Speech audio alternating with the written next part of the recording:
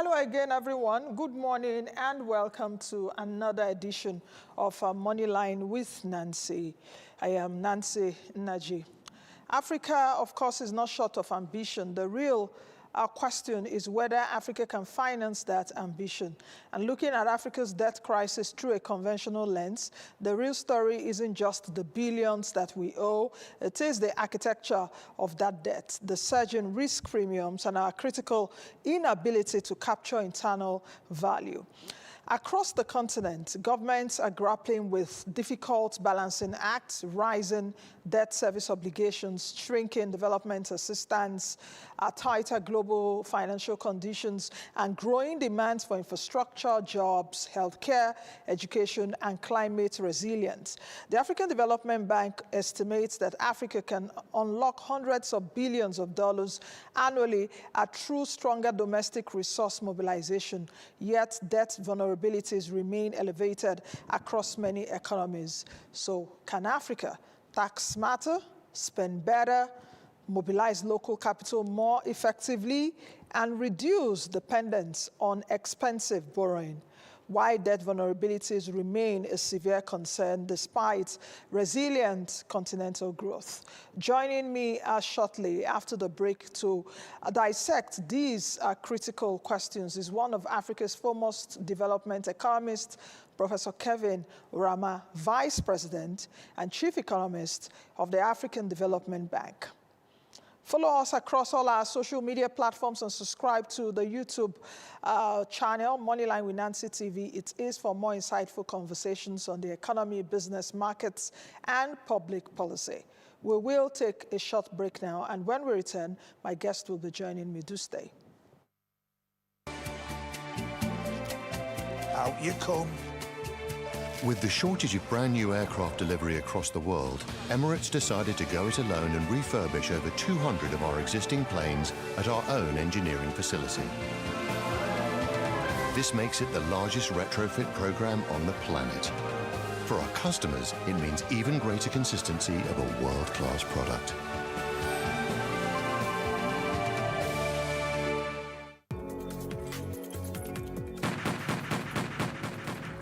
Nigeria has survived everything, not because we are lucky, but because in the hardest moment, when the news breaks and the grief is raw, someone somewhere makes a choice. To confirm before spreading panic.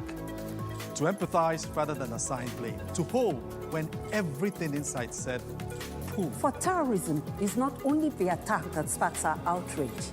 Terrorism is also the choices that follow, the ones that feed division and erode the bonds of nationhood and patriotism that hold us together as Nigerians. Let us choose to defeat terror, one division at a time. Take a pause. Choose Nigeria. Let's all unite against terror.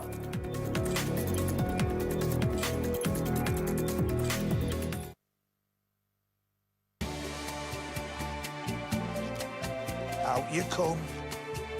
With the shortage of brand new aircraft delivery across the world, Emirates decided to go it alone and refurbish over 200 of our existing planes at our own engineering facility. This makes it the largest retrofit program on the planet. For our customers, it means even greater consistency of a world-class product.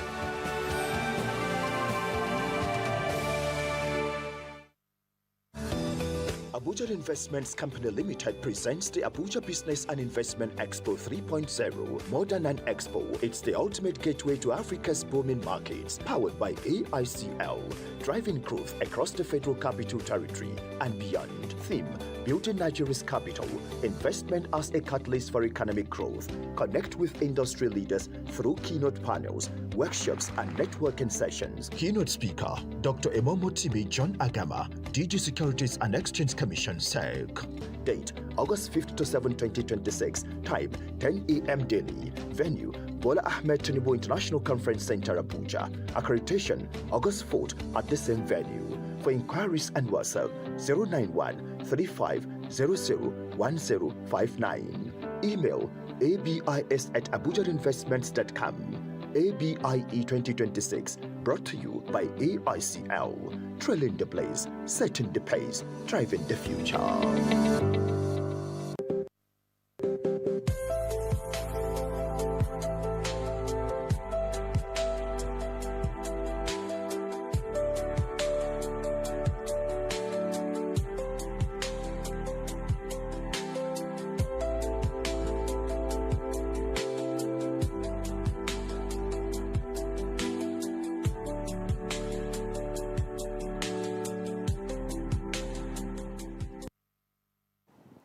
Welcome back. Our conversation this morning focuses on one of the defining economic challenges facing Africa, domestic resource mobilization and debt dynamics in Africa. Of course, at a time when development financing gaps are widening, aid flows are declining, borrowing costs remain elevated, and debt services consuming an increasing share of government revenues in Africa. The continent is being forced to rethink how it finances its future, and there's perhaps no better person to guide this conversation than Professor Kevin Oramah, the Vice President and Chief Economist of the African Development Bank, who has been at the forefront of shaping Africa's development, financing, and economic transformation agenda.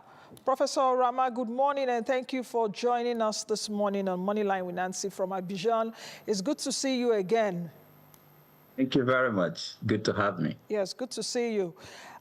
Prof, if we take a look at your different pieces in the last few weeks, or even in the last few months, because I've been following what you've been saying across countries, or even writing. You've been sending me a few too, and I've been reading through them. You argue that debt stock itself isn't the real problem. That is the structure of the debt. Can you break down perhaps what you mean by debt productivity versus debt sustainability, and why you think as a continent we've been asking the wrong question? Thank you very much, Nancy, and good morning to you and to viewers as well. You're very right. The issue of Africa's debt is not just about the stock of debt in terms of what the numbers, in terms of how much you are borrowing. It's actually about the structure of the debt in terms of the composition of the debt portfolios in countries. And that has been because the proportion of long-term development financing that is more affordable and concessional has been going down over time, while the shorter-term, higher cost and often more opaque types of financing, especially commercial financing, commercial loans, and also domestic debt, has been going up significantly in the past decade.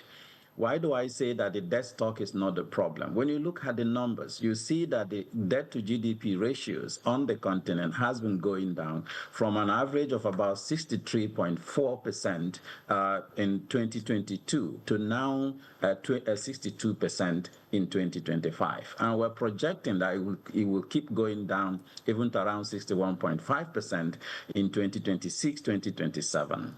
But yet, we have debt vulnerabilities on the continent because of several factors. If you notice, we are borrowing a lot more from domestic debt, which is syndicated loans, banks, commercial bank lending, and other forms of domestic debt, which often has an average tenor rate of below five years, sometimes even 2.5 years, or Eurobonds that has an average of around 10 years. And because of this, then you find that rollover risks are becoming more, and because these types of debt are also more expensive in terms of the interest rates paid, then countries are facing more of the frequency of rollover in terms of debt refinancing challenges, but also higher cost of debt that they have to pay.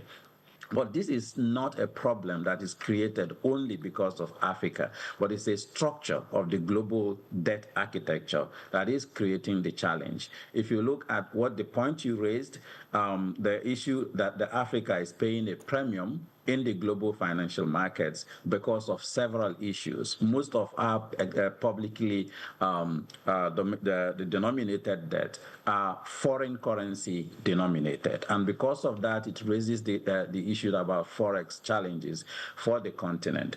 And then also, when you look at the productivity of debt on the continent, it's about the lowest of all regions of the world. We measured in our African Economic Outlook report what we call the public financing efficiency gap in countries. And in Africa, that number is around 41%, which means that if we borrow $100 to invest in infrastructure in Africa, 41% of that, which is $41, does not go to capital accumulation on the continent. Again, because of several factors, some internal, some external, including also because of procurement rules that obtain in large-scale infrastructure financing, but also some internal in terms of corruption, poor quality in terms of quality of entry of the projects that we finance, and also the development impacts of those projects that we finance.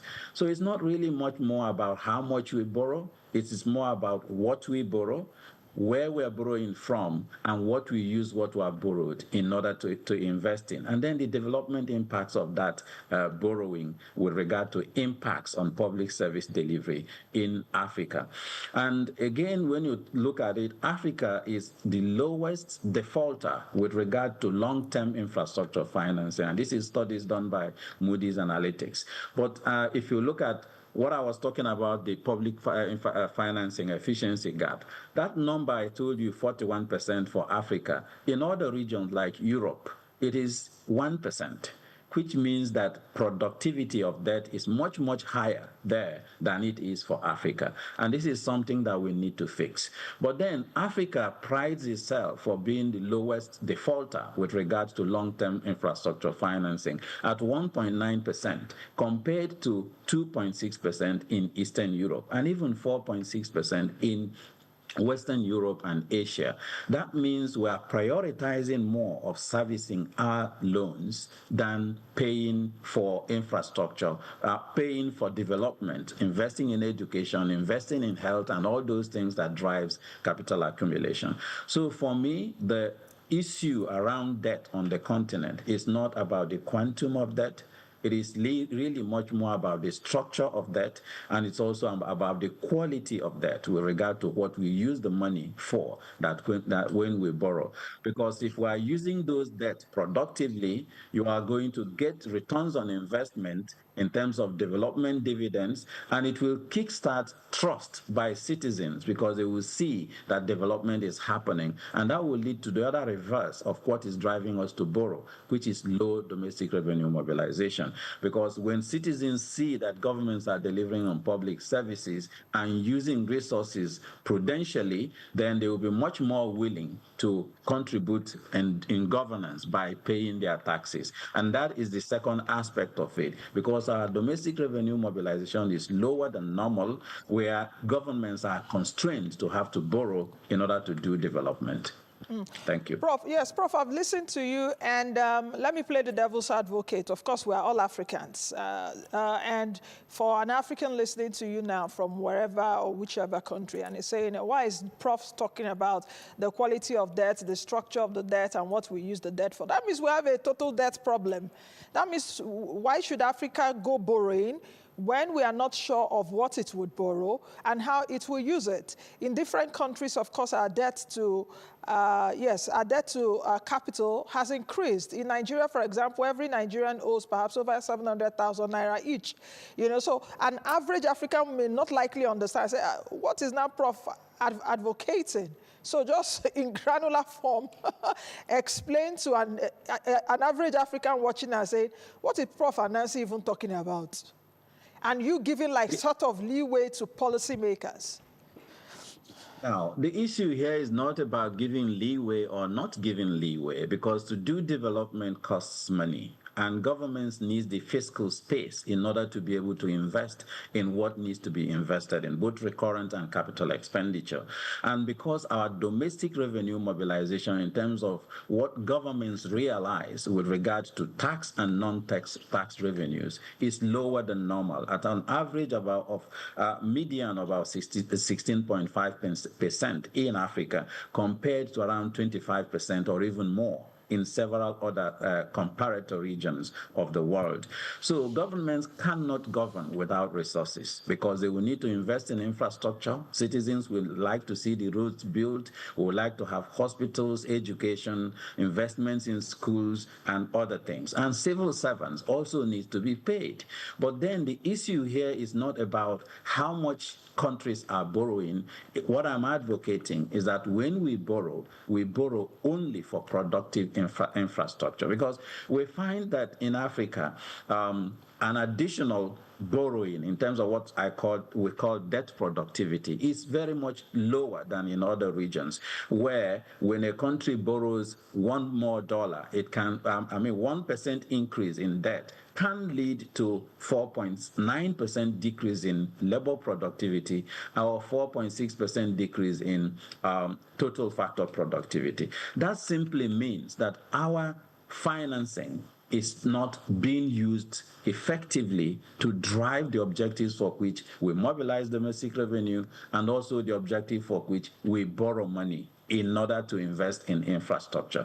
And like I've said, this is not a problem of African governments alone, because the global financial architecture is making the continent pay what I call hidden taxes because of the foreign exchange risks that we face in every type of transaction that we make on the continent, but also because of the global financial system that allows leakages from the continent. So sometimes you see it is like round tripping, like the procurement rules creates the situation where many African SMEs do not get those awards to build those roads and airports and railways. And what that means then is that we are borrowing money, but we're financing markets elsewhere. Then the challenge here is that a government, we need to recognize as citizens that governments cannot govern without resources. And if our domestic revenue mobilization is low, then governments will have to borrow in order to invest in development. But then what I'm advocating is when we borrow, let's have sustainable borrowing so that we're borrowing for investments in productive assets. But citizens also need to play their own role, our own role as African citizens in participating in domestic revenue mobilization, because as I've said, you need fiscal space to be able to do development. But there are several other challenges that governments need to pay attention to as to why the citizens are also not willing to play their role in governance by delivering on public services, delivering in terms of domestic revenue mobilization.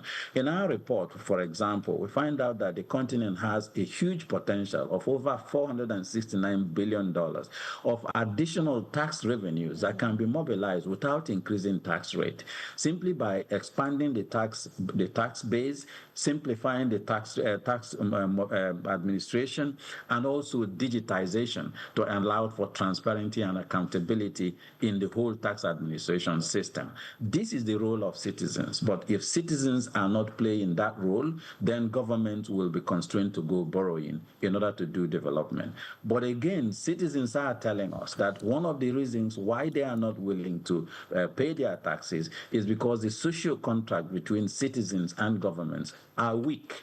So citizens don't trust that governments are going to use those resources in order to deliver on public services. And because of that, implicit tax is very high on the continent. In many African countries, citizens have to build their own roads, get their own electricity, sink their own boreholes, and these are forms of implicit tax because they are doing the things that government is supposed to have done anyway. And many people send their children to private schools because the public schools are not doing very well, and to private hospitals because the public hospitals are not doing very well. So it's a catch-24 thing where citizens are already spending in order to live and do the things that needs to be done, but governments are also not receiving the resources in order to do it at scale for us.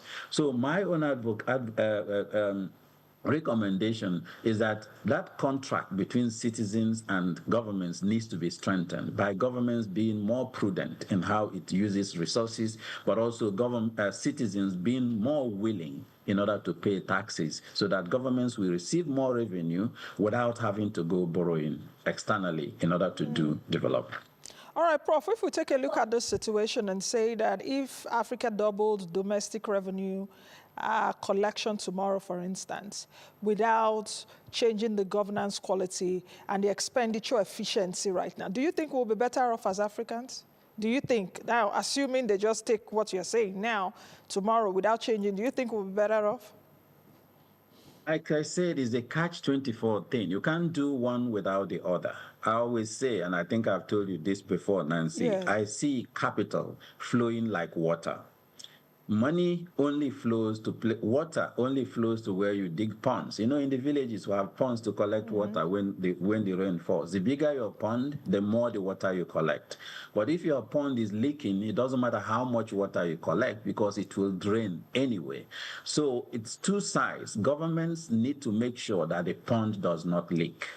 And pond not leaking means that we have fiscal prudence, that we strengthen macroeconomic policy environment, we reduce the risk perception on the continent, and we improve that contract between citizens. And if we do that, it means that whatever revenue is mobilized goes to improving productivity on the continent, building the roads, providing the health infrastructure, the energy infrastructure, and also roads, rails, and all the things that government is supposed to be doing. And what we have found in our research, in the African Economic Outlook report, is that when that is done, many citizens on the continent will be willing to enter the tax bracket, because at the moment, the challenge we have is not about tax rate, it is the tax base. It's very small. Not many people are willing to voluntarily pay their taxes. So citizens have to play their part, governments have to play their part. And doing that requires that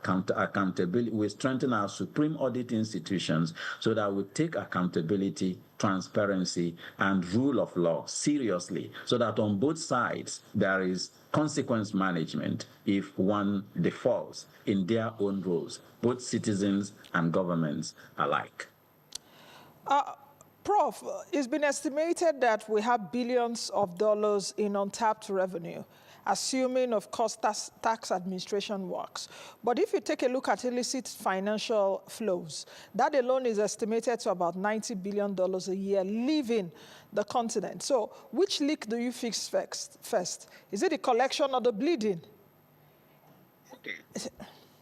You see, the issue here, like I keep saying, is both of them work together. So which one is weightier, illicit Prof? financial flows? Illicit financial flows is bleeding the continent about $90 billion annually, but also risk perception on the continent is making the continent lose about $74 billion annually. And corruption, which is within the controls of government, is making the continent lose about $248 billion annually.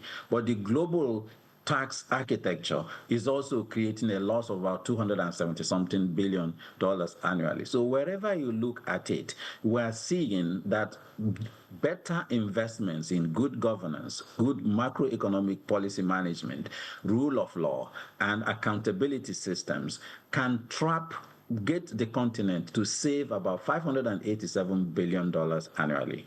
And if we invest in the right infrastructure that creates, productivity on the continent, we can also gain an additional $209 billion annually. These are huge sums of money. But on the other side as well, we estimate that from tax and non-tax revenue on the continent, we can mobilize over $780 billion, $269 billion from tax revenue and $311 billion from non-tax revenue. So on both sides, you see that the continent is losing.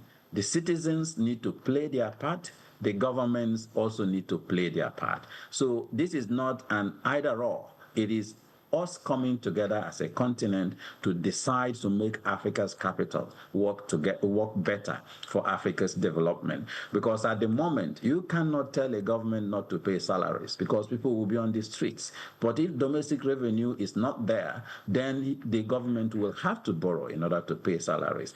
And I have to say also that the issue about illicit financial flows is not something that can be fixed by African governments alone. It is all too easy for us as citizens to think that governments have all the solutions, but the countries are implementing policies and actions in a global financial system where this is sometimes systemic in how the current global financial architecture is structured. And that is why the President Sidi Otta, the president of the African Development Bank Group, has come up with what he calls the new African financing architecture for development, calling for reforms of the African financial architecture so that we'll be able to reduce the opportunities for these leakages to happen. We will be able to improve coordination, we'll be able to improve complementarity and smart risk management on the continent. If we try to work on all these things collectively as one continent, we will be able to address these challenges as we go forward. And no one else will do it for us except us. It is neither only the government or only the citizens. It takes the whole of the African citizens to come together in order to be able to make this happen. So, Prof, who will take the lead to make this happen? Who? Of course, leaders set the pace, and that is why African governments need to take the lead in terms of setting the pace for the African continent to build trust. That's why I keep focusing on this issue about the social contract between citizens and governments, because if you look across the continent, there are several countries where things are much, much better. There are countries in this continent that are mobilizing domestic revenue more than in Europe, because that contract between the citizens and governments is strong enough. And it is just for the leaders to set the pace, and also for the followers, for the citizens to demand accountability, because the leaders only represent the citizens. So it takes both sides in order to be able to make what is needed to happen. Of course, Prof, you've argued, even you talked about widening the tax base earlier. It's not really about raising the rate of taxes in Africa. But if you take a look at VAT and excise hikes, they are usually the fastest ones that finance ministers across Africa pull. If we take a look at your domestic revenue mobilization agenda at the African Development Bank, what are you canvassing for this? Because for more Africans, they are thinking, why should you tax me when I've not seen the road leading to my house, or well done, or pipe-borne water and all of that? So can you speak to us, perhaps, is the DRM agenda of the bank just a bit of what I'll call austerity or better branding? No, it is not. We're not calling for austerity. We're calling for a sequenced measure. Countries we just don't say, okay, we need to improve taxation, and then you creating laws and rules in order to improve taxation without having built that social contract with citizens. So we advocate for a proper sequencing of fiscal policy reforms, where you start from the low-hanging fruit. Simply simplify the tax administration policy so that citizens who will want to pay their taxes finds it easy to pay. We need to also strengthen the filing and payment enforcement systems so that if I am paying my taxes and my neighbor is not paying his taxes, I will see that my neighbor is held accountable. And that way, everybody will then have the collective responsibility to pay those taxes. But deploying e-invoicing, digitization simply across the continent and across the world seems to be the one that gives the highest dividend. So if it's not command and control, but if you digitize it, then citizens who are willing to pay taxes will be able to do that quite easily. Before you now go to structural reforms, if you go to structural reforms, the VAT is one of the areas you have already pointed out. In our research, we find out the VAT is the one that is generating more revenue for many countries, and it's also the one that has potential to generate even more revenue for many countries.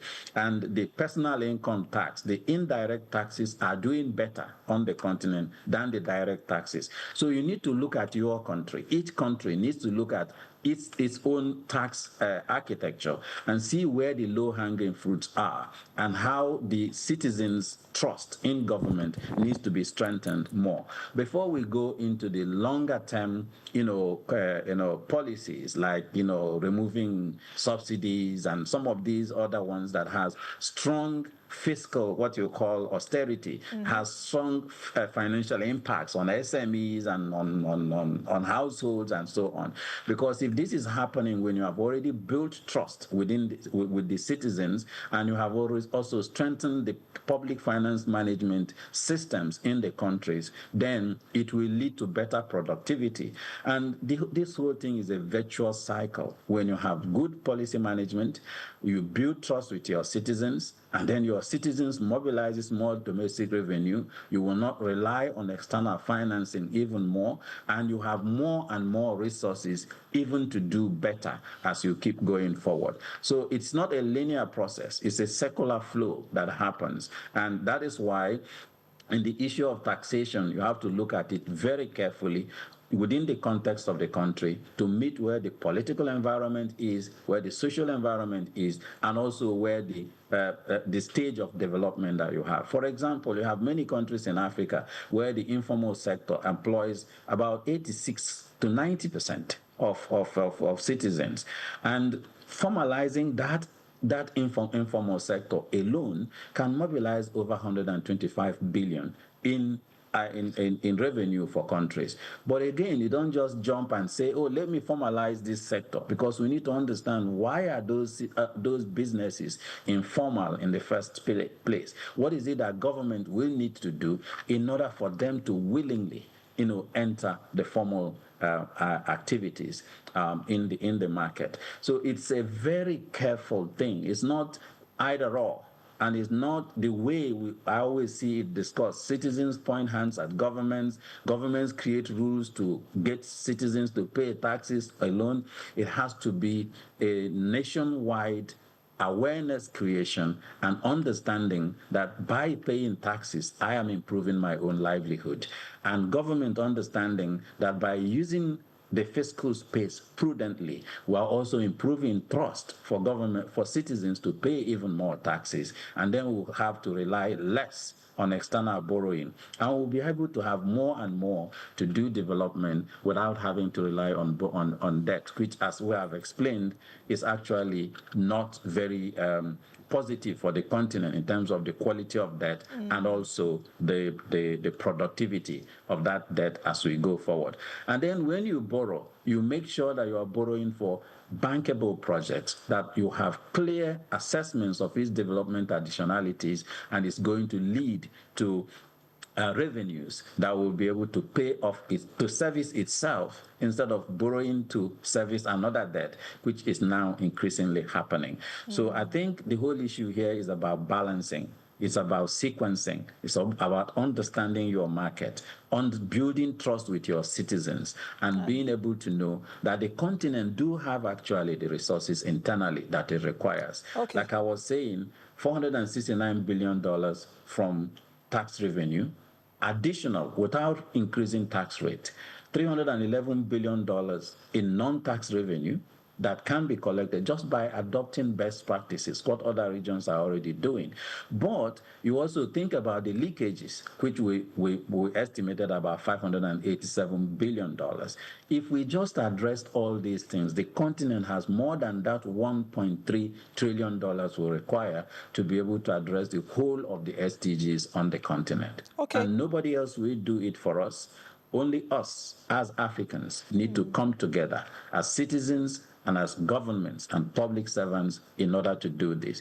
And Nancy, this is why we also developed the Public Service Delivery Index, which we have launched last year to help to be able to measure how countries are actually delivering on these public services year on year, so that it is easier to incentivize public servants to focus on delivering public services as we go forward. Okay, Prof, let me bring in the issue of the African pension assets, because it continues to grow. which the African Development Bank has noted. And my question or thoughts will be around why or what is preventing African savings from financing African development. That's one question. The other question, dovetailing also from what you have said, is it seems that the international financial system is not designed for Africa's development realities, as it were, because we've been at different fora, African leaders canvassing for a better architecture. So what kind of specific reforms would we like to see, or perhaps even the African Development Bank would like to see in terms of global financial architecture? Because he talked about, the president of the AFDB earlier on, talking about a new thinking about the global financial architecture and how it favors Africa.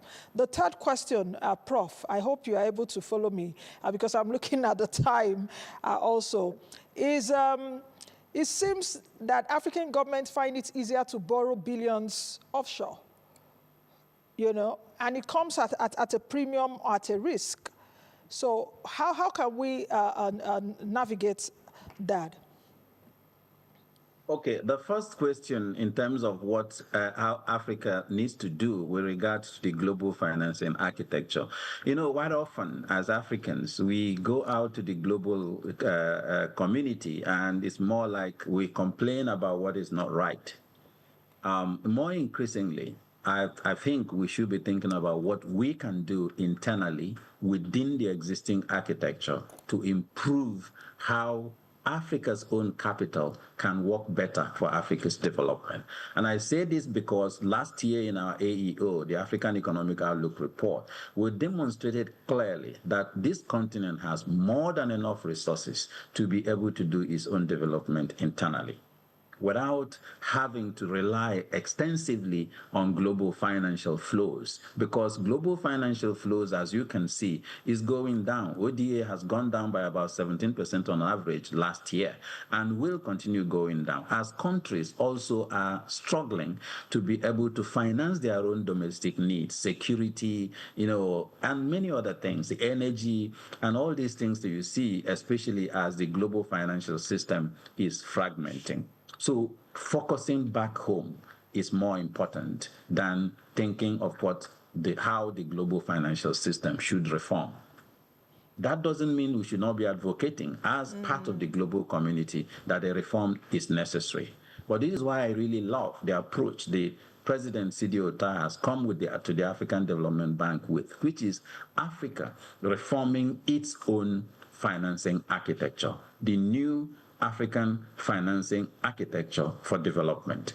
And already there's an Abidjan consensus, which he has mobilized with the president of Cote d'Ivoire, with the leadership in Cote d'Ivoire, where our members and different financial institutions on the continent has come together to set the principles of how that can happen. It's called the Abidjan Consensus. So for me, the continent should spend more of its energy on making the new African financial architecture for development work under the principles of coordination across institutions, across countries, and across regions. This is very important because we always operate in very small markets. You know, our capital markets are small because countries are small, but when we pull it together, we have a larger pool that can actually make impact, a deeper capital market that can make impacts on the continent.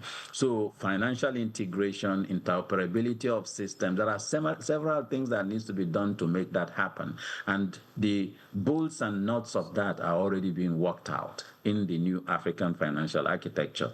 We also need to operate under the principles of subsidiarity in terms of when we are doing this project preparation and selectivity, which ones should national development banks do, which ones should regional development banks do. We need to not to try everyone doing everything, but have clear division of labor so that the continent can pull together all the capital that's available in our national development banks, regional development banks, pension funds, and others. These institutional investors on the continent have over $4 trillion in assets under management, but only 2.7 of that is being utilized. So there's quite a lot that needs to be done. So for me, that's critical. On debt, we also have come up with the African Financing Stability Mechanism, which is the AFSM. This thing was adopted by member states in Abuja under the leadership of the government of Nigeria in 2024. Operationalizing that will be critical to addressing debt financing on the continent, and the same with the African Monetary Institute, which will be hosted in Nigeria. These are all things that are ready, made for Africa to be able to drive that financial integration and reforms in order to make Africa's capital work better for Africa's development. Okay, Prof, as we end the interview, because there's so much to talk about, you know, whenever we have this kind of conversations, we can have it till evening. You know, we can have it for a very long time. And I have many other questions to ask you, but I think I should end with this because it wouldn't be nice not to ask you this question. Africa holds about 30% of global mineral reserves, yet it yields minimal sovereign wealth due to the issue around beneficiation of the raw exports we have on the continent and transfer pricing by the multinationals. How can we as African countries realistically coordinate regional enforcement of local value addition? Because if we're talking about local value addition, we're not getting more money. But when global supply chains are catalyzed, and we're also seeing that regional processing infrastructure in Africa is practically non-existent. So how do you just oppose that if we own and we are home to about 30% of global mineral reserves? Yeah, thank you very much. You know, this is a subject that we've been working on since 2024 and even earlier on, you know, how to turn Africa's natural capital for economic productivity. For me, there are two simple policies. One is the local content policy that you've talked about, and the other one is what we've called franchising. Franchising simply means that the continent, instead of, for example, signing mining development agreements, where minerals development agreements, where we should be signing agreements on beneficiation of those minerals on the continent, and encouraging global public investors to come invest on the continent. And we've done research which shows that by doing that, for example, on lithium-ion batteries in DRC Congo, it is 3 times cheaper for doing that in DRC Congo than exporting raw materials to China or to USA to produce those lithium-ion batteries and still sell them back into markets. And it also helps to reduce the carbon footprints of these products. So it's a win-win for the global investors, but it's also a win-win for the countries because it will create jobs and so on and so forth. So President Sidi Otar has 4 cardinal points. The 4th one is on resilient infrastructure and value chain development. So focusing on ensuring that Africa can create value in its own resources before it sells it out.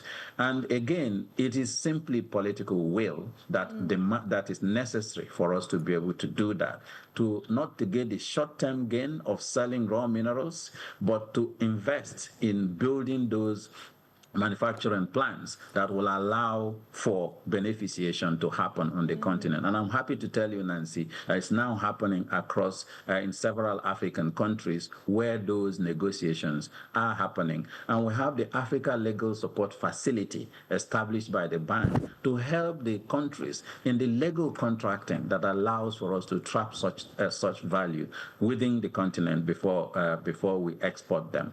So the challenge here is on whether we want to sell raw minerals today or we want to build the infrastructure to allow the minerals to continue to be developed on the continent. And the third policy that is I always recommend is what I call preferred procurement.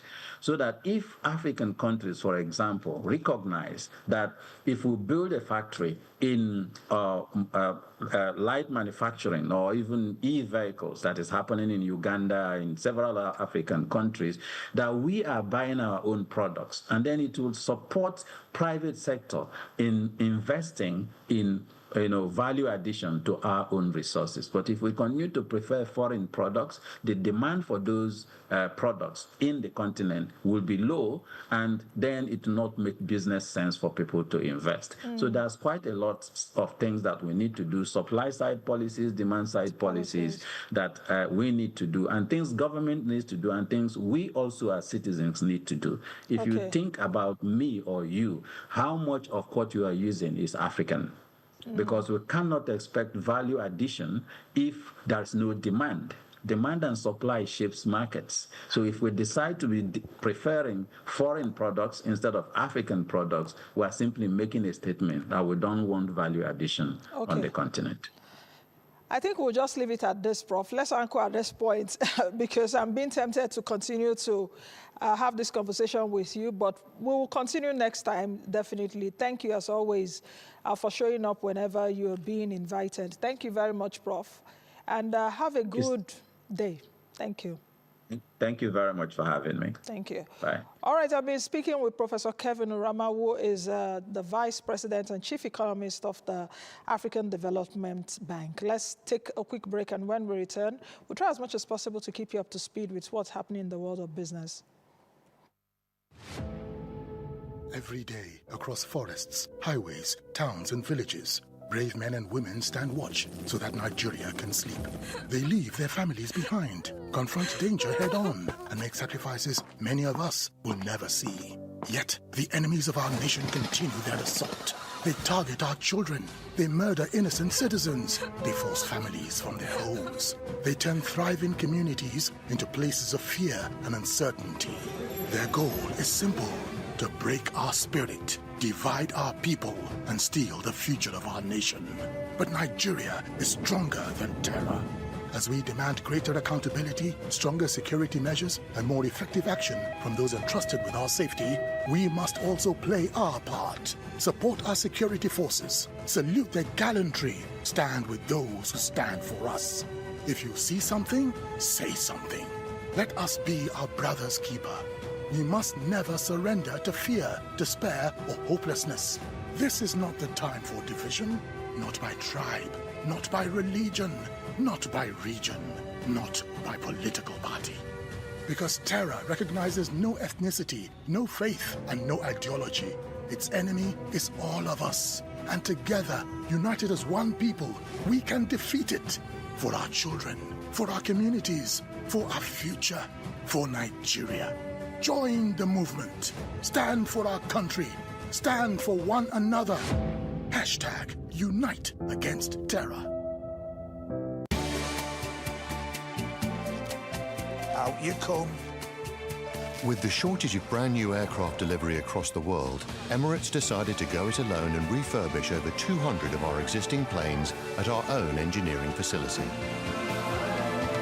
This makes it the largest retrofit program on the planet. For our customers, it means even greater consistency of a world-class product. The federal government has released transition guidelines to support the implementation of Nigeria's new tax regime.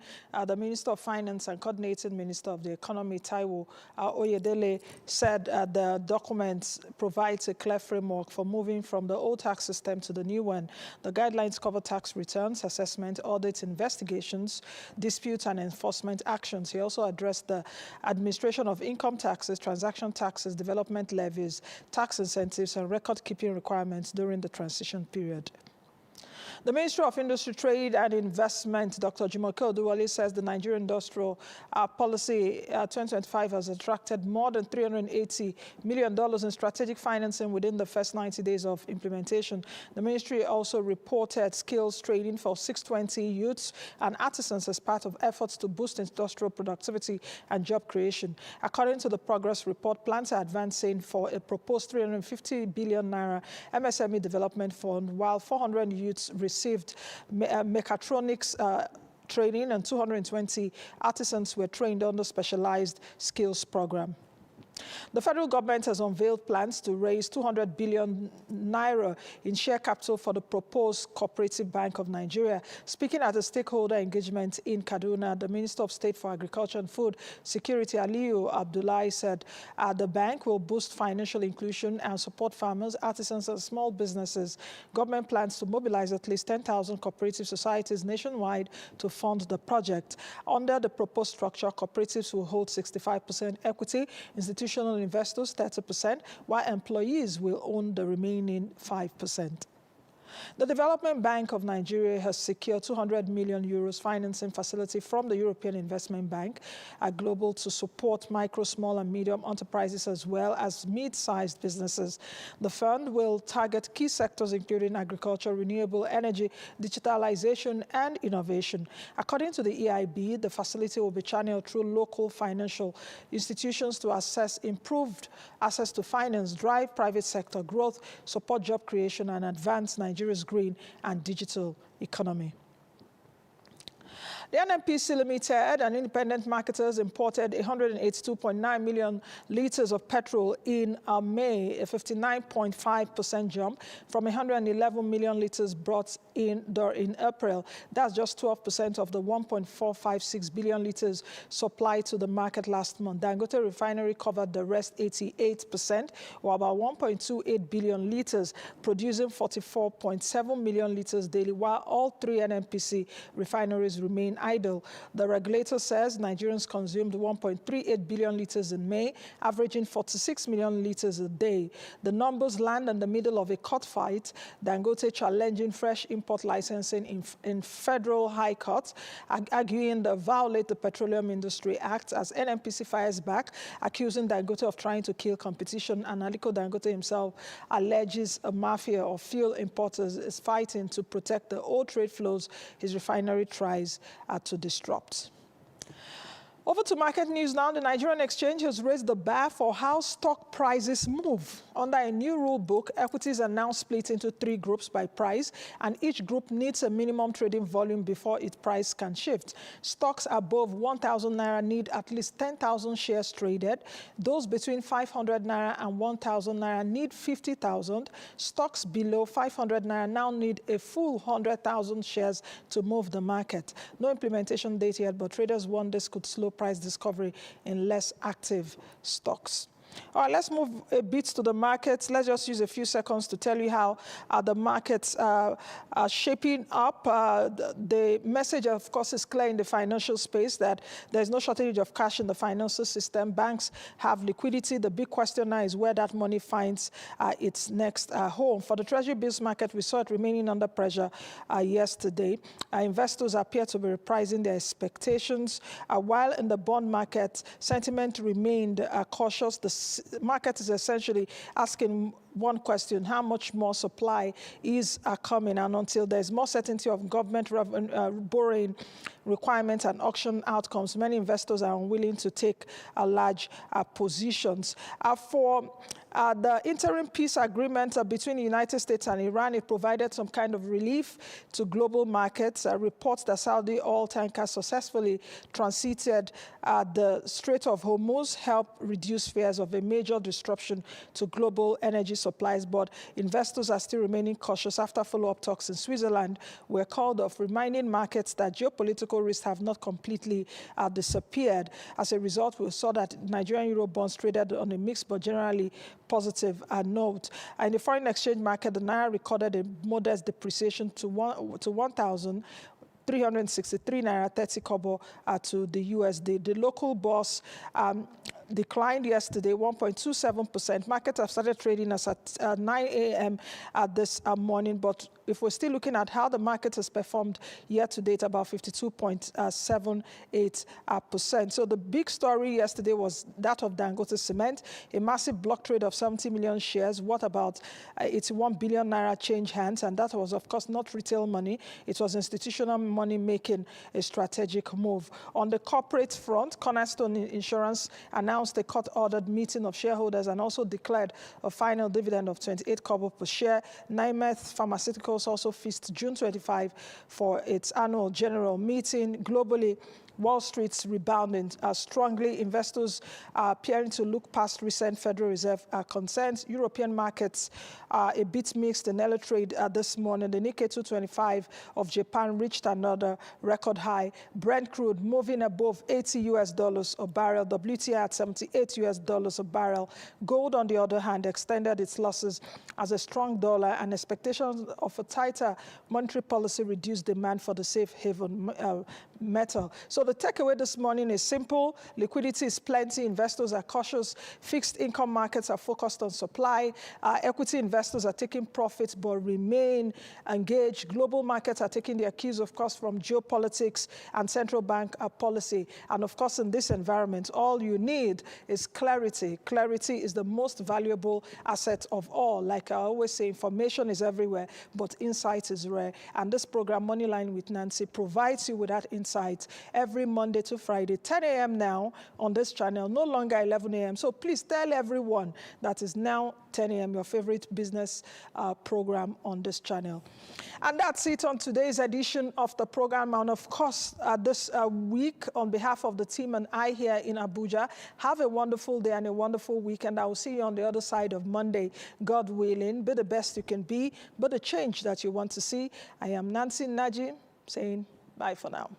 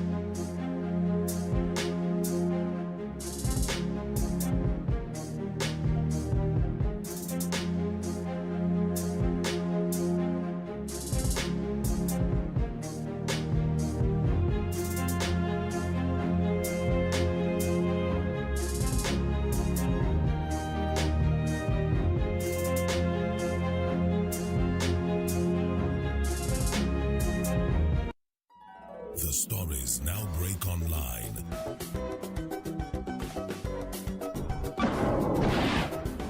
miss anything from our real-time updates and exclusive content, follow and participate in discussions on live TV studio programs to shape the narratives. Subscribe, engage, and share from AIT.live at AIT_online on X, AIT Online on Facebook, Official AIT Live on Instagram, TikTok, and Threads, AIT_live, and AIT Livestream 1 on YouTube. Stay connected with AIT. On air, online, on live.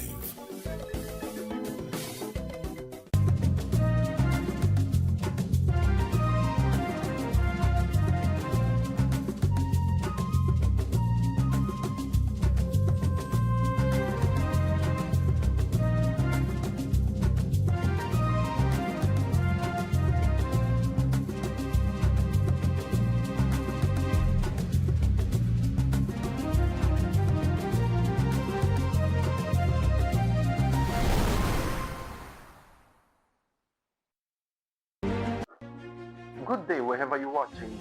It's another time, another day, another episode of your security program, The Defender, coming to you from the stable of The Defender TV of the Nigeria Security and Civil Defense Corps.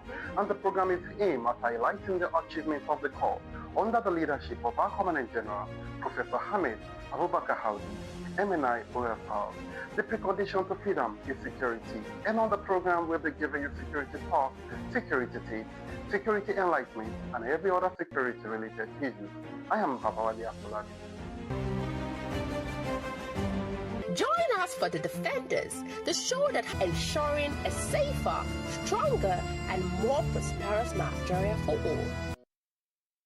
The federal government has strengthened the efforts against illegal mining by procuring 8 gun trucks for the Nigeria Security and Civil Defense Corps NSCDC mining marshals. The Minister of Solid Minerals Development, Dele Alake, said the move is part of efforts to intensify the fight against illegal mining across the country.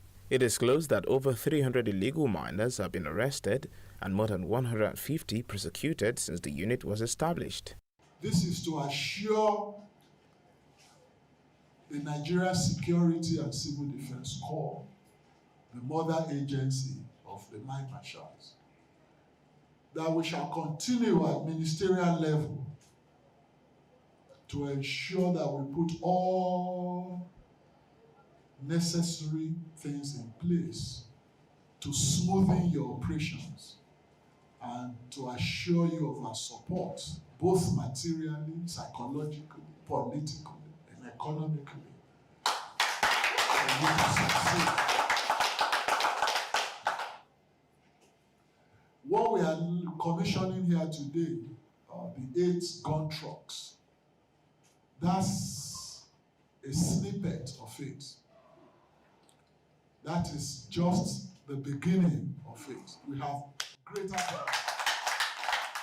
Representative of the Interior Minister, Major General Abdulmalik Jibirin, retired, praised the collaboration between ministries in protecting Nigeria's mineral resources. Mining Marshals Commander, Assistant Commandant John Atta Onoja, said the unit remains committed to sustaining operations and urged continued interagency support. We have this great privilege and opportunity to have wonderfully well-designed standard gun trucks for mining marshal operation to further strengthen our activities and performance across the nation. We can only say we are grateful to Nigeria Security and Civil Defense Corps leadership, headed by the Commander General of Nigeria Security and Civil Defense Corps and the entire management team, whose commitment and support made it possible for mining marshal to bear the name they are bearing today.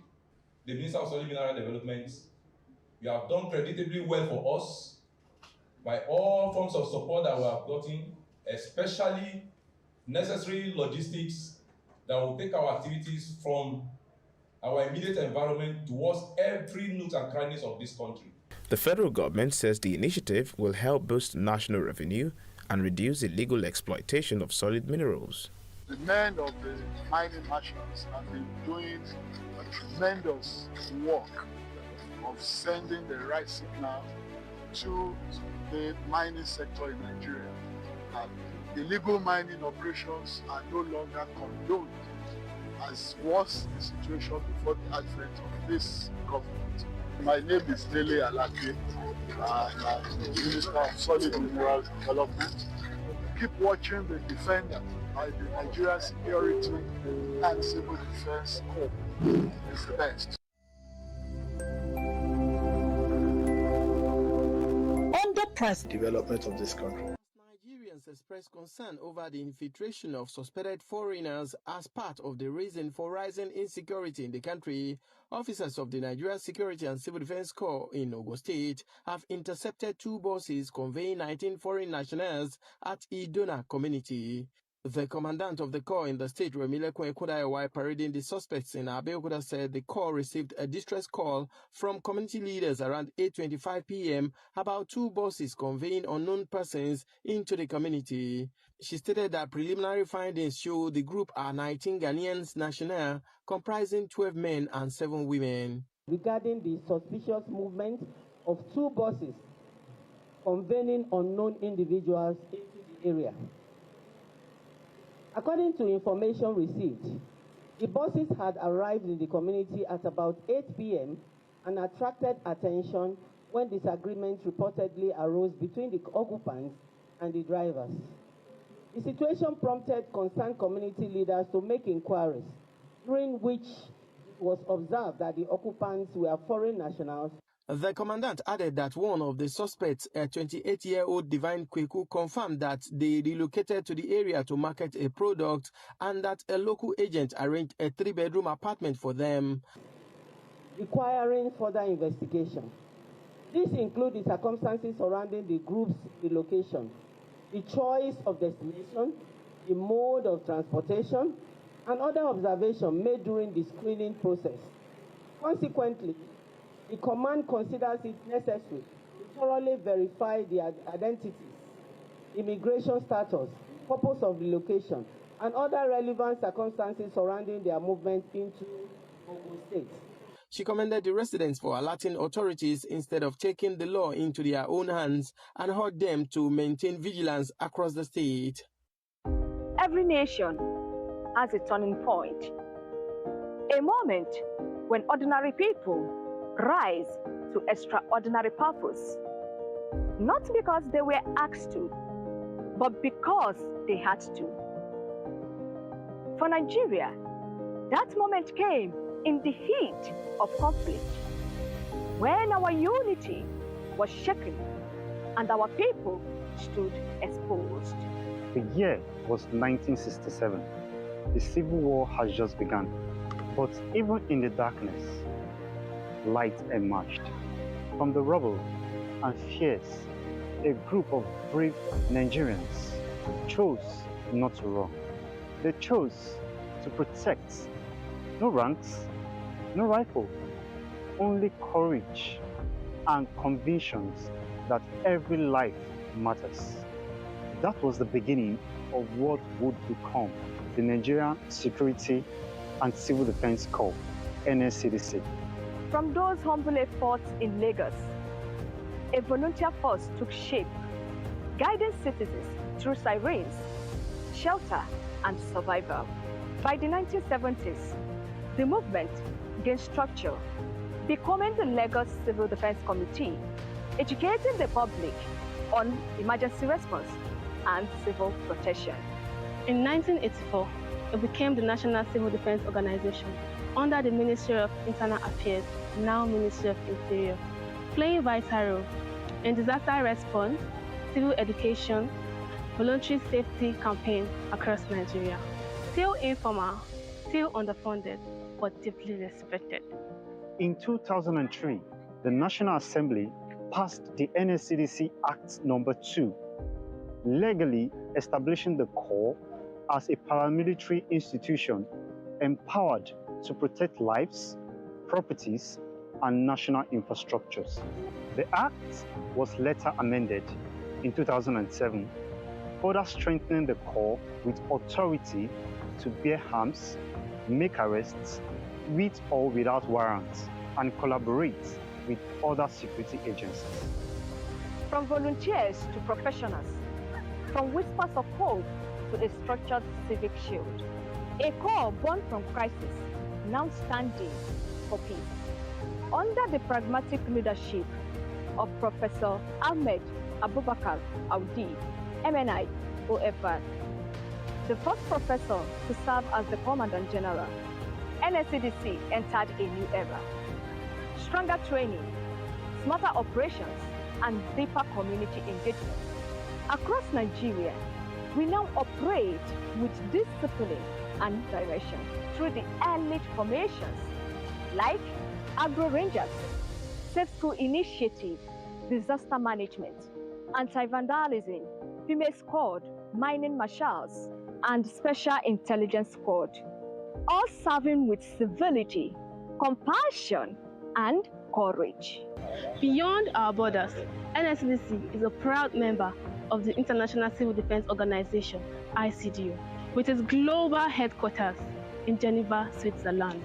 A corps connected to global standards, yet firmly rooted in Nigerian soil.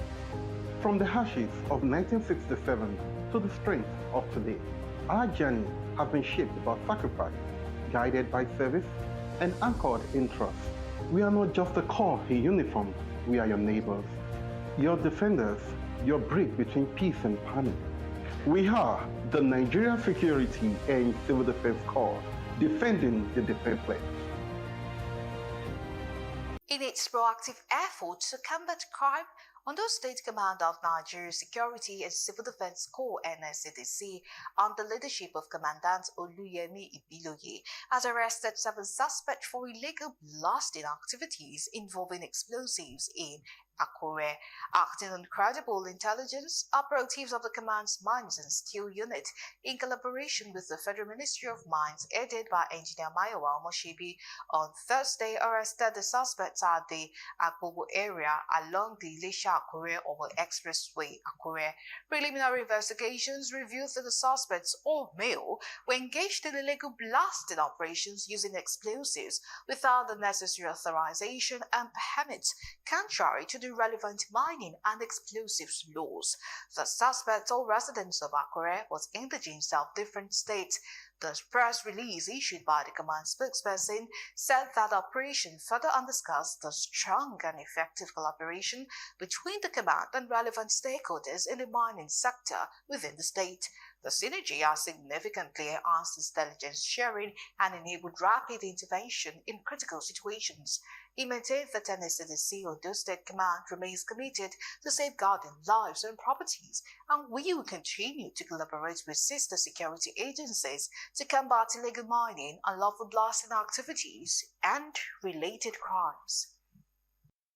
In a renewed effort to combat economic sabotage and protect farmers from peg agricultural products, the Nigerian Security and Civil Defense Corps, Zamfara State Command, has arrested a 33-year-old suspect, Mustafa Sani, for alleged involvement in the production and distribution of adulterated fertilizer. The public relations officer of the command, Mansur Muhammad Umar, explained that the suspect was arrested in possession of the suspected counterfeit fertilizer bags already loaded for distribution to retailers and farmers across the state. The command is steadfast and committed to reducing elements of criminalities rampaging the socio-economic welfare of the state. Proactive structures are established to efficiently manage these activities of unlawful manufacturing, sales, and distribution of adulterated products. He disclosed that a total of 550 bags of the suspected adulterated fertilizer were recovered during the operation. According to the command, preliminary investigations revealed that the suspect allegedly claimed ownership of the fertilizer products and identified 2 accomplices, Alhaji Sabo Yusuf and Abdurrahman Ibrahim, who are currently at large. The command further alleged that the suspects were involved in the illegal manufacturing and forced labeling of the fertilizer products while impersonating Aliuma fertilizer, popularly known as Nagari. In view of the brief parade, following the adequate completion, findings, and investigation, the State Command, as directed by Commandant Sani Mustafa, shall arraign the suspect before a competent court of law. The NSCDC warned that it has zero tolerance for criminality, impersonation, fraud, and economic sabotage, stressing that anyone found culpable will be prosecuted in accordance with the law. We don't come again from Anti-Corruption and Transparency Unit of the Nigerian Security and Civil Defense Corps. As soon as just they finish your exam now. Now this kind of time people go run, kitty kitty kata kata. Come tell una say they fit run am for una. Make una not give anybody una money oh. Ha, they go fit use the money go buy Christmas clothes for this Christmas now. Make you look, anybody when he take and anybody when he give. Now the same they go catch them all. Moreover, as I don't talk on before, no wuru-wuru, no mago-mago. This whole process be like white paper, make you shine your eyes. As the National PRO of the Nigeria Security and Civil Defense Corps, I receive various calls on this ongoing recruitment exercise, most especially on job racketeering. And as you can see, the process is free, fair, and transparent. The CDC FIB are working tirelessly, making sure that you are part of us pretty soon. While the syndicates are out with a wicked game, using a good name to put us in deep shame. Don't buy the slot. Don't pay the fee. The NSCDC job is strictly free. And remember, when you see something, you say something. And we will do something.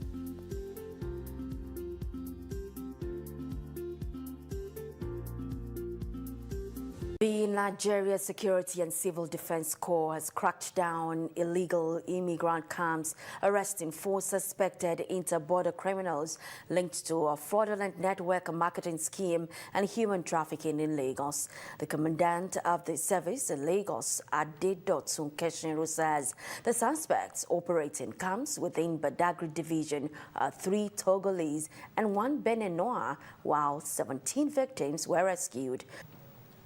Suspected inter-border criminals arrested by the Lagos State Command of the Nigeria Security and Civil Defense Corps for various crimes, including operating an illegal immigrant camp and being connected to fraudulent network marketing schemes and human trafficking in the Badagry Division. These 17 victims were rescued from 4 different camps with exhibits, including laptops, files, QNet letterhead papers, phones and other pharmaceutical items used for their victims were recovered. The commandant of the service in Lagos, Adedotun Keshinru, was represented, says the operation underscores the command's determination in combating inter-border and trans-border crimes through intelligence-led operations and specialized unit deployments. These suspects involve themselves largely in human trafficking, internet network marketing scheme, extortion, sabotage, and restriction of the movement of their victims, as well as unlawful detention of their victims. He is urging residents to support the service by providing timely and credible information to aid crime prevention and detection. The commandant adds that stronger collaboration between residents and security agencies remains key to closing security gaps and reducing reliance on reactive policing.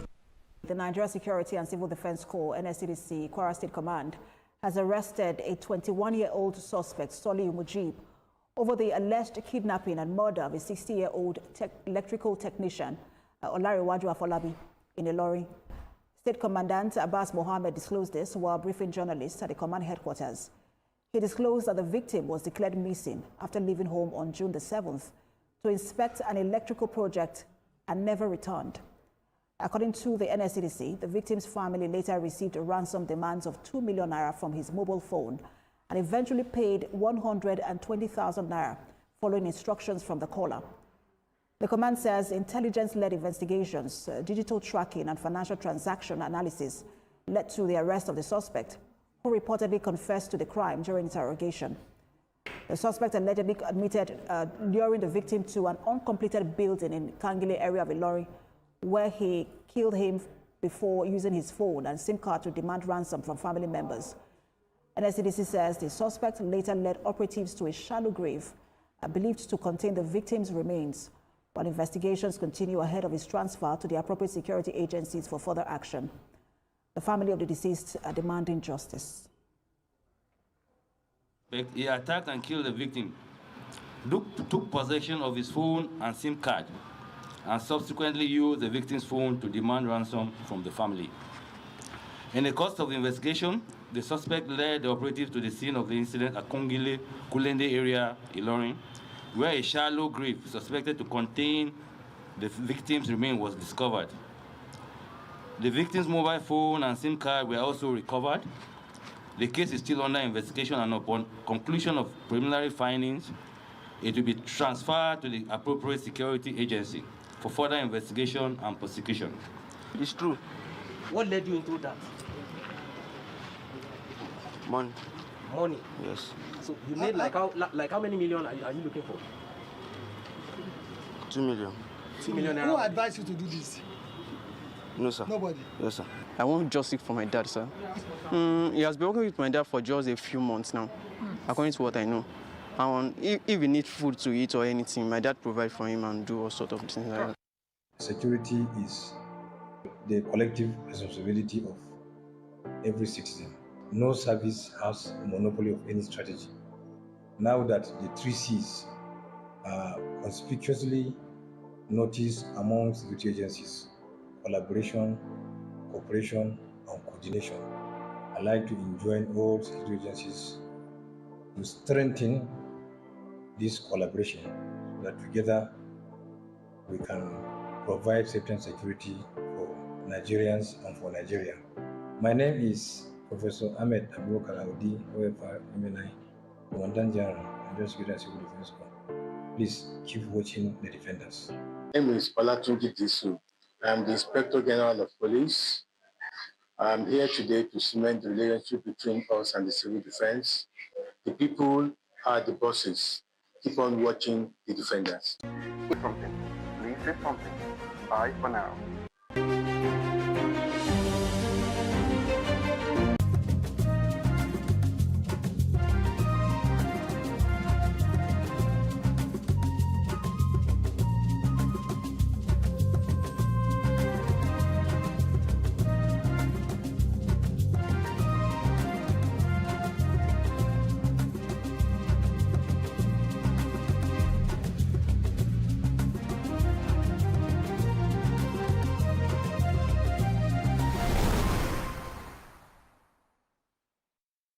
Nigerian filmmaker Paul Cast is putting the finishing touches to his latest movie, Just the Two of Us. The project is due for release in April, and Cast says he's hoping it will hit big. The storyline was mainly around a couple and how they were able to go through their journeys and go through lots of highs and lows, mainly trying to typify the kind of struggle that could come in when people are in relationships. A former psychology student, Cast launched his movie career in 2019. In terms of output, Nigeria's film industry, or Nollywood, is the second largest in the world, behind India's Bollywood, producing over 1,000 movies annually. In December, the Nigerian movie A Tribe Called Judah became the first movie to earn 1 billion naira, equivalent to about $1.1 million at the domestic box office. Tribe Called Judah cast member Olumide Owori says the movie about a single mother and her 5 sons struggling to make ends meet is a common Nigerian story.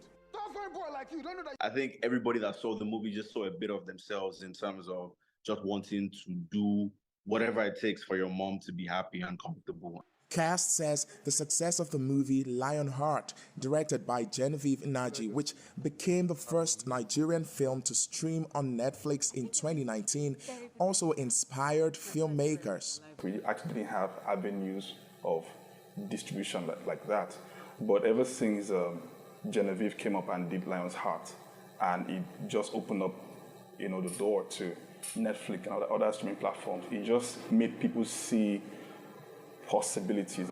But filmmakers say access to funding is still a challenge and want Nigerian government and financial institutions to invest more in the movie industry. There's been improvements in the cinematics, the cinematography, the lighting. So there are more opportunities, sound design, as opposed to before when it was just, get a camera, you have a story, you point and you shoot. And the result and the growing market is good news for filmmakers like Paul Cast and millions of Nigerians who are waiting to see the next big film on their screens. Timothy Obiezu, VOA News, Abuja, Nigeria.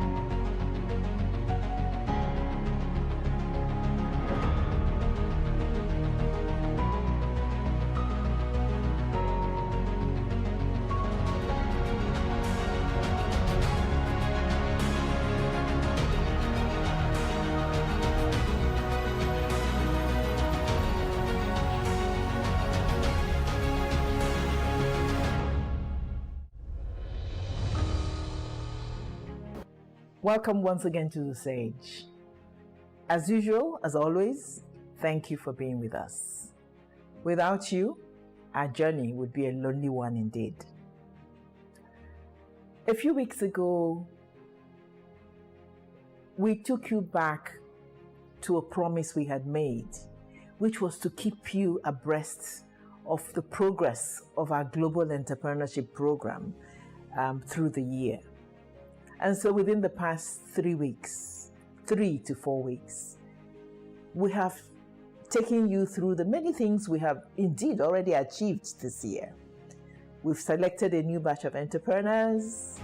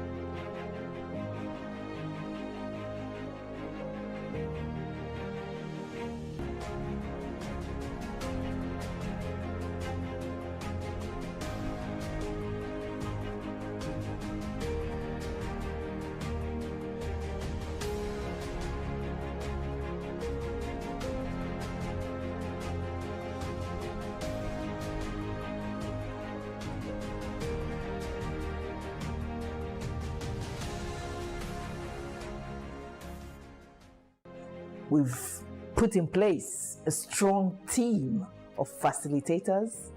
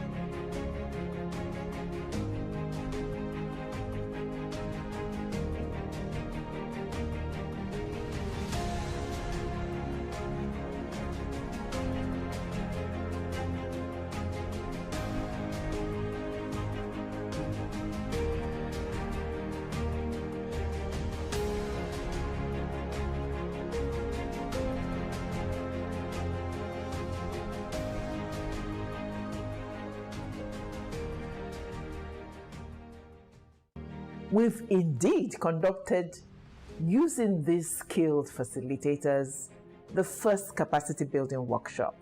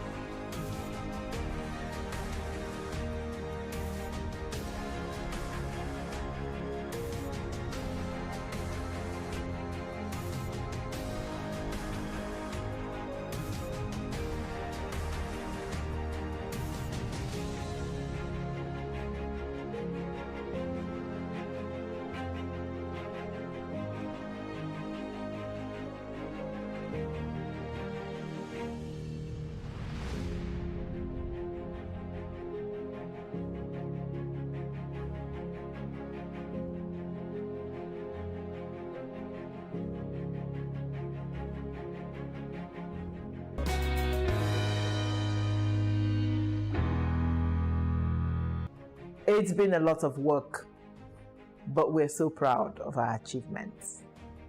But now, back to the business at hand. A few weeks ago, we started a series, which is in the spirit of Conversations for Change, in which we accept the fact that as a people, as a country, we have difficulties, we have problems. And perhaps now more than ever before in the history of this country, we have difficult economic situation facing our country. Millions and millions of Nigerians are even unable to put food on their table. But we don't just fold our hands and decry our faith and wait to die. As a philosophy, we in C4C believe that there's always something that we can do to make things better. We believe in action. We believe in creating the change we need. Indeed, the motto of the organization. And so we started a series that we termed Living Out Our Hope for a Compassionate Nigeria. A Nigeria peopled by compassionate people. Because we felt that in the long run, that the answer for Nigeria and indeed for the world is that if we as human beings learned to be a bit more compassionate to one another, to do what we can to extend a hand of fellowship, to share the little we have or we don't have, that things are bound to be better. That is the law of the divine creator. That is what makes a better world. And in line with that, we started a series of while waiting for our leaders and our government to enact and implement the economic policies which would make things better, that the majority of us who constitute the common people of this country can do something. We can begin to live out that hope for a better Nigeria by reaching out to one another. In an earlier show, we elaborated the many areas in which this can be done. We have dealt to some extent with the issue of health care, but generally the health of the people, and recognize the fact that we all have a role to play. But today, in this particular episode, we delve into another area. The issue of entrepreneurship. The issue of successful enterprises, which would really, truly contribute to the welfare, to the economic growth, to the progress of our country. We are going to spend some time dealing with this. Why? Because it is indeed a truly important topic. But also because we in C4C have a passion, as you already know, for this area. That is why we do the Global Entrepreneurship Program, which we have run for 7 years. That is why we are proud to say today that over 100 young people have gone through our program, and that so many of them are benefiting immensely from the training, the support, the empowerment they receive and continue to receive from us. And so, yes, but something that is also very clear is that enterprises, entrepreneurship, businesses are something we can all do. It is something, it is us, the people, that do. But particularly the issue, the concept of medium and small scale enterprises. While perhaps only a few lucky, gifted people can have mega companies, mega corporations, mega businesses, the vast majority of us ordinary people are the ones responsible for medium and small scale enterprises. These enterprises are crucial to a country's economy for many, many reasons. They seem totally obvious to us, but perhaps bear with me as I go into some of them. Why are they important? SMEs, a term I'm using for medium and small scale enterprises, do many, many things for a country, for an economy. One is job creation. SMEs provide employment to a large proportion of our workforce. It is not the mega corporations that provide employment. No. If unemployment is reducing in any country, anywhere in the world, it is often as a result of the success of their MSMEs. They are the ones that create jobs. They provide both skilled and unskilled labor. They reduce unemployment and they reduce poverty. Yes, so unemployment, poverty. But they are also very largely responsible for our economic growth. These businesses contribute significantly to GDP of any country by producing goods and services, fostering innovation, and supporting industrialization. They are the bedrock of many of these things. A country that has successful SMEs are on their way to a strong economic growth. Innovation and entrepreneurship. It is the SMEs that are positioned and poised to bring innovation to entrepreneurship. Small businesses often drive innovation. Why? They're more flexible and therefore more willing and able to take risks, to change practices, to utilize new opportunities, to create new products and services, and indeed to change their business models. They are the ones more ready to be competitive. And for us in C4C, we're passionate about this because we believe that these concepts of innovation, flexibility, change are best done and exhibited by young people, and therefore by young entrepreneurs. SMEs support income distribution in a country. They help distribute wealth and more evenly across a country. They are everywhere. They're in the urban areas, they're in the rural areas, they're in semi-urban areas. Yes, And so, as they earn and support themselves and their families and their communities, they are distributing income, they are reducing income inequality. SMEs are important for supply chain development. What do I mean by this? They serve as suppliers and service providers for the larger industries.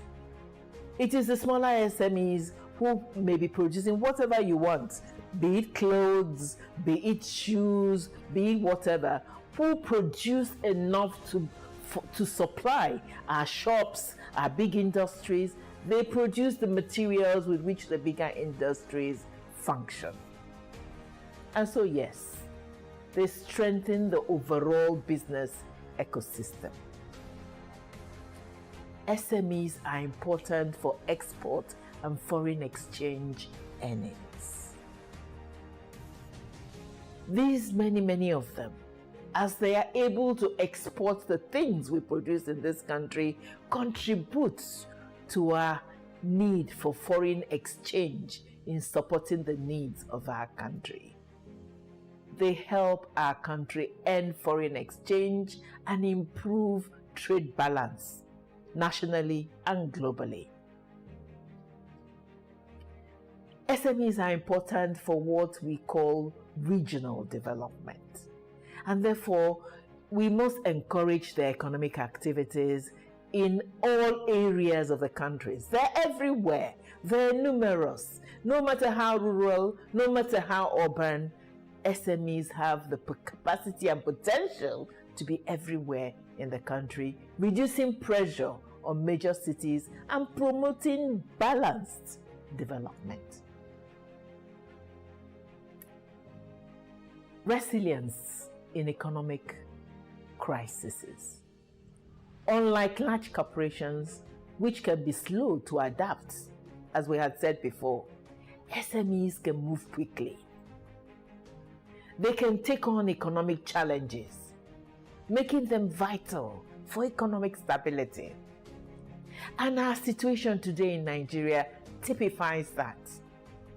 Within the past year, as we witnessed unprecedented economic inflation, we in C4C, because we're in contact with many SMEs, have watched many of them adapt. There are numerous examples which we will bring to you. Some have looked at innovative ways, looked at perhaps the equipment they have, and found other ways to use that equipment to deal with the fact that perhaps the line they're in is no longer productive and profitable because of the inflation. We're looking forward to bringing you many examples of it. They are flexible, they are adaptable, they are quick and ready to respond. They are young and strong and optimistic. There are many more benefits I could go into.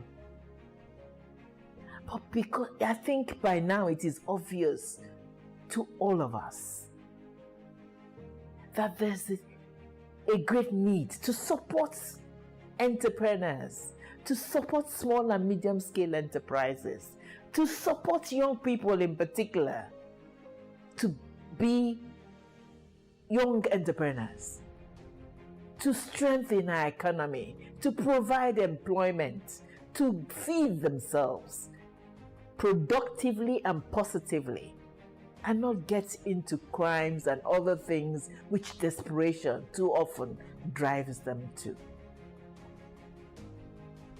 But we can only end this by underscoring the fact that they cannot exist in isolation. They need to be supported.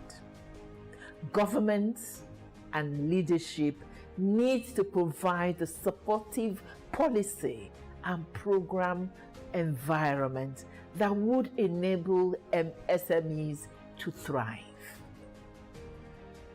They must provide regulatory frameworks to ensure their sustainability and their growth. Leadership must have an eye on the urgent needs this group represents. I must do everything possible to enable them to thrive, for when they thrive, our country thrives. I hope we have made the case. And in the next few episodes, we will bring into the studio concrete examples of what we mean. We will bring to you various SMEs, various entrepreneurs, various key players in this area, and of course, many young entrepreneurs, which is our particular passion, to discuss, to tell you that it is a living reality. It is not a wishful dream. Many of them are doing it. Many more of them can do it. Many more of you, our viewers, can join in this effort. To the many young people out there who watch us, who listen to us, who are our viewers and partners, you can do it. Sometimes, as the CEO for C4C, I feel so sad, because what I would like to do is to take on 1 million young people and provide them the support we know how to do, so that they can indeed be successful entrepreneurs. And yet we can work towards this. And in doing this, I call on organizations and other partners watching and listening to come join this effort. We in C4C have the experience, and we're willing to replicate, to share experience, to do what needs to be done, so that as many young people as possible benefit, and so that as many small and medium scale enterprises come into being in a sustained and profitable manner. So having said that, let me assure you that next week, in the next episode, we already have lined up for you a very, very exciting example of what we mean. We will be bringing to you 2 remarkable young women who have made their mark and who are beautiful examples of what we mean in terms of support to small and medium scale enterprises, in terms of support to ensuring that entrepreneurship lives and breathes and is a priority in this country. And so make sure you don't miss the next episode. Our guests are already lined up. They have a lot of wonderful things to share. And so join us next episode as we begin the guest interviews. Thank you so much once again for always being with us. The next few series, wow, are exciting and well worth the time.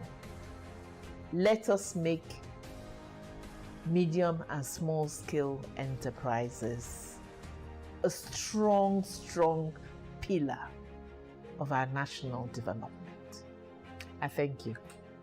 See you next episode.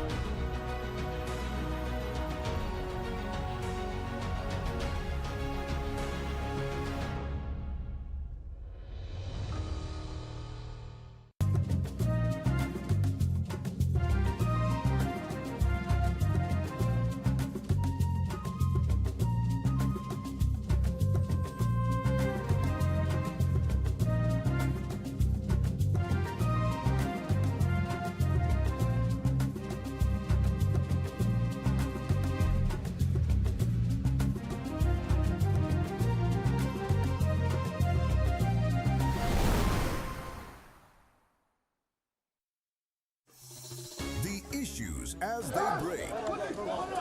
The multitude, the political figures, the state and non-state actors. It's a serious threat to democracy. And our governments seem to be incapable of protecting the scheming. This is not a period we should say bow and go. Every part of this country is equal. The intrigues. There can be no one person that is bigger than the party. Deft moves and the momentous declaration. We didn't get any protection. I'm not particularly against anybody. We track and capture them all. I don't believe it was for that reason in politics. Follow in-depth analysis and no-holds-barred interviews. Armed forces of the country is well capable. They need the political will. Are they just waking up from sleep? Is there complacency? Feel the pulse of happenings in the political arena on AIT Democracy Today. Widely acclaimed authority on politics. Monday to Friday, 7 p.m. Nigerian time.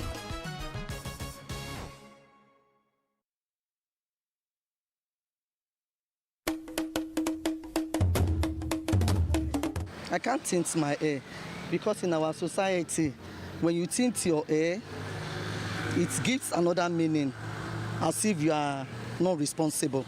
No, I can't tint my hair. Reason being the fact with my family, they won't agree to it. I can. I don't care. Their opinion, not mine, as long as I like it. For me, it doesn't make sense. Tinting of hair, just leave the hair the way it is, black, brown. Like the red-headed gamma lizard, also known as rainbow lizard, human heads often come in different colors as a result of hair dyeing, which is becoming a common practice among adults and teenagers in Nigeria.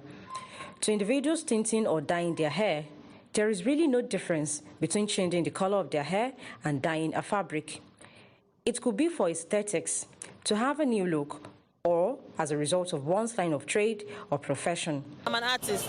Personally, I don't see it as anything because most times you don't judge a book by its cover. So for me, for a kind of person like me, I feel if it's something that makes you happy, just do it. Ababa Yusuf Ibrahim goes as far as testing the dyes first without considering its effect. I have to test it before I apply it to any customer, because this thing we are doing is something that when I apply it, it's easily to break hair. So when it's breaking, I don't.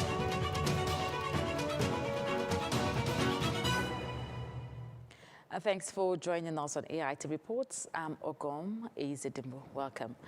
The Council of State at its 158th meeting, chaired by the Vice President Kashim Shettima on Thursday, received a report on the National Development Policy from the Minister of Regional Development, Abubakar Momo. The Council also took far-reaching decisions on the management of flood during the rainy season in 2026. The report is formulated to provide information and guidelines as well as other rules on the development of master plan and implementation in the operations of the regional development institutions under the ministry. The Honorable Minister of Regional Development made a presentation on the National Regional Development Policy. And at the end of his presentation, Council was called upon to note that Nigeria needs the National Regional Development Policy now. The Council, under the Vice President Kashim Shettima, also debated the proposed budget for possible flood disasters as early preparation strategy. Not be seen as always reacting to situations rather than being proactive when these disasters occur. Council approved the sum of 83,211,818,881 naira 50 kobo, being 50% of the proposed budget. Before the occurrence of any future flood, instead of reacting when the flood happens. The Council also discussed at the meeting the approval of funds for Anticipatory Action Task Force. Mustafa Muhammad, AIT News, Abuja. The Secretary to the Government of the Federation, George Akume, has assured Nigerians that the federal government is intensifying efforts to tackle insecurity, expand infrastructure despite prevailing economic and social challenges. Speaking at the second National Executive Council meeting of the Christian Association of Nigeria in Abuja on Thursday, Akume said the Tinubu administration remains committed to building a more inclusive and prosperous nation through reforms aimed at stabilizing the economy, improving infrastructure, enhancing food security, creating jobs, and strengthening national security. The administration of President Bola Ahmed Tinubu remains fully committed to building a stronger, more inclusive and prosperous Nigeria, where every citizen, irrespective of faith, ethnicity, region, or social status, can thrive and contribute meaningfully and purposefully to national development. The president of the Christian Association of Nigeria, Archbishop Daniel Uko, urged the federal government to intensify efforts to curb killings, kidnappings, and other violent crimes across the country. We want to use this opportunity to call on the government of the Federal Republic of Nigeria to intensify efforts to stop the killings and abductions so prevalent in our country today. Of course, we know that government is doing something, but we are encouraging you to do something more and very quickly. The meeting brought together Christian leaders from across Nigeria to deliberate on issues affecting the church and national development. The Minister of Information and National Orientation, Mohammed Idris, says all stakeholders must work together to win the war against insurgency and other security challenges facing Nigeria. Mohammed Idris made the statement at the National Security Summit organized by the Nigerian Union of Journalists in Abuja. The minister noted that while security agencies remain at the forefront of operations against insurgents and criminal elements, the media plays a critical role in shaping public perception and supporting national efforts to combat insecurity across the country. The minister said the administration of President Bola Tinubu remains committed to improving the welfare of media professionals and strengthening collaboration between the media and security agencies in the overall interest of the nation. He added that sustained cooperation among key stakeholders is essential to enhancing national security and promoting peace and stability across the country. Our security forces have continued to neutralize and apprehend terrorists, bandits, kidnappers, and criminal elements, threatening the peace of our communities. Several terrorist commanders have been eliminated, while many criminal hideouts and camps have been dismantled through sustained military operations. For democracy to work, the media is very critical. For democracy to work, security is very critical. And that's why democracy is strengthened by security and media. Very critical. But more importantly, for democracy to be relevant, dialogue is fundamental. Other speakers at the summit emphasized the need for security agencies to be more transparent in their operations and maintain cordial relationship with the media to curb misinformation, fake news, and disinformation, noting that timely access to accurate information is crucial to promoting public trust and supporting national efforts to address security challenges. As journalists, we have recognized our constitutional and professional obligations to provide accurate, balanced, and responsible reporting in an era where information can influence perception, shape public opinion, and affect national security outcomes. The media must continue to uphold the highest standard of professionalism and ethics while contributing positively to the national cohesion. A nation that is denied and deprived of information is a nation that is heading for the precipice. Information is power. Information is the oxygen with which we need to carry the electorate and the citizenry along with government activities and action. The event brought together stakeholders from security agencies, policymakers, media executives, and members of the public to deliberate on strategies for tackling insecurity in Nigeria. Haz Akodi, AIT News, Abuja. Stakeholders from across Nigeria have called for urgent and innovative measures to address the country's growing security challenges, stressing that peace remains the foundation for sustainable development. The call was made at a Peace and Security Summit in Abuja, organized as part of efforts to complement government actions in tackling the persistent security threats facing the nation. Government officials, traditional rulers, civil society organizations, security experts, and victims of insecurity gathered in Abuja to examine the impact of terrorism, banditry, kidnapping, and other forms of violence on communities across Nigeria. A major highlight of the summit was the testimony of a traditional ruler from northern Nigeria who recounted his ordeal in captivity. He emphasized the need for stronger collaboration among government institutions, security agencies, traditional authorities, and local communities to address the root causes of insecurity. I was kidnapped alongside with one Fulani man. He speak Fulani to them that, please, because of our language, spare me. That man was beaten almost to death. We have a very formidable security architecture. The only thing is this: let's use the traditional or the locals. Speakers at the summit called for people-centered security policies, improved intelligence gathering, increased investment in community policing, and expanded economic opportunities for young people. When there is crisis, we cannot have schools going. We cannot even have healthcare. We cannot even speak of infrastructure. There is chaos. So we have to go back to the drawing board. It's almost as though we are all by ourselves. And that's why we are having this moment for such a time as this, to call the stakeholders to come together. That it's about time. Stakeholders expressed optimism that recommendations from the summit would contribute to the development of more effective strategies for enhancing security and fostering a safer, more prosperous Nigeria. The governor of Delta State, Sheriff Oborevwori, wants stakeholders across the state to unite against terrorism, kidnapping, and other forms of criminality that threatens public safety. The governor made the call while speaking during a security summit held at the Government House in Asaba, the state capital.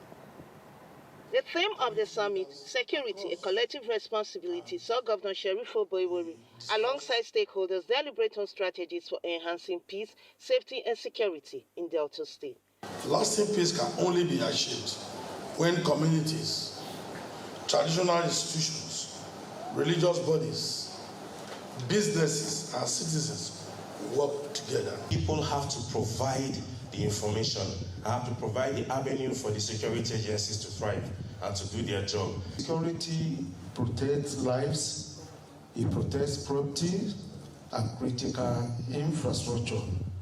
The gathering also reinforced ongoing efforts by the state government to tackle emerging threats and ensure the safety of residents. When community remains silent, when information is not shared, when stakeholders operate in isolation, or when citizens become different and criminally connive, insecurity finds room to grow. Our task today is to identify those gaps and develop practical ways to address them. The summit, which came amid renewed calls for greater synergy among security stakeholders, saw participants chart a common cause against terrorism and criminality in Nigeria. Ejiri Akpomeriene, AIT News, Asaba. The Bayelsa State Governor, Senator Doye Diri, has commended the Nigerian Security and Civil Defense Corps for collaborating with other sister security agencies to sustain the existing peace in the state. The governor, who was represented by his deputy, Peter Akpe, made the commendation during the commissioning of newly constructed quarter guard and photo stands, activation of a sick bay, and groundbreaking ceremony of officers' mess at the NSCDC headquarters in Yenagoa, the state capital. He commended the State Commandant Matthew Palmer for adding value to the command. I want to appreciate you, Commander. Like what the representative of the military came to say here, when you get to a place, what did you add? Or you just came and you left? I believe that this project will be written with indelible ink concerning you and your tenure. The State Commandant, Matthew Palmer, explained the forces behind the project. These projects reflect the vision of the Commandant General, Professor A.A. Audi, OFR, to provide befitting infrastructure that enhances operational efficiency and boosts morale. This is made possible due to the sustainable enabling platform put in place by the Honorable Minister of Interior, Dr. Olubunmi Tunji Ojo. They were made possible through the dedication and operational compliance of the State Commandant and the support of well-meaning stakeholders. Military and paramilitary service commanders in their separate speeches commended the NSCDC commandant for adding value to the command and pledged their continuous collaboration to the core. Nigeria's House of Representatives has commenced legislative consideration of 3 key bills aimed at strengthening the operational capacity of the Department of State Services, with lawmakers emphasizing the need for sustainable funding, enhanced intelligence training, and indigenous research to address Nigerians involving security challenges. The chairman of the Committee on National Security and Intelligence, Ahmed Satomi, made this known at the public hearing on 3 proposed legislation seeking to bolster funding, professional capacity, and technological innovation within the Nigerian's premier domestic intelligence agency. Bills before us seek to strengthen the funding, build professional capacity, and enhance indigenous research capacity within our premier domestic security agency.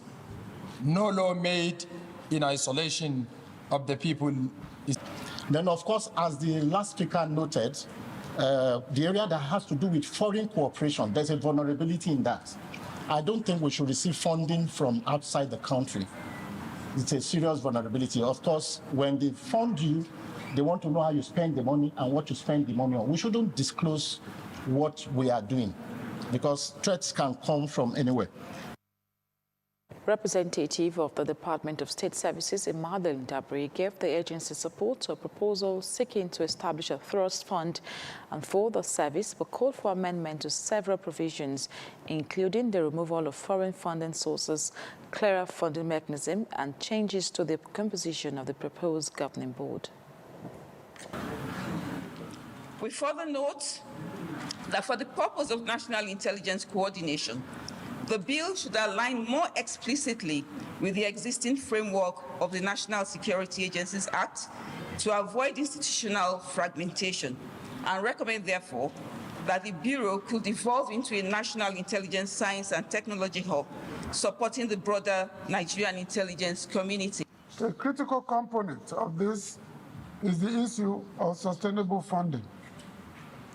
Intelligence operations require consistency, flexibility, and the capacity to respond rapidly to evolving threats.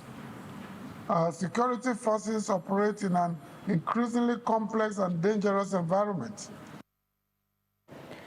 The 3 bills on the consideration are the Department of State Services Security Trust Bill, the Department of State Services Research and Development Bureau Bill, and the Strategic Intelligence Management Institute Bill.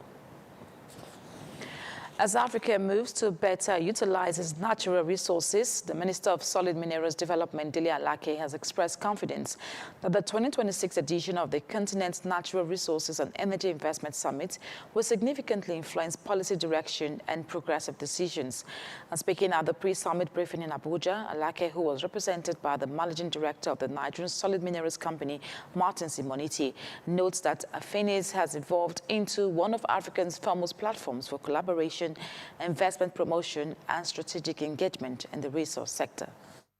We expect this year's summit to generate meaningful discussions around sovereign participation in strategic projects, regional industrial corridors, critical mineral development, infrastructural financing, energy integration, project de-risking, and innovative financing mechanism that will help to unlock the vast mineral potentials in the continent.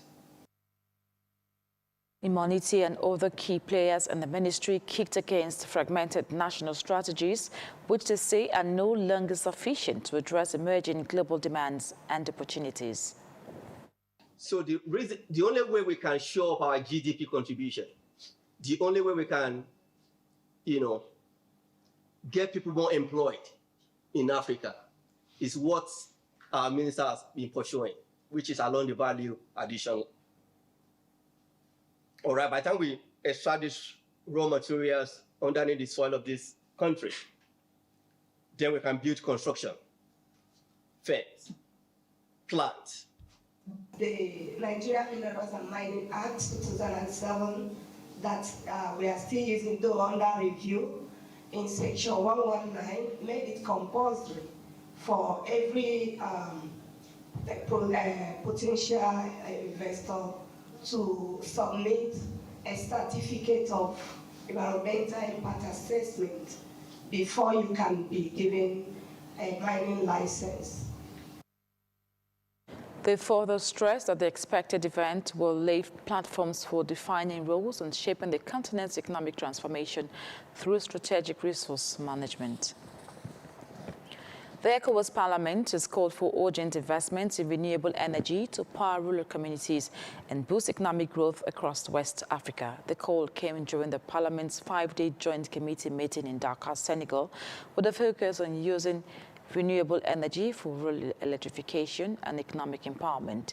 AIT's Iseme Ozekome reports that lawmakers, energy experts, development partners, and private sector stakeholders converge to examine how renewable energy can help tackle electricity shortages and stimulate growth in rural communities across West Africa. More than 200 million people across West Africa still lack access to electricity, despite the region's vast solar, wind, and hydro energy potential.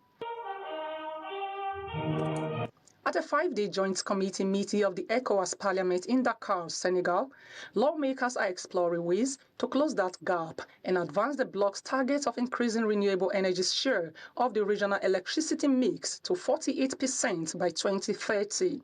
Every energy policy must explicitly incorporate the objectives of local economic development and benefits of energy poverty. We must therefore put in place appropriate measures to address challenges such as financing, technological transfer, and local policy in rural areas of West Africa. Inadequate energy distribution networks continue to hinder access to clean energy. Addressing these challenges requires innovative mechanisms such as regional green funds.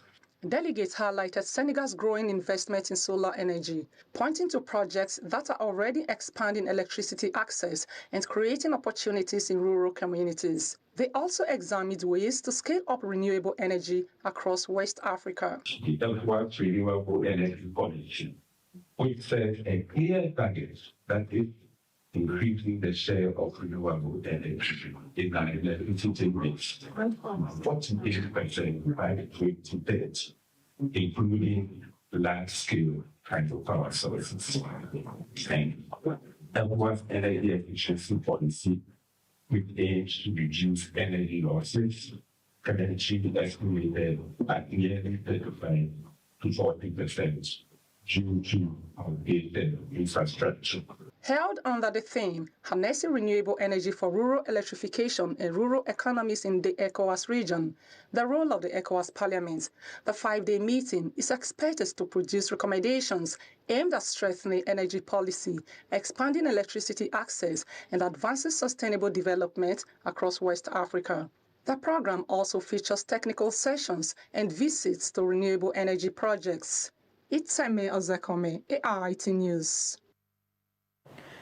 The federal government has trained over 100 youth in Kogi State under the expanded youth employment drive.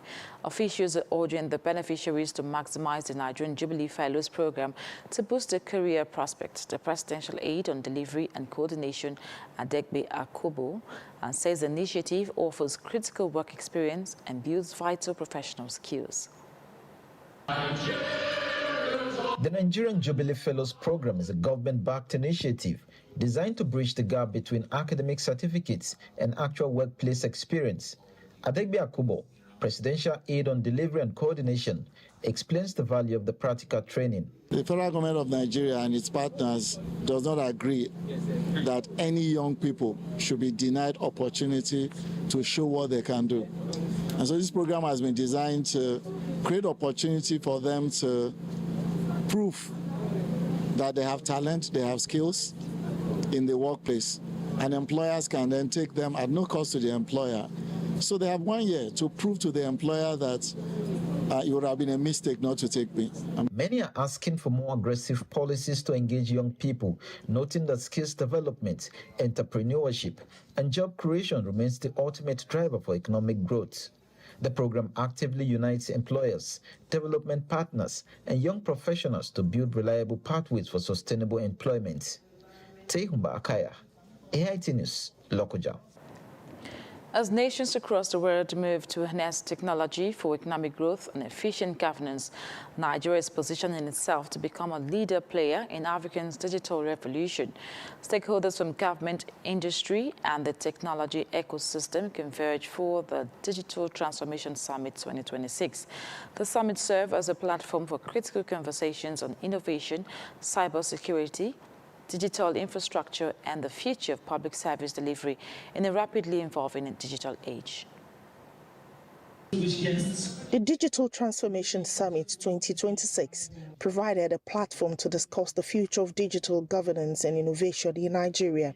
The summit was declared open by the Secretary to the Government of the Federation, who emphasized that Nigeria's future, prosperity, competitiveness, and public service delivery will depend heavily on digital technology. He called for stronger collaboration among federal, state, and local governments to accelerate the country's digital transformation agenda.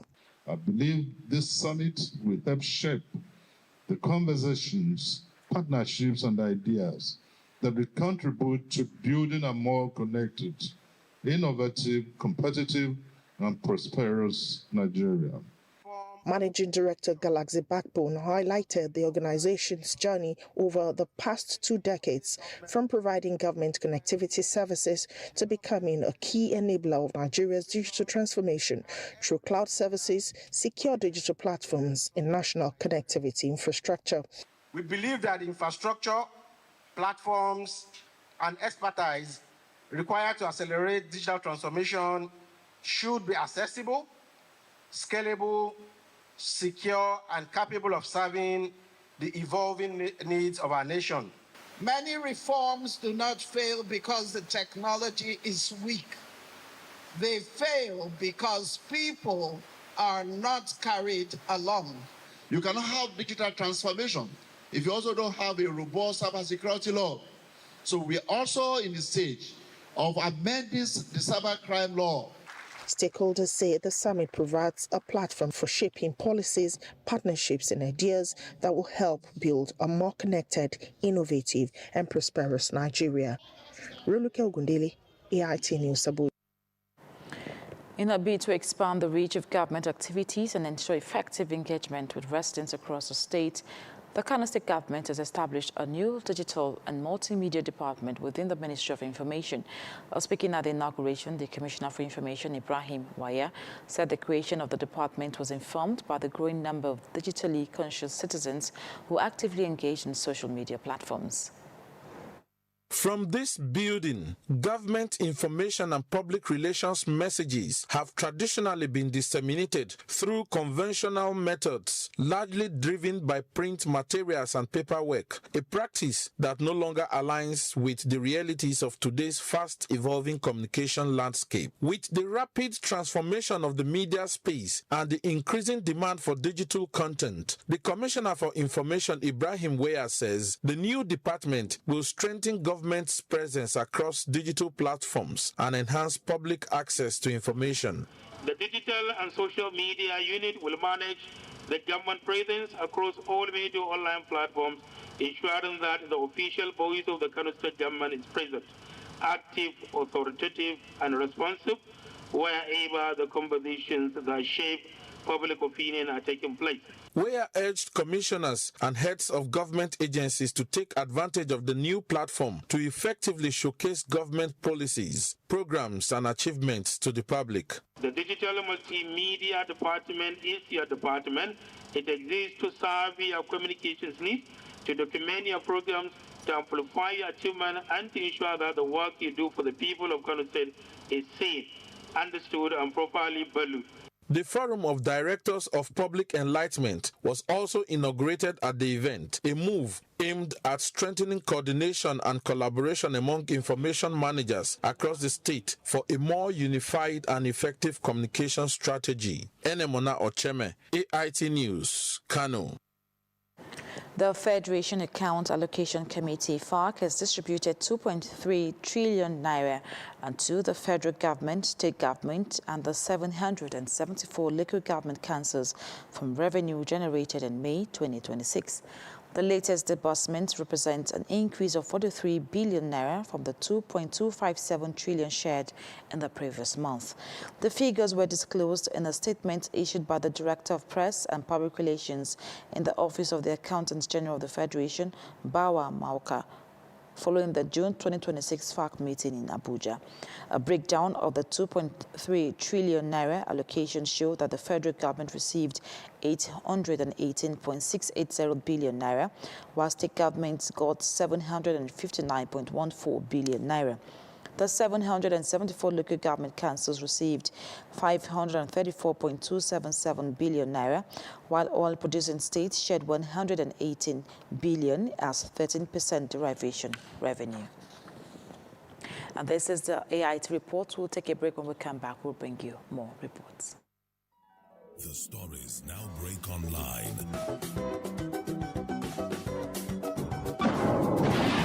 Don't miss anything from our real-time updates and exclusive content. Follow and participate in discussions on live TV studio programs to shape the narratives. Subscribe, engage, and share from AIT.live at AIT_online on X, AIT Online on Facebook, Official AIT Live on Instagram, TikTok, and Threads on YouTube.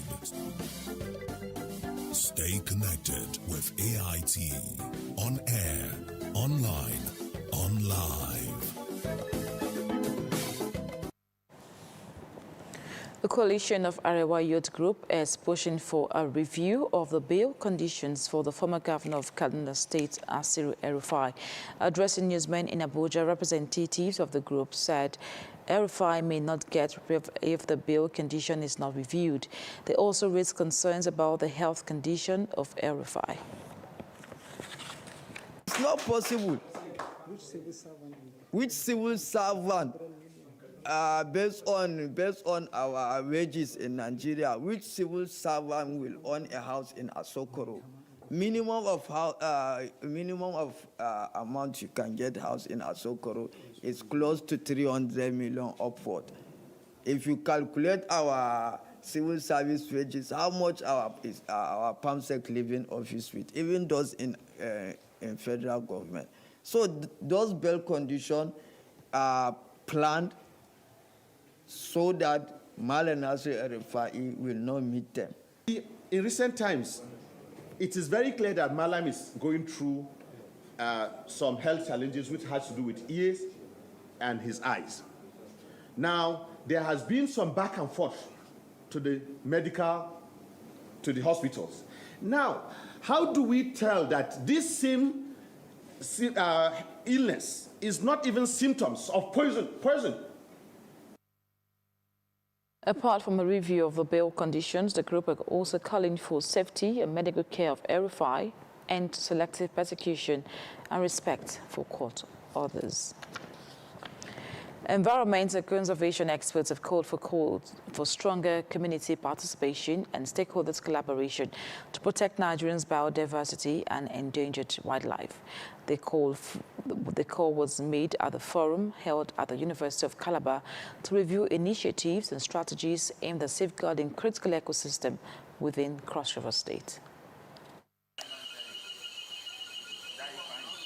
Cross River State remains one of Nigeria's most ecologically significant regions, hosting vast stretches of tropical rainforest and serving as a habitat for several endangered species. After that, we will receive Against the backdrop of increasing pressure on forest resources, stakeholders gathered to assess conservation efforts, identify emerging challenges, and explore practical solutions for preserving biodiversity. Participants emphasized that sustainable forest management, community participation, and environmental education remain essential to addressing threats posed by illegal logging, wildlife trafficking, and unsustainable exploitation of natural resources. Ownership is one of the key things.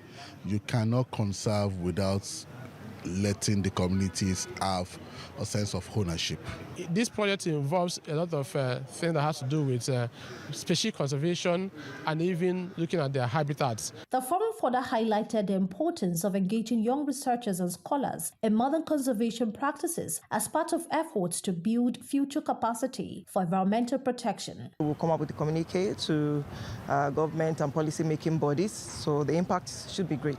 Stakeholders expressed optimism that sustained collaboration among government agencies, conservation organizations, academic institutions, and local communities will strengthen ongoing efforts to preserve biodiversity and protect the state's rich ecological region for future generations. In Emesat Ifiok, AIT News, Calabar.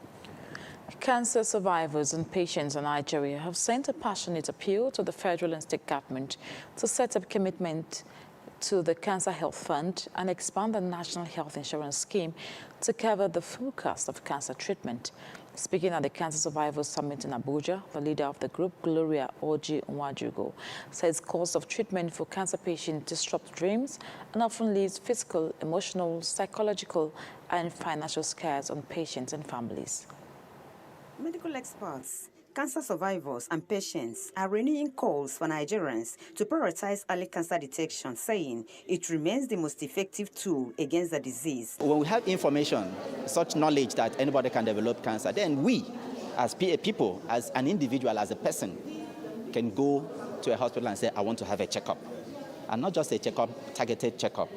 Network of persons impacted by cancer is a very credible platform, a strong one in that persons with lived experience are the only people that can tell you exactly how it feels. Where does it pinch? Gloria Oji and Dr. Lola are both cancer survivors. They appeal to the Nigerian government to be more committed to Cancer Health Fund.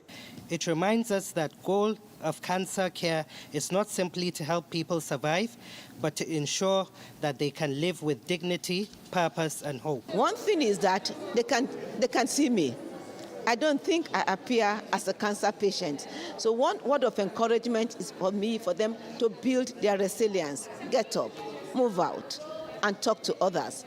Cancer is not the end of life. It's a beginning of your surviving. We also have the government bringing in the National Cancer Health Fund. But for some time, that fund, which used to be something we were so passionate and happy about, it has not been funded for over a year, which is what we are calling on the government to do. The summit emphasized that regular screening for breast, cervical, prostate and colorectal cancers, plus awareness of warning signs like unusual lumps, persistent pain, unusual breast discharge can make the difference between life and death. Amaka Ezekwe, AIT News, Abuja. The federal government, through the Ministry of Health and Social Welfare, has reaffirmed its commitment to strengthening cancer care and improving outcomes for patients across Nigeria. The commitment was reiterated during the flag-off initiative aimed at expanding access to treatment, addressing social barriers to care, and implementing the Cancer Health Fund to support patients in need. Cancer remains one of the leading causes of death globally, placing significant physical, emotional, and financial burdens on patients and their families. To address these challenges, the federal government has initiated programs specifically designed to provide timely medical support to cancer patients and remove obstacles to care. For fellow Nigerians who are battling with one cancer diagnosis or the other, I want to assure you that the administration of President Bola Ahmed Tinubu is committed to ensuring that your diagnosis does not become a death sentence. The fight against cancer cannot be won by the government alone. It requires collective action. I am encouraged by the partnerships represented in this room today and optimistic about what we can achieve together. The government also called on organizations, philanthropic bodies, development partners to join in the fight against cancer. The members tasked themselves, we all contributed. Now we've seen a massive show of political will by the donation of 50 million naira from the Federal Ministry of Health, the Federal Government of Nigeria to this fund, and the hope is that it will cover patients from 6 geopolitical zones. So I want to use this opportunity to call on well-meaning Nigerian philanthropists, our development partners, to support this fund generously. The implementation of the Cancer Health Fund and the Nigeria Cancer Control Plan 2026 to 2030 represents a significant step towards improving access to treatments and reducing the burden of cancer in Nigeria. Unikwojo Atta, AIT News, Abuja. A plan to address recurring export rejections of Nigerians' agricultural commodities has been set in motion. The plan, which started with the inauguration of a technical working group on agricultural produce residual standards, will ensure strict compliance of maximum limits and other sanitary and phytosanitary requirements are met in food production and processing systems. Over the years, Nigeria has recorded several cases of export rejections of its agricultural commodities due to non-compliance of maximum residual limits and other sanitary and phytosanitary requirements. A situation the Minister of State for Agriculture and Food Security, Sabi Abdullahi, said has led to economic losses. The growing concerns over pesticide residues, contaminants, and food safety issues demand a coordinated science-based and multi-sectoral response. This underscores the necessity for establishing the technical working group. And we are aware that there are agencies set up with complementary mandates. And so we should not have this notion of people wanting to protect their boundary. No, this is a Nigerian problem. Addressing the newly inaugurated members, the minister said their selection was the recognition of their expertise, experiences, and commitment to advancing Nigeria's agriculture sector. Now, so many things are along that chain.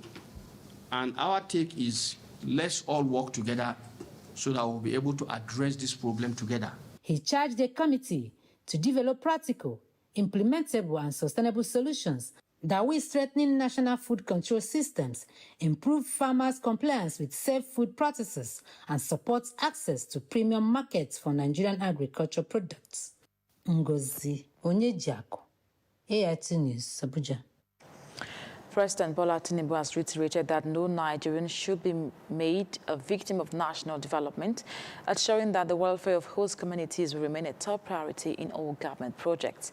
The president, who was represented by Senate President Godswill Akpabio, stated this during the commissioning of 7-kilometer access road linking Bin Clayton Drive to Tungan Madaki community in Abuja. The commissioning ceremony in the nation's capital shifted to a satellite town on Thursday as government officials gathered to unveil key infrastructure aimed at improving connectivity. Senate President Godswill Akpabio, who represented President Bola Tinubu, commissioned the Bill Clayton Drive to Tungan Madaki Road, acknowledging the sacrifices of host communities that gave up land for the development of the Abuja Airport's second runway. When it became necessary to construct the second runway of the Nnamdi Azikiwe International Airport, a project vital to our national security and economic expansion, the original inhabitants of this area willingly surrendered their ancestral lands. They sacrificed for the collective good of the entire nation.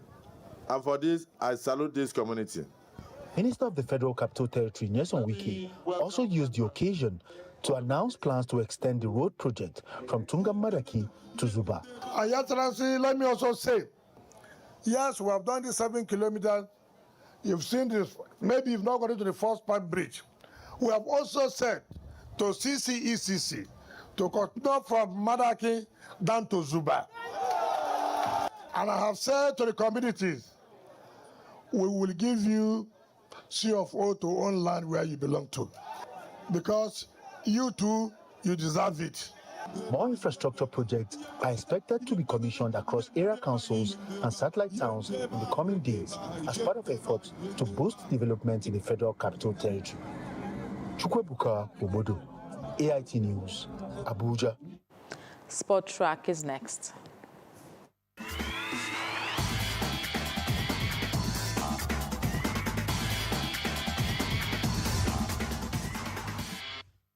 Welcome, I am Osaigbovo Usifo. The race for places in the 2026 FIFA World Cup knockout round is already heating up with the tournament's first confirmed qualifier. Mexico became the first team to secure a place in the next round after a hard-fought 1-0 victory over South Korea in Group A. Canada delivered one of the standard performances of the tournament so far, dismantling Qatar 6-0 as Jonathan David scored a sensational hat-trick to join Lionel Messi as the only players with a treble at this year's final. Elsewhere, Switzerland left it late before eventually overpowering Bosnia and Herzegovina 4-1, while South Africa fought back from behind to earn a valuable 1-1 draw point against Czech Republic. The drama has not been limited to goals alone, and with red cards and controversial decisions continuing to spark debate across the competition. Attention now turns to a crucial set of fixtures with the United States of America and Australia battling for a place in the next round, while Scotland face Morocco in another pivotal encounter. Brazil takes on Haiti, Turkey meets Paraguay, and heavyweight clashes involving the Netherlands against Sweden and Germany against Ivory Coast promise another thrilling chapter in an already captivating World Cup. Still talking World Cup, Ivory Coast have been dealt a major setback ahead of their World Cup clash against Germany, with forward El Wahi denied entry to Canada. The 23-year-old Nice striker, who featured in Ivory Coast opening match over Ecuador, is reportedly under investigation in France over allegation linked to spot fixing during a Ligue 1 match last month. French football authorities confirmed they are examining unusual betting activities connected to bookings received by the player. The Ivory Coast Football Federation says that it has not been officially notified of any judicial proceedings against Wahi, but confirmed that he was unable to obtain the necessary clearance to enter Canada. Wahi will remain in the United States of America while investigations continue, leaving the Elephants without one of their key attacking options for Saturday's crucial Group E encounter against Germany. And away from the World Cup, the countdown to the 2027 CAF African Cup of Nations has officially begun, with exactly 1 year remaining before Africa's biggest football tournament kicks off in East Africa. Kenya, Tanzania, and Uganda will host the competition for the first time in their history, marking the return of AFCON to the region for the first time since 1976. The month-long tournament themed Pamoja, meaning together in Swahili, will run from June 19 to July 17, 2027, and is expected to attract more than 1.5 million fans, while reaching a global television audience of over 3.2 billion viewers. Qualification for the 24-team tournament begins in September 2026 with continental heavyweights including Nigeria, Morocco, Egypt, Senegal, Algeria, Ghana, Cameroon, and Ivory Coast set to begin their campaigns. CAF and the three host nations are continuing preparation to deliver a memorable tournament that showcases Africa's football excellence, unity, and growing global influence. The organizer of the Bayelsa Governors Football Tournament, popularly known as the Prosperity Cup, said plans are underway to build a formidable youth team, Bayelsa Starlet Football Academy, affiliated with FC Barcelona ahead of forthcoming nationwide League One season. The Deputy Director General of the Prosperity Cup, Parallel Aborisson, and the former Super Eagles midfielder Edema Fuludi made this known in Yenagoa during a friendly match involving the academy at the Samson Siasia Stadium.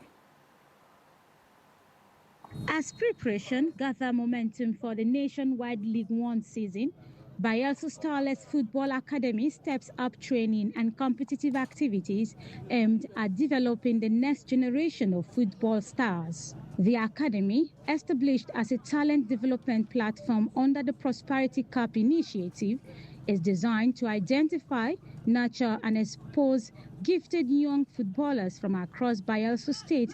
Officials say the affiliation with FC Barcelona is expected to enhance technical development. We are going for the NLO, so we want to have a team that you can be proud of, a team that can hold the ball, a team that can dictate the pace of the game, a team that can score goals. That is what we're trying to work on. Physically, they are better. Technically, they are improving. Tactically, they are getting to understand awareness in the game.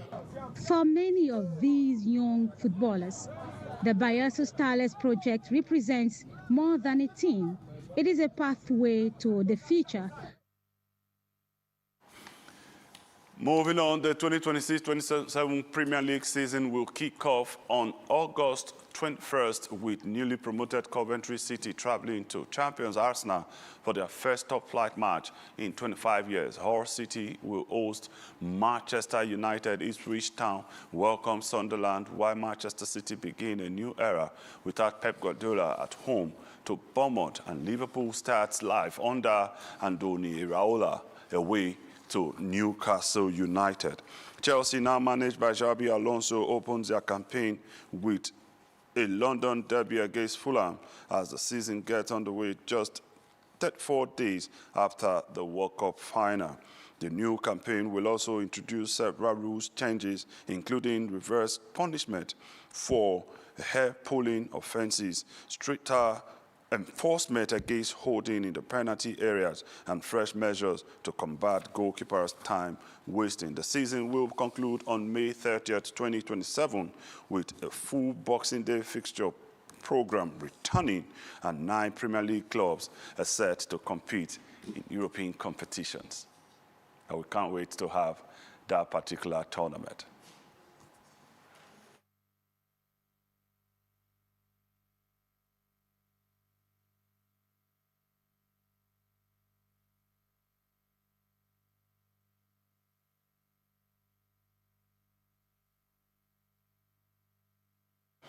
Interesting fixtures there in the English Premier League. We can't wait to have all of that. Champions opening their season against Coventry, where our own Nigerian player, Oyenka, is set to feature for them if they sign him in this transfer window.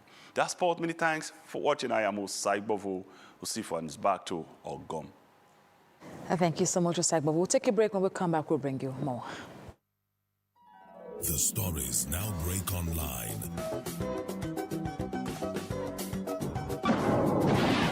Don't miss anything from our real-time updates and exclusive content. Follow and participate in discussions on live TV studio programs to shape the narratives. Subscribe, engage, and share from AIT.live at AIT_online on X, AIT Online on Facebook, Official AIT Live on Instagram, TikTok, and Threads on YouTube. Stay connected with AIT. On air, online, on live. Welcome back. Governor Monday Okpeholo of Edo State has raised concerns that some residents are collaborating with criminal elements from outside the state to perpetrate kidnapping and other crimes. Speaking at the 2026 Ministers' Conference organized by the Edo State chapter of Christian Association of Nigeria in Benin City, the governor said some local collaborators recruit criminals from other parts of the country, facilitate kidnap for ransom operations, and hand over victims to armed gangs hiding in forests. Reports broke on the 18th of June, 2026, of an alleged kidnapping incident at a school in Sabogida Ora, Onwan West local government area of Edo State. The rumor, which went viral, sparked panic as an unverified video showed students in large numbers on the road, apparently heading home. Children for Holy Spirit School, Sabogida Ora. According to the Speaker of the State House of Assembly, Blessing Agbebako, who hails from the locality, findings from teachers and the divisional police officer in that area indicate that no abduction occurred. I want to say that false alarm. The person that raised that false alarm is a very dangerous person, and I want to say that person is saboteur, and the person has been arrested, and I think the person will have to face the law. Given the sensitive nature of security, the Speaker says Edo State government has continued to invest in security infrastructure to support law enforcement in tackling crime across the state. I can tell you that all that is needed to combat crime and insecurity in our states, all has been provided to the security body. He also asks residents to refrain from spreading unverified information and instead report suspicious activities through appropriate security channels. Osaosi Sado, AIT News Benin. I apologize for the mix-up in that story. That report was actually the Edo State House of Assembly Speaker Blessing Agbibaku debunking alleged school kidnapping incident in Owa West local government area in Edo State. And that's AIT report. Thank you so much for staying with us. I'm Ogom Ezedimbo. Next on AIT is People, Politics and Power. Stay tuned.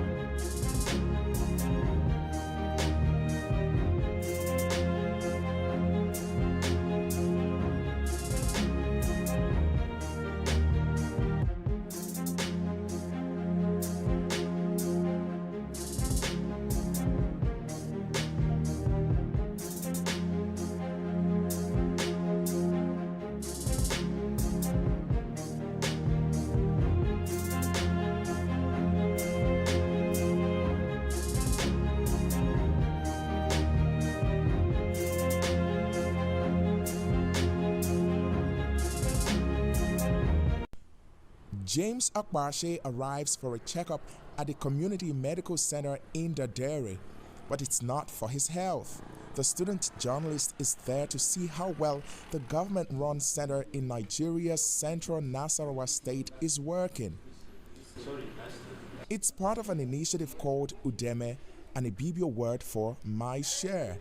It sends student journalists, known as U-monitors, to investigate public projects and hold authorities accountable. Sometimes you travel to those communities where those projects have been awarded, you discover that those residents don't want to talk to you because they have no idea of those projects. So you face challenges, maybe sometimes threats to your life.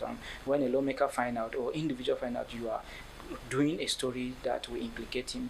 The Media Non-Profit Center for Journalism, Innovation and Development, or CJID, launched Udeme in 2018. It recruits about 100 students like Akbarshe each year. They track public infrastructure projects like the construction of schools and hospitals. And they talk to residents about what they find.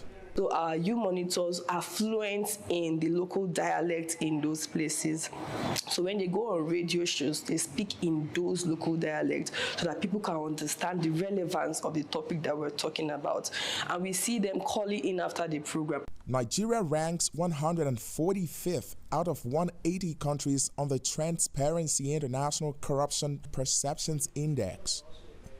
The CJID says ignorance is often why public officials are not held accountable. At a visit to Nigeria's Independent Corrupt Practices Commission in February, authorities pledged their support. The issue of corruption and corrupt practices is a problem. We will always continue to work with you. CJID says its approach brings change and could be a model other media should follow. The initiative brings results. When Akbashi first visited this health center, it was not operational. A few months after he reported on it, the government opened the hospital to the community, a small step to holding public officials accountable. Timothy Obiezu, VOA News, Abuja, Nigeria.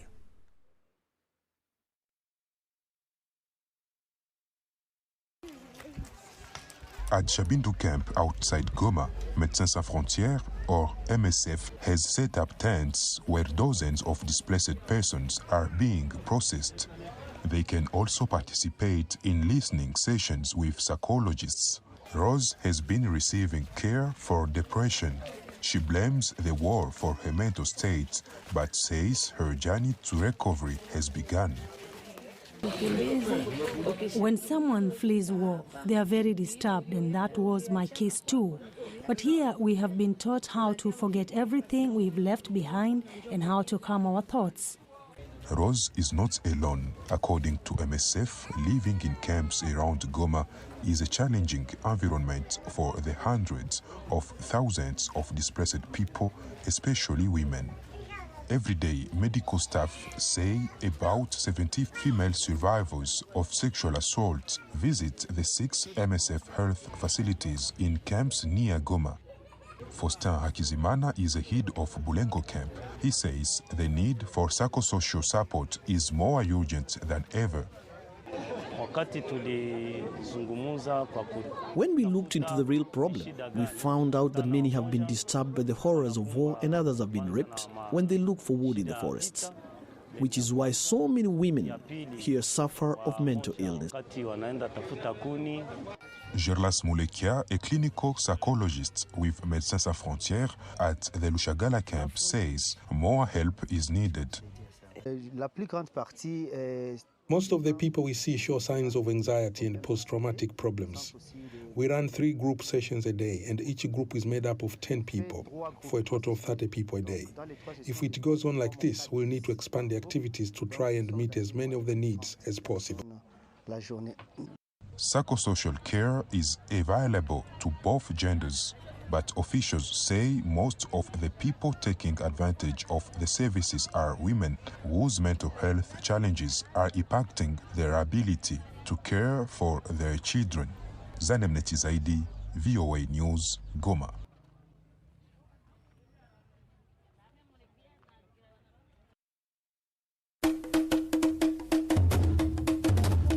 The surge in the use of plastics and plastic products has increased and at the moment unavoidable in our daily routine.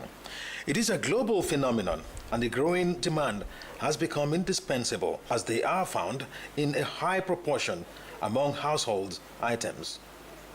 In today's Nigeria, a huge chunk of plastics are produced and used.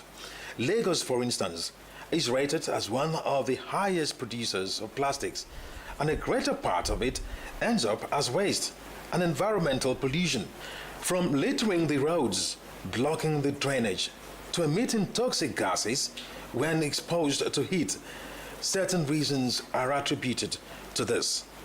Recyclers is a social enterprise. They do recycling, they turn bottles to other reusable items, and they have a way of trying to monetize anything recyclables. All of these things are geared towards making people see the need why they should. Their approach towards recyclables, towards bottles, towards pure water sachet, towards carton should be different. It's not just it's a waste. It's not a waste. It's not waste for its asset. It's value. It's meeting needs. It's providing solution, and we need to see how we can use it to actually touch lives. Looking beyond the waste, some creative minds are taking advantage of the environmental challenge to create wealth and jobs while combating its menace. Recycling business is a very lucrative business. Yeah. So that's why we also do much of advocacy, talk to people a lot and make them see the need, why they just change their mindset and have a healthy approach towards recyclables and towards what they call waste. Not really waste, it's something of value, something that have asset, and we're recycling to actually deliver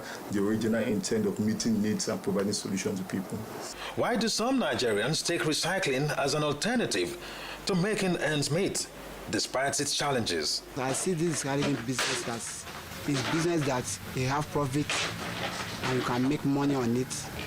And you know, if you get it right, you can't cure loss. This is fetching money, so.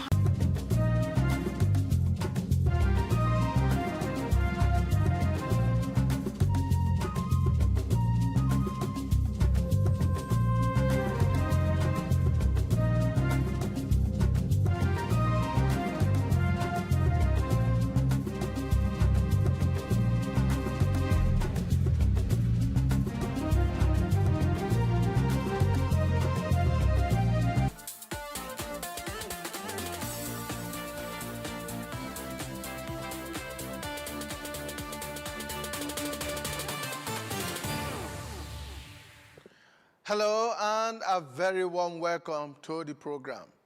Today we shall explore a fascinating and stimulating intellectual subject matter on your village, migration and you. I am Imoni Amarere.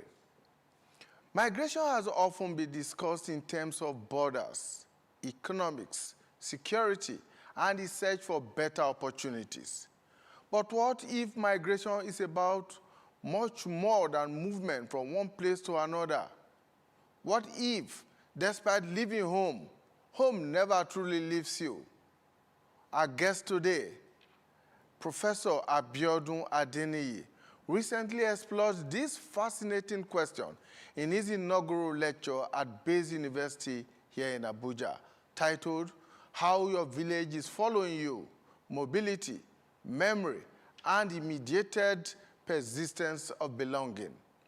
He argues that in an age of smartphones, social media, instant messaging, and digital networks, migrants no longer serve severe ties with their places of origin.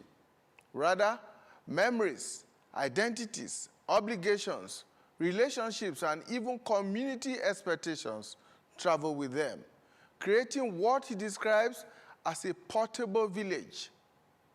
Now, he challenges conventional thinking about migration, presenting it not as a crisis or disruption, but as a normal and life-sustaining social process. It also raises profound questions about identity, belonging, technology, privacy, diasporal engagement, and the growing influence of digital platforms in shaping how we understand ourselves and our connections to home. How has technology transformed the migrant experience? Has physical departure lost its traditional meaning? And what does it mean for society when our villages are no longer fixed locations, but digital communities that follow us wherever we go? These are some of the issues we shall be exploring with Professor Abiodun Adeniyi, a distinguished professor of communication and media epistemology. He is the Vice Chancellor of Bayes University, Abuja.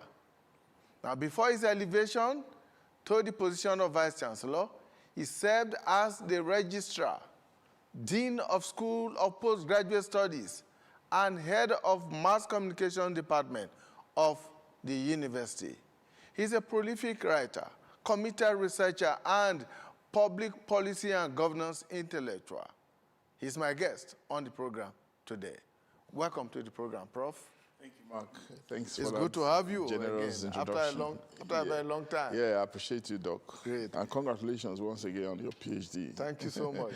Yeah, congratulations. Thank you. On your elevation. Thank you very much. Right, so let's get to it.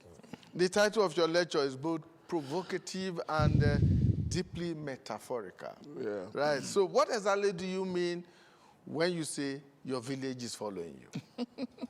But first, I think we should give thanks to God, and of course, after God, the founder and chancellor of the university, Senator Dati Baba Ahmed, for creating that opportunity, that platform, for us to express ourselves as scholars and thinkers, and probably give us the chance, to interpret our essences as human beings. And this is a continuing process, So, but again, the inaugural lecture is the 7th one in the university's history. And of course, the 8th one is coming after mine, and of course, the 6th one as well. It's something that is continuous, meant, to stimulate thoughts and consistent with the tradition of the university. It's a process that started since about 1623, and we have keyed into it, and rightly so, and we're trying to see how we can grow it further. And of course, to the specific question of my own topic, the village that is following you here, it's not the one that people will easily think about and say how your village people are following you. In the superstitious belief of the African, who think that village is a venue for witches and witchcrafts, And of course, when we're having challenges in everywhere we go, we often attribute it to these unseen mystical, forces. That's not what we're talking about. Here, we're talking about memory following us. We're talking about identity following us. We're talking about belonging following us, as enhanced by this new space of digital participation, brought about by technology, expansion of technology. So the village here is an anecdote, a kind of metaphor, like you rightly said in your introduction, for the beginning point, the starting point, our origin. And there's no human being without a beginning point, without an origin. That point exists either in the physical or at the level of imagination. In the physical, it happens in the realistic sense of it is when you as a person, you identify the place that you come from, you know the place, you know the people.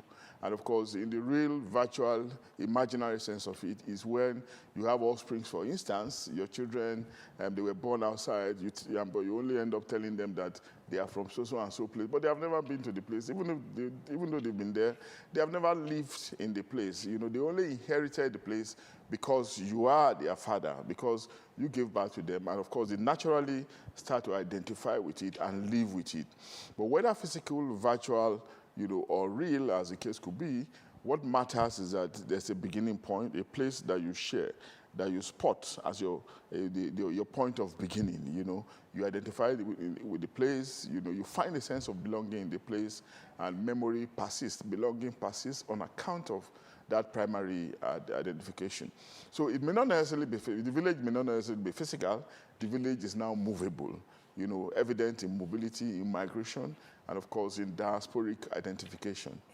So maybe we should take a step backwards and ask this question about the importance, the role that the villages play in our social, economic, cultural, and even political lives. Absolutely, Mark, thank you very much. And the village we are talking about again, once more, let me quickly underscore that point. May not be that small community that we know where the roads are untarred, forest is surrounding it, or maybe the buildings are just hot, zinc pans, old, rusty, and all of that. It could be, your village may be your own, maybe Lagos, for instance. I know you are from Delta State, an illustrious place in Delta State. It could be Kano, it could be Port Harcourt, it could even be New York, a big place. As long as that place is identified in your imagination, in your memory, as your point of departure, your point of beginning, a place where your parents told you you hail from, your ancestral home. So it becomes, a place of identification, as the case could be. But again, to the specific question of, what's that question? Can you remind me again? I beg your pardon. The importance, the role that our villages. Good. Yes. Now, the village is actually ontological. That's your beginning point is actually ontological. Ontological in the sense that you embody the trappings, the traits, the characteristics of that place. That's where your epistemological understanding of the world begins. That's where knowledge is derived from. That's where socialization is derived from. And again, it could be direct or indirect. It could be direct when you leave the place you experience, you live in the place, you experience it physically. Your parents, told you about the place and you live in the place too. You experience it, maybe you went to school there. And it may be indirect when you were born outside, and after being born outside, your parents grew you up, reliving memories of the place, growing you, in the ways, in the patterns and particularities of that place, you know. And that's why we say it's ontological. So you embody it, for instance. And I will give some examples. There are some cultures, some morals, you know, that a Yoruba person, you know, will exhibit, that a Hausa Fulani person may not necessarily exhibit. So morals that an Igbo person will exhibit, that a Yoruba person or an Hausa Fulani person may not exhibit. And that's why when we talk sometimes in ethnic terms, we say, okay, this is how the Igbos behave. This is how the Hausa Fulanis behave. This is how the Yorubas behave. This is their pattern. It is not their fault. It is the way they have been enculturated. You know, and that's how what they are acculturated to. So they are used to it, you know. It is their background, their beginning point. You cannot question people on the basis of culture. It's their own ways, you know. But at the level of state development, at the level of growth, nation building, when these groups now come together, they now find some level of harmony, you know, provided by modern state machinery, modern state institutions. But even when modern state institutions, including virtual and non-virtual, where the law is probably included, when they bring about harmony, make people to live together, it doesn't make individuals to forget their origin. They still remember it. It still follows them at the level of, at the virtual, intangible, soft aspect of, you know, imagination. So imagination becomes very powerful. There's nothing you can probably tell me now that will be about life, that will be different from what my parents, my family, my people in my village probably told me from the beginning in terms of how my life should be lived, my life should be shaped. I've been so used to the teachings of my parents. That's the very first teaching you get. Even as you are growing up, the very first teaching you get as a human being begins from your family. And that family is headed by your parents. So they begin to introduce you to the world. Don't do this, don't do that. Sometimes, apart from their own personal values and virtues, there are some values that they got from their village patterns. So you now grow up, you know, towing that line too. You know, so it becomes part and parcel of you until God calls you back home, you know, and of course, it's a continuing process, you know, in social existence, which you rightly identified in your intro, once again, Mark. But the point we are now making is that these processes has become much more sophisticated, better enhanced, and engendered by digital technology, you know. So that process, that beginning point, is now very flexible, very portable, follows you anywhere within your national setting, in the translocal sense of the word. Then, of course, within diasporic distance, other country setting, in the transnational context of the world. And that's the interpretation. So that's exactly that's what you mean when you say that my village follows me. It follows you. It's following you. Now, for persons, for people who were not born in the villages, the physical village, talking about that now, who were not born there, who were not brought up there, who may just be have been acculturated by their parents, that's right, and maybe relations and all of that. How do they get integrated into the norms of the village? Good, fantastic. You know, let me give you maybe for us to break it down and to enhance a better understanding of some of these things I'm talking about. If you look at me, for instance, I'm from a small village, very close, about 8 kilometers from Kaba in Kogi State, in the Ijumo area, local government area of Kogi State. So by ethnic or background, I'm an Okuman, right, in Kogi State. But I was never born in Ogidi. I was born in Lokoja, and I grew up in Lokoja. But in growing up in Lokoja, of course, my parents told me I'm from Ogidi, a place I have never slept in, probably for consistently up to 2 weeks. But my identity is that of an Ogidi man, you know, nested in Okun. But through my parents, I speak the language. Through my parents, I know about our festivals. Through my parents, I know about our religion, you know. And of course, we're Christians, mainly Catholics and Anglicans. You know, but of course, living in Lokoja again, I had exposure to some other kinds of culture, which is largely cosmopolitan culture, as Lokoja once was and still is. But from Lokoja again, of course, migration continued. Don't forget, my parents migrated, lived in Lokoja. So at the virtual level, You know, at the level of imagination, my imagination travels back to Ogidi as my origin. Lokoja is a place of residence, but Ogidi is my place of origin, even though I never lived there. And from Lokoja now, education took me to Zaria, you know, and of course, work took me to Kaduna, Lagos. And of course, further education took me to Leeds, England. Look at the pluralization of destination. All these things now adds up to your identity, your sense of belonging, at different fragments of it. You know, your being and your becoming. And makes the whole of you. But in all of these travels, in all of this exposure, if they ask you now, you too, you have your own variation of what I've just said now. And individuals also have it. And if they ask you now, you know, despite all this exposure, one thing remains innate in you, deep-seated in you, that you have a place of beginning, you know, a place where all the story began. In my own context, the story all began from Ogidi, Ijumu, 8 kilometers from Kaba, you know, in Kogi State, as an Okuman, moving to Lokoja, moving to Kaduna, Zaria, moving to Lagos, moving to England, and of course, eventually Abuja. That's the entire being, locations where I've lived in, but in each of these locations, some levels of identity is formed. And of course, within those identities, I also get belonging. Because human beings, you can never do without a sense of belonging. And of course, if you land in a location now, the initial natural orientation, natural tendency is for you to identify with people that are like you, that are socially like you, phenotypically like you, that have the same background, the same origin like you. We are all in Nigeria now. If I walk on the street and I see a black person, of course we're all black. It's not going to be strange to me.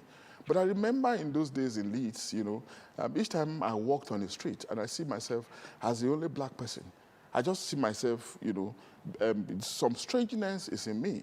But each time I see a black person, it doesn't matter where that person is from, we will greet ourselves even without knowing ourselves. We wink at ourselves in form of acknowledging that we belong, we have that sense of belonging. So the drive for belonging is actually natural. And it evolves, again, in different levels. You know, race is one of them, I just mentioned it. Class is another one. Income group is another one. Geography, location, all these, you know, are other classifiers when identity comes to the question. But in all of these, Mark, finally on this question, is to say that when the state's activity begins, when nation building begins, we all come together, we are regulated by laws, guided by institutions, and we become one. But why becoming one within the context of state government, within the context of regional government, within the context of national government, you know, we are often not also lost. That our village, our point of beginning, our point of departure is never lost on us. And that's why, because of digital space, we often say that departure has ended. You know, because your beginning point still remains in your memory.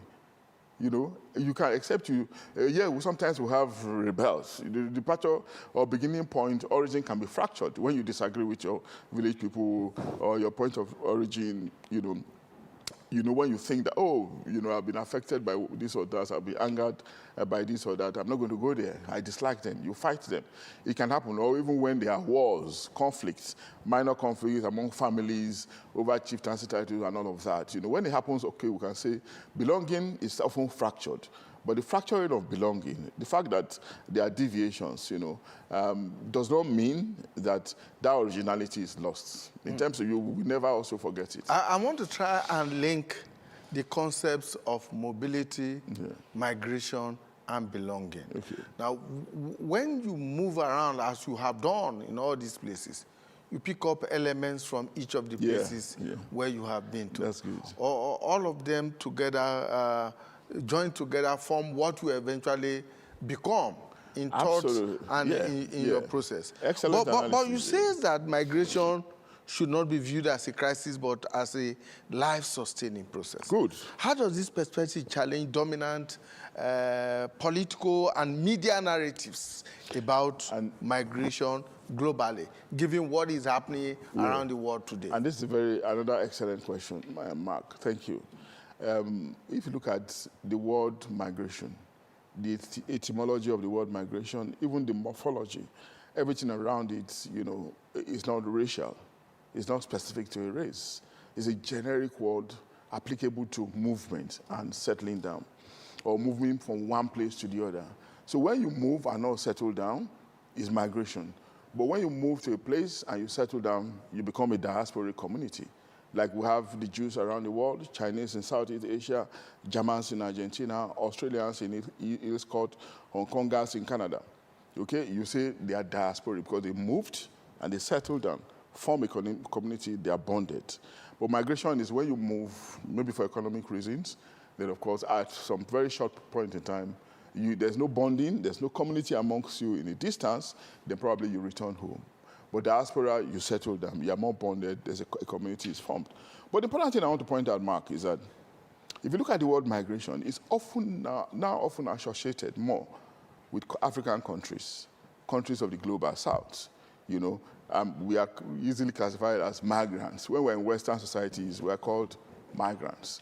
But when Western citizens come to Africa, come to the global south, what are they called? Expatriates, foreigners, investors, right? Adventurers or explorers. I don't know if you understand that. I mean, you understand that matrix. So in all circumstances, there's politics. There's also some, I don't want to use the word prejudice, this might be too strong, but some words are easily used, you know, for some groups of people more than they are used for others. But the important thing is that you are moving, you know, and that's what migration is all about. You know, but within the context of the present world, until COVID-19 came, where deglobalization, you know, the discourse around it increased, we believe that the world is actually largely becoming decentered, you know, largely becoming integrated, you know. Globalization was on the rise because of frenetic changes across the world. And this frenetic changes, you know, a global integration of individuals, of population, of resources, of business, you know, is been enhanced by technology, which is still continuing in terms of creativity, innovation, and dynamism, as the case could be. Let me move in from here to what you described about technology earlier, saying that it has virtually ended the traditional meaning of departure. Yeah. You know, the old thing or the old thought process was that you have departed from your village, you have moved to some other place, either in the diaspora. But first, can there be a local diaspora? Yes, I think maybe, anyway, I met it anyway. I made the description. I won't attribute it to me. I mean, in understanding of the question of mobility, migration and diasporization, they are all about mobility, moving from one place to the other, yes. Traveling and dwelling, like one scholar put it, you know. But when movement is local, within a nation state, we often refer to it as translocal movement. Okay. But when it is beyond a particular state, beyond the nation, we regard it as transnational. Okay? Movement takes place. People move from one community to the other, and they relocate. That's migration. But it's translocal movement. You can also describe it as some form of mobility.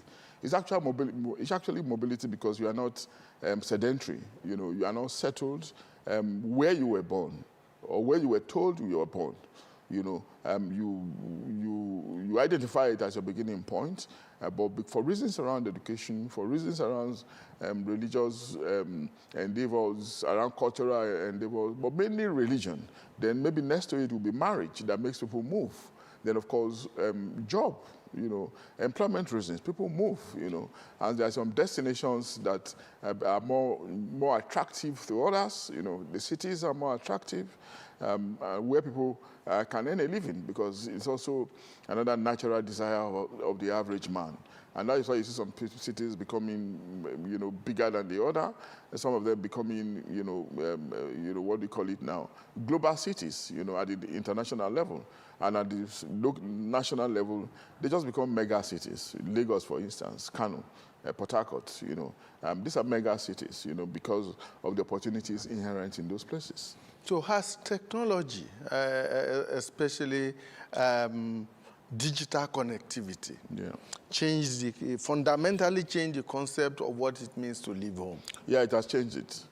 So you only live physically, but psychologically you don't live because you are followed every day by members of your community. And it's impossible for you to avoid them because you as an individual, you are looking for belonging. You know, we cannot exist in isolation. I mean, maybe your biology, your psychology needs it. Your physiology, I don't know how the medics will put it, needs it for you to have social meaning, you know, for you to get meaning for your life, for yourself. Enhance, you know, your well-being, your psychological well-being. Otherwise, you probably, God forbid, be living in the forest.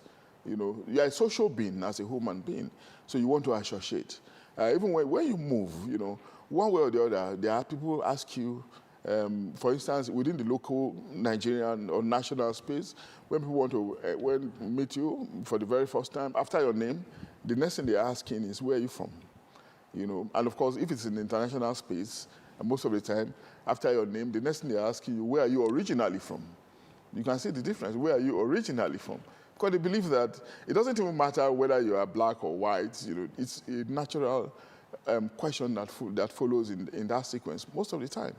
You know, so you often, just like you need water, you need blood, in the social sphere, in the external sphere, you need some level of recognition to enhance your own well-being, your own psychology, to boost your sense of identity, your self-esteem, your worth as a person. You know, because if you are not recognized, you are a nobody, you won't find it pleasing. And the downside of it is for you to resort to inordinate things, you know, because you are not able to add value to you, are not seeing value in yourself. Then, God forbid, people who don't see value in themselves, they become nihilists, and they are the people that populate the criminal underground sectors of the average nation. The fellows you see in the Nigerian forest are the ones troubling us. You know, they are nihilists, you know, outlaws who have not been able to give any worth to themselves. So if they have not been able to see any worth, any esteem in themselves, you know, they are self-destructive. And if they are self-destructive, they do not see any reason why they should not destroy the other person. Unfortunately. In your lecture, you described social media platforms and communication devices as portable carriers of memory and identity. And the question is, are we increasingly becoming more connected to our roots or more dependent on technology for our sense of self? Good. I think it's both. You know, we are dependent. We can't do without technology. Just imagine what it is now if you cannot find where your telephone is for 1 hour. The average person. In fact, 5 minutes sometimes. No, I just 1 hour. And most of the time, when you wake up in the morning, the very first thing you do is to look for the position of your phone. You lift it up and you begin to scroll. Even in meetings, the battle is on to get people to leave their phone alone and concentrate on the meeting. You know, so it has become an extension of man. You know, like some theories we put it. You know, and of course, I'm not sure that's going to change, you know. But the other thing again is to say that with this technology, there are the applications on it, you know, applications for connectivity. Communication has become instantaneous, you know, and it has become instantaneous so that, like a speed of light thing. Somebody is calling you from New York, it looks like the person is next door. Right? Somebody's calling you from London, it's looking as if the person is just knocking, is just by your side, you know. So we are living in a placeless world. If people don't tell you where they are, their location, you probably may not even know, except you are deliberate about trying to identify the location because of technology. So the whole thing is a global integration of interaction, as the case could be. And because of that, remembrance is very easy. You know, so memory thrives better. You remember more. Your memory is much more fertile, much more stimulated. I've not been to my village maybe in the last 3 or 4 years, but I see my village every day. People who travel, they send messages to me. And I, of course, sometimes, especially the younger ones, and maybe people who are also interested, they make video and you are seeing the place. And of course, sometimes when they do video call, you are seeing that room where you slept the last time you went there. You are seeing that house. So the thing is constantly following you. you cannot forget it. So the patchwork has practically not ended. Physically, you are away, but at the level of imagination, at the level of memory, you are still in the village. And it's all around you.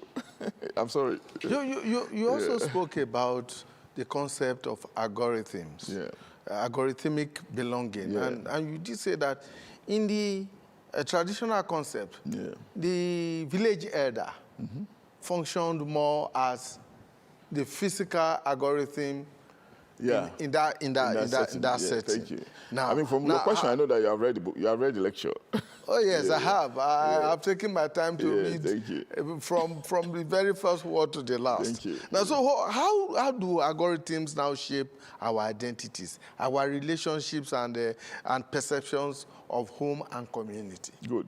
You know, in the traditional village, the one that is at the top, that is ahead of you, is the one that is older than you. It doesn't matter whether it's a day or two. So if we go to the village, those who we assume are repositories of wisdom are the elders. So whatever they say is law. It doesn't matter how rich you are, how educated you are. By the time you are in the village, you are subsumed to the authority, right? That's a traditional concept, practice in the typical African village. A hierarchy is defined along age. Okay, so age is believed to be a symbol of wisdom, rightly or wrongly. You can't even question it, because if you question it, you are looking for trouble, you know.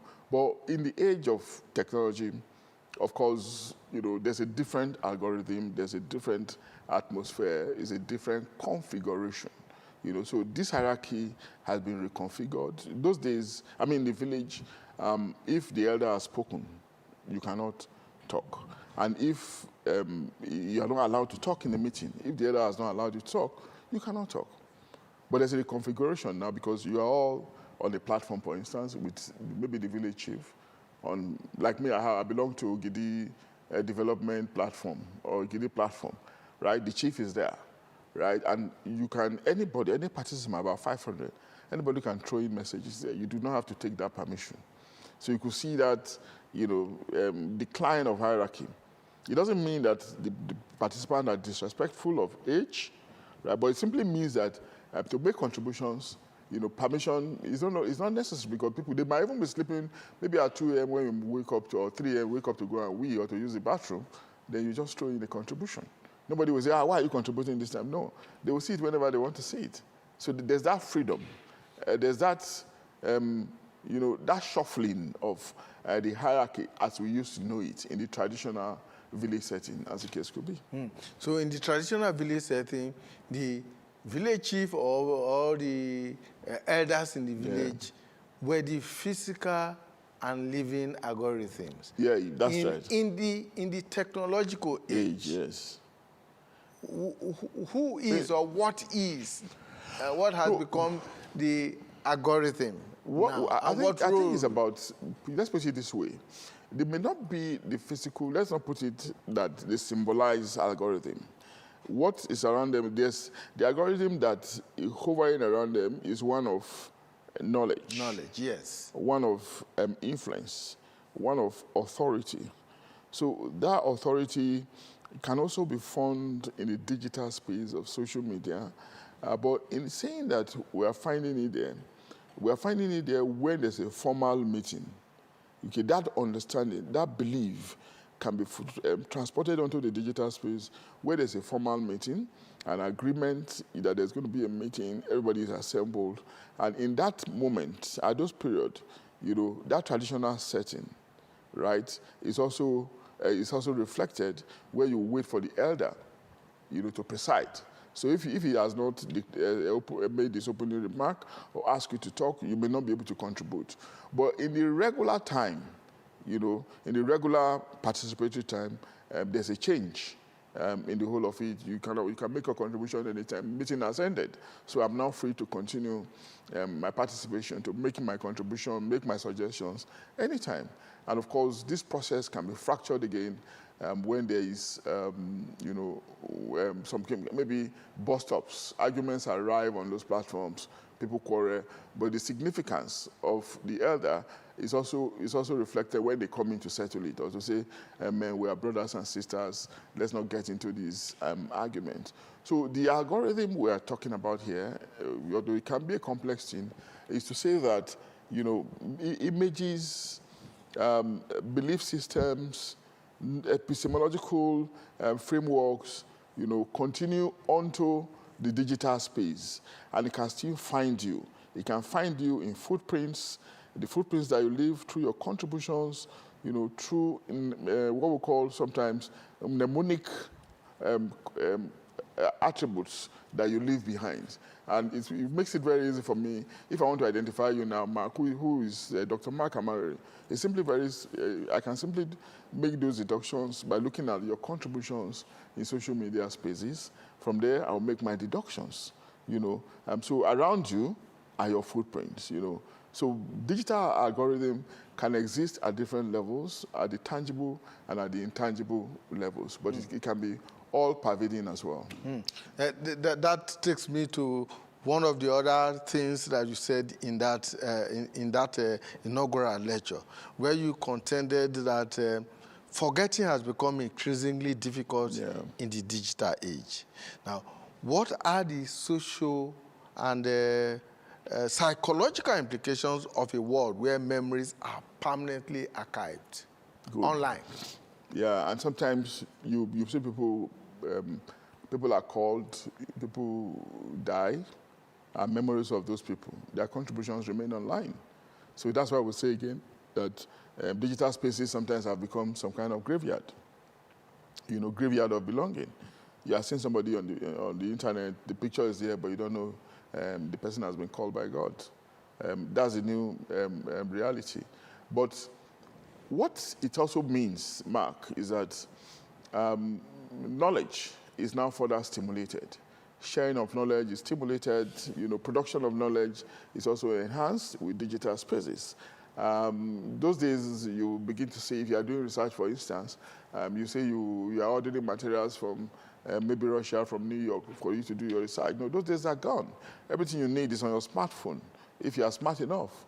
Everything you need is on the computer, if you are clever enough. You don't even have to even go and sit in libraries No, anymore. you don't need those physical libraries, except there are some special references that are still to. And of course, even in modern sophisticated libraries, in England, where I studied, for instance, if peradventure there's a book you want to read for your research, and it's not in that library, they will just ask you to give them maybe 1 week, and they will get it for you. Come back, you come and get it. How will they get it? Any library in the world, there's a collaboration, partnership between all libraries in the world. For sophisticated, mature libraries, they would contact that library where it is and get you a copy. So there's no question about you not being able to access one material or the other for research. So that's the age we are in. Knowledge is upon us, except you do not want to generate it.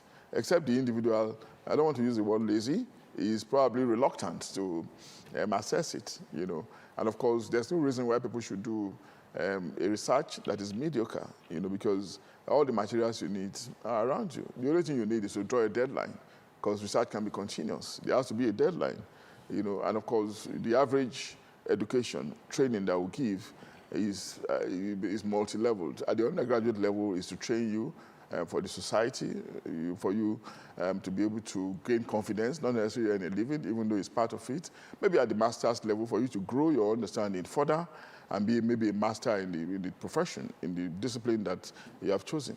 And at the level of PhD, of course, for you to become an expert in that field, an expert like you are, and become a scholar, no longer somebody who will depend on other people for knowledge, but you become a knowledge producer, a knowledge generator yourself.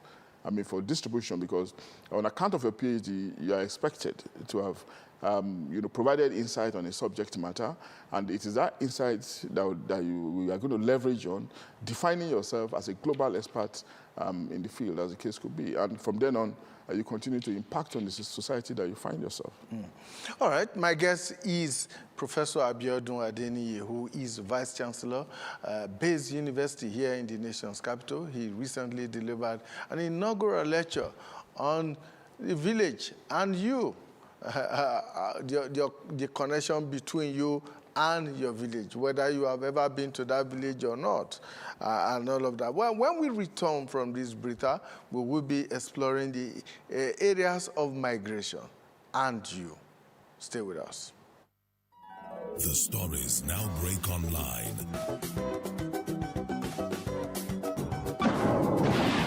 Don't miss anything from our real-time updates and exclusive content. Follow and participate in discussions on live TV studio programs to shape the narratives. Subscribe, engage, and share from AIT.live at AIT_online on X, AIT Online on Facebook, Official AIT Live on Instagram, TikTok, and Threads on YouTube. Stay connected with AIT.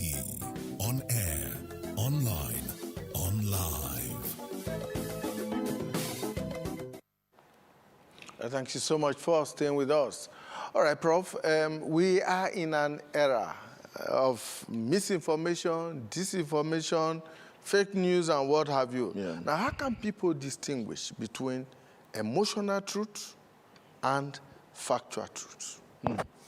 Yeah, that question is fundamental to the times, because misinformation, disinformation can really be very problematic. There's no gainsaying that. There's no point overemphasizing that. And I think it borders on the individual really, and the individual can be honed, can be developed to create the difference through not just education, but some level of awareness. You do not have to go to have a PhD or be a professor to be able to know what looks like the truth and what does not look like the truth. But first, let me acknowledge that because of the pluralization of communication channels, I've said this several times, those days we used to say that the medium is a message. If you see something, those days, if you see something in a particular medium of mass communication, you just believe it. Right? It's very easy to just believe it because you trust it. But now you cannot do that. If you see a news break, an item in a particular medium, you probably want to look at it. You probably want to hold on, wait for the other medium to report the same thing, then the other medium to report the same thing, then the third, fourth, fifth medium. Some process of confirmation. Yes, that's the age that we are in. Yes. So the medium may no longer be the message. You need some validation across board for you to now trust it. But again, I think it just also requires a human being to be circumspect. We also have levels of, while education plays a role, the individual also has to exercise discretion. But do not forget, Mark, and I know you also know this because you are very solid, if I may chip in that. Gossip can be very entertaining. Rumor can be very pleasing, but they are very damaging. Okay? And discretion will now come in for the individual to be very mindful of utterances, because words are cheap. And that's why we say facts are sacred. It's so very easy for people to just fathom stories around individuals, around organizations. And some of them become very damaging. There's a popular Nigerian multi-billionaire, there was a recent report around his marriage. See how destructive, how damaging that can be by an individual sitting only in his closet. Somebody you can describe as a nymphomaniac, as a psychopath, without prejudice to legal processes going on around that individual. But it just tells again of the age that we are in. It's an age where people become much more independent, with what they throw out onto the social space.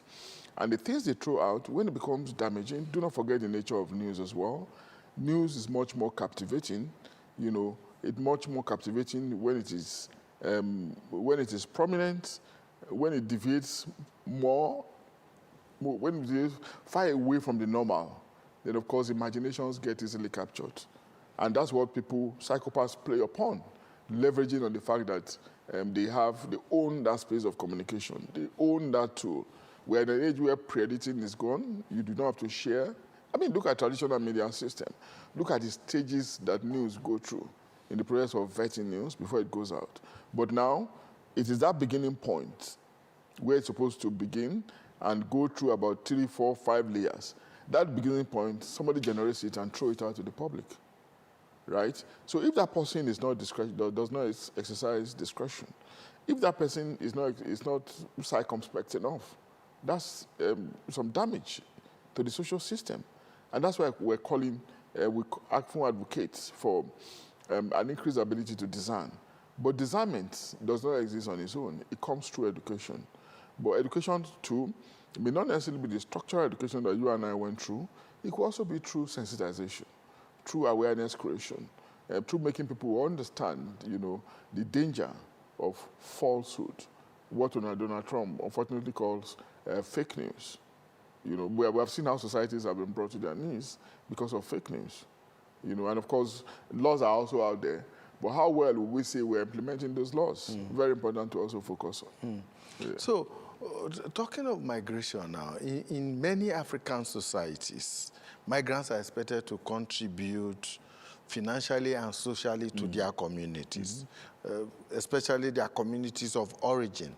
Now, has technology intensified that obligation for these migrants? Yeah, it has intensified it. Sorry. And because those days you could go. You could travel away from your village, your beginning point, and they wouldn't know where you are. In fact, those days, if you travel, somebody will have to, and the village people or people at the beginning point wants to know where you are, they have to probably travel to the place or send somebody. They first of all look for somebody that knows you, and ask, have you seen so and so person anywhere in the last 1 week? And they begin to look for you and all of that. And when they eventually say, we just say, let's come and see how you are doing, you can see time is involved, resources is involved, emotions are drained, and of course, energy is also drained, also involved. You can see productivity will also decline in the process, but not anymore. As you are living, you have a telephone. On that telephone, you are on different groups. So sometimes it's even live, because they are seeing you, they are seeing your image of where you are. For those who are interested in video recordings, they can monitor things, So that the sense of departure no longer exists. So there's a minute-by-minute appreciation of the distance that you are in, what you are doing, how you are doing it. And because of this, Mark, you cannot escape from responsibilities. It has become even more difficult for people to escape from responsibilities. And in the typical African village, people are always we are concerned about projects, development projects, associations, groups, and your name is there. You cannot escape. They'll put you. They're expecting from you. Apart from the group, association expecting from you. Even your family members are are telling you. They're following you, monitoring you, and the expectation, the traditional expectation of the average moving person from the village is that you're moving to enhance your well-being, and when that well-being is enhanced, what do? The very first thing you're expected to do, in the African setting, is to come and build a house in the village. And when you build a house in the village, you are stamping, you are coming to tell your villagers that I've succeeded, I've arrived. I've made it even though you do not live there, so it has become symbolic. And if you do not build, they are still expecting you to come and build. And that's why people have houses, they never live there until God calls them home.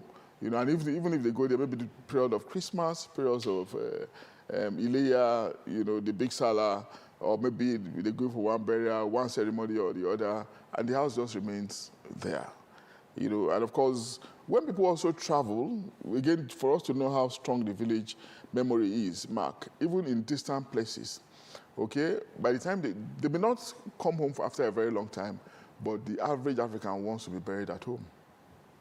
Just take me back to that village or that place where I started. But of course, sometimes, because if distance is too much and they cannot afford it, they just decide to bury the person there. Not because they like it, but because of resources. And that remains a deep-seated thing. So the village is powerful. The village follows us. Real, at the level of imagination, at the physical level, whether we like it or not. Departure has ended, Mark. Okay, Prof, my final question for you. Let's look ahead. Artificial intelligence, virtual reality, and all the others around him are evolving. They are increasingly, becoming more sophisticated by the day. So how do you see the future of belonging, identity, and community unfolding? Excellent. I think it's going to be much more enhanced. It's going to be much more sophisticated, and it's going to be much more pluralized.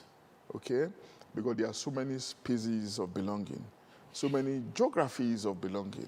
Now, if I use mine as an example, for instance, if I start to count groups, associations, where I derive sense of belonging from, we may not end this program, you know. But you and I practiced journalism 30-something years ago. I belong to the same, that's a sense of belonging I have with you. And you and I belong to about 2 or 3 WhatsApp groups together, if not more. That's another place of belonging, where we are still interconnected, right? Now, that's been, okay, look at the year we practice. We cannot say those who practice in social, we can fragment it further. Those who practice in the 90s, you know, it can be a fragment. Then those who practice in the 2000s can be another fragment. We can also say, okay, maybe senior medical practitioners, those who are above 50, you and I still belong to that place, right? Maybe those who have, without being modest, those who have PhD will still belong to that. Then let me move. I've not finished even counting me and you, the one that will belong to. Let's move away from that. I cannot go to my school, okay? Maybe a professor's group. Maybe those who studied in Ahmadu Bello University, that's another group. Maybe those who are my classmates, that's my other group. I'm not going to my family now, you know. You can keep breaking it down forever and ever, but you must belong. It's natural. You cannot avoid it. You know, you are not living in the sky. You are not living in the forest. And like I said earlier, if you live in the forest, you are an outlaw. You are a nihilist. You are, you know, a social recluse. You know, even a crazy, mad, insane one at that. You know, it's not. How do I put it now? It's not normal for you to be that kind of person. You know, so you are a social being. You know, you exist within a framework of law and order, ensconced, nested in a state, in a nation, as the case could be. Thank you so much, Prof. This has been a very exciting session. Thank you Professor Abiodun Adeniyi, Vice Chancellor, Bayes University, Abuja, a distinguished professor of mass communication and media epistemology. He recently delivered an inaugural lecture, the 7th inaugural lecture of Bayes University, from which we have, we have drank from the depth of his knowledge today on the program. Thank you so much for your time. Thank you very much, Mark. I appreciate the opportunity. Welcome. Thank you very much. That's our program for today. Please join us again when we bring to you another edition of People, Politics, and Power. Bye for now.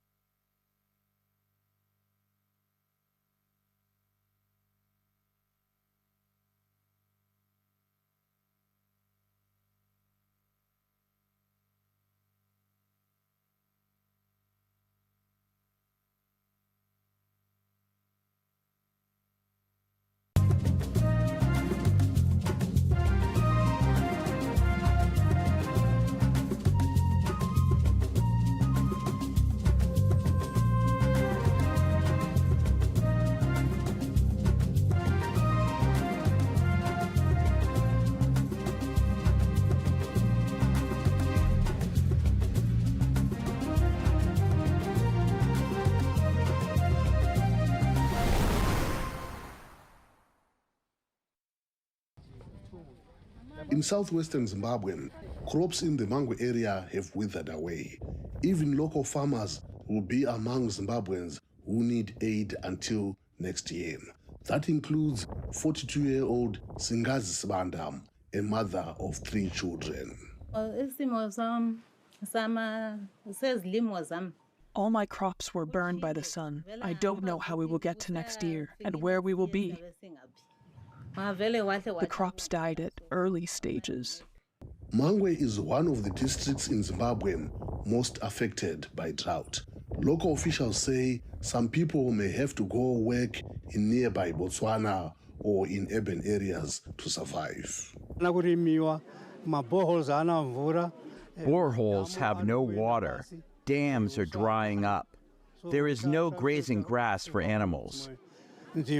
Maybe some hay will be brought from other areas to feed the local animals. Food is being distributed in hard-hit areas. Evelyn Ndlovu is the Minister of Matabeleland South, also in the Mangwe area. She says the government is in touch with international aid agencies to get more help. Officials say the crisis is growing worse in the region due to recurring droughts caused by the El Nino weather pattern.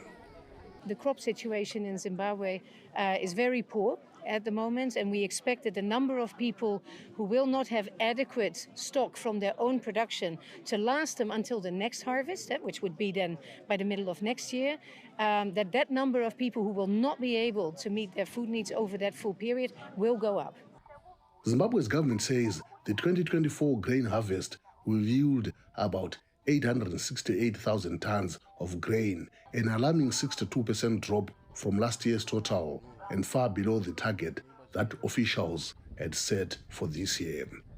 Aid groups say they are stepping up efforts to help. We're focusing on this January to March period, which we have identified is the peak of the lean season. It's the most critical period. But as you're mentioning, it's also important for us to provide additional opportunities so that even throughout the year, people have options and means to support their families and households. A message that brings some hope to people like Sibanda. Meanwhile, Zimbabwe's information minister says the country is working to ease food insecurity by waiving taxes on the importation of rice, maize, potato seed, cooking oil, and genetically modified maize for stock feed in a bid to lower prices for average Zimbabweans. Columbus Mavunga, VOA News, Mangwe, Zimbabwe.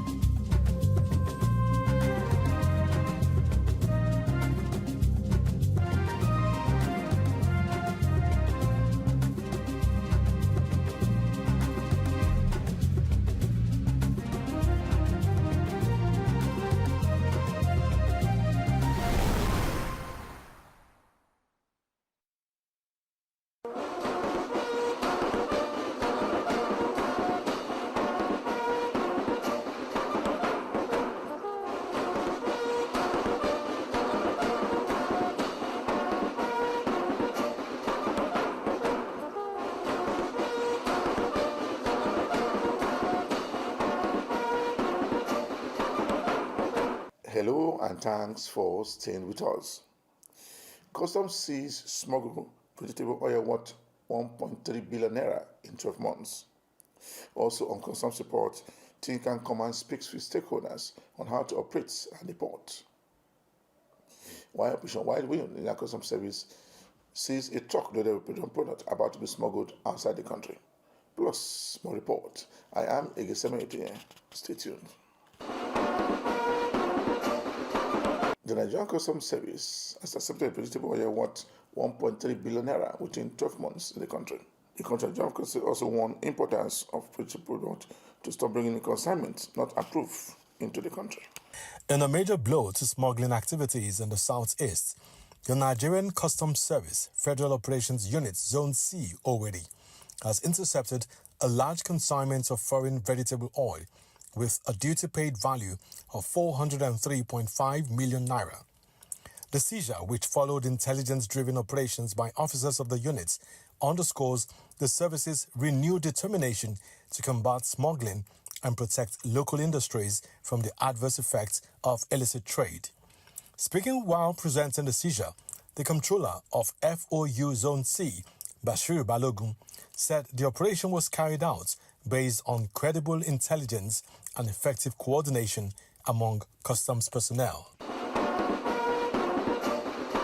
The Nigerian Customs Service hosted a high-level diplomatic cocktail reception in Abuja, bringing together ambassadors, high commissioners, heads of missions, and senior government officials in a strategic engagement aimed at strengthening international cooperation, trade relations, and institutional partnerships. The event, held at the rooftop of the Nigerian Customs Service headquarters, Maitama, Abuja, also attracted the Chief of Air Staff, the Inspector General of Police, members of the customs management, and other senior officials from key security and government institutions. Welcoming the diplomatic community, the Comptroller General of Customs, Adewale Adeniyi, expressed appreciation for the sustained support of international partners in strengthening bilateral relations and advancing global trade cooperation with Nigeria.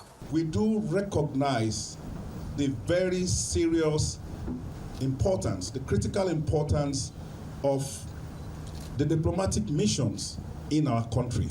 We recognize the very, very important job that you do, not just in representing your various countries, but then in ensuring that we have very good diplomatic relations between your countries and Nigeria. And by extension, when we talked about very good diplomatic relations, we're also talking about very good trade relations with Nigeria.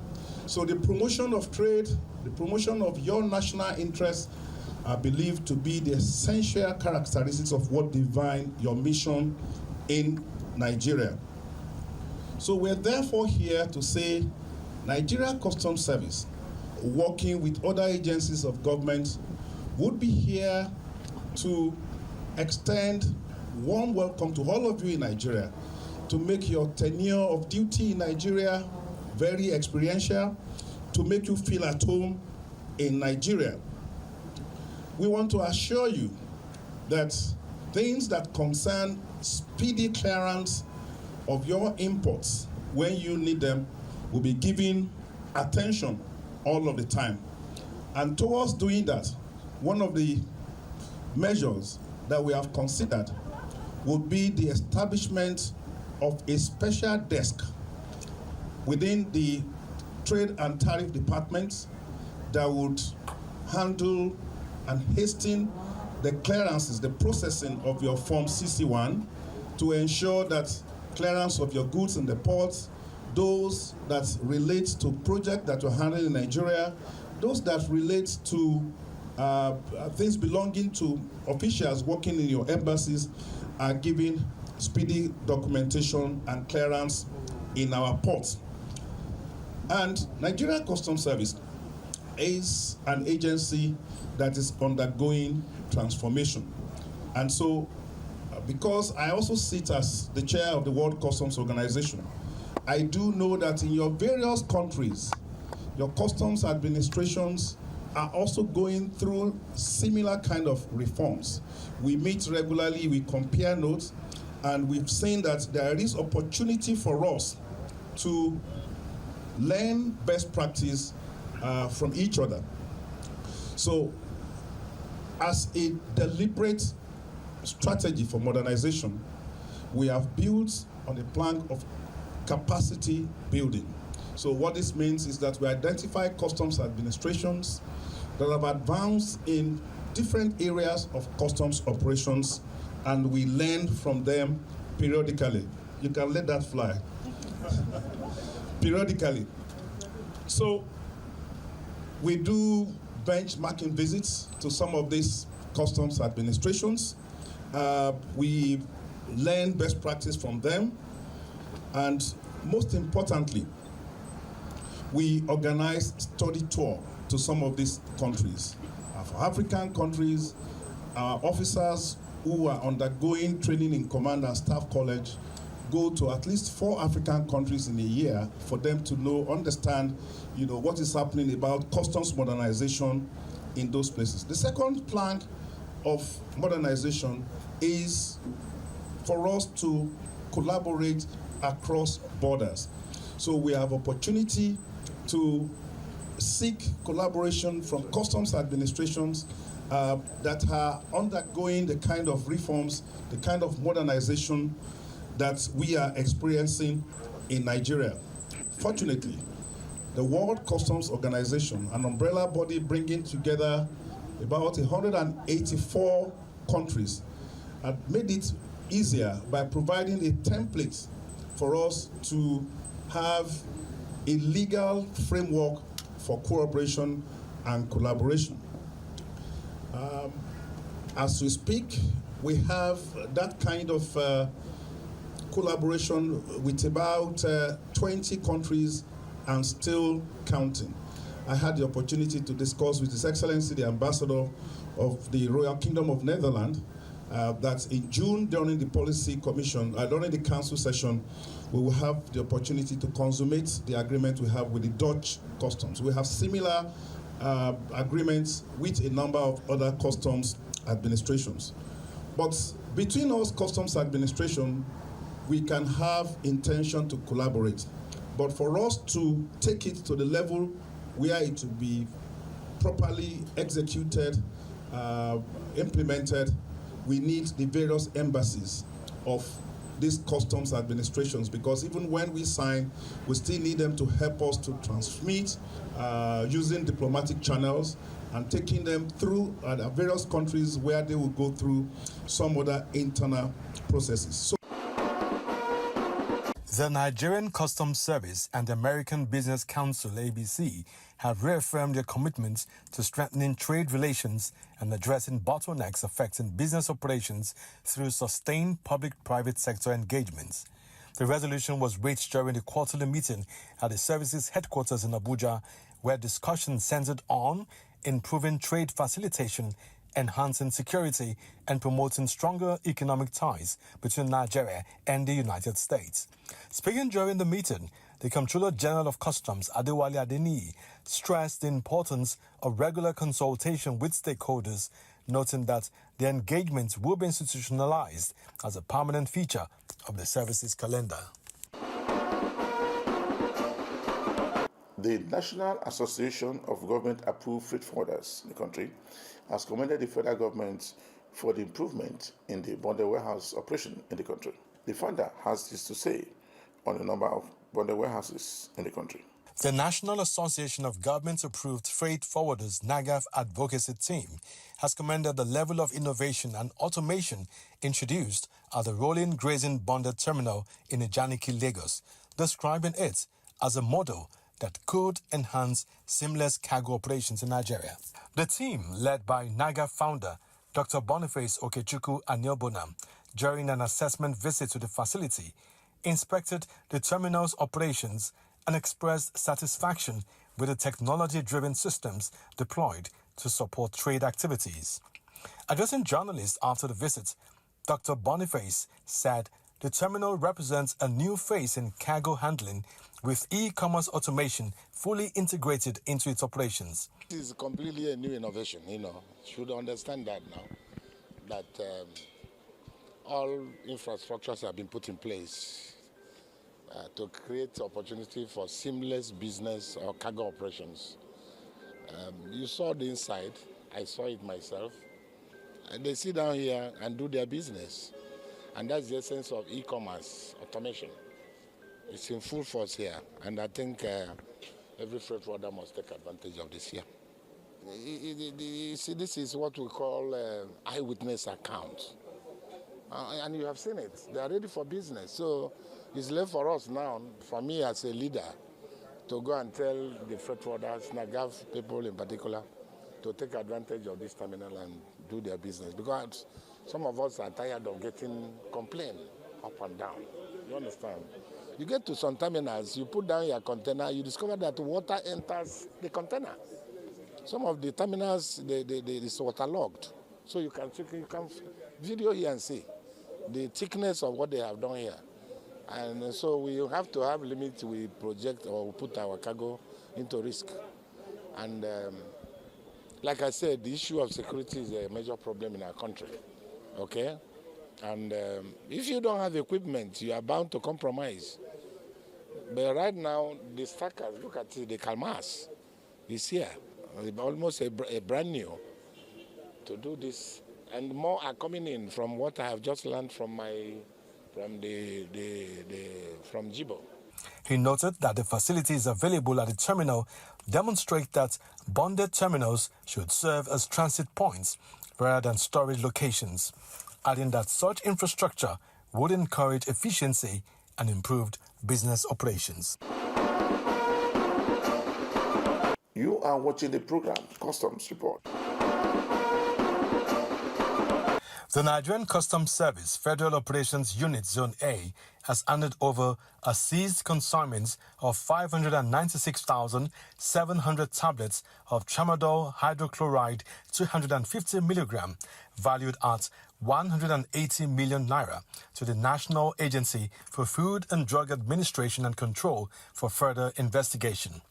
Speaking during the handover ceremony in Lagos, the Deputy Comptroller in charge of administration, DC T.W. Watterson, who represented the Comptroller of the unit, Comptroller Gambo Aliyu, said the illicit pharmaceuticals were intercepted during intelligence-driven operations conducted along the Ijebu-Ode corridor.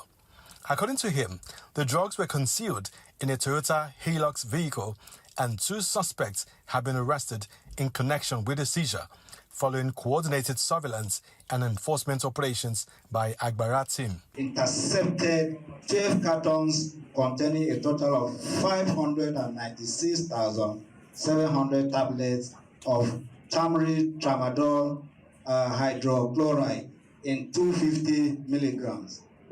The seizure was made along the Ijebu-Ode corridor between the 1st and 11th of June 2026.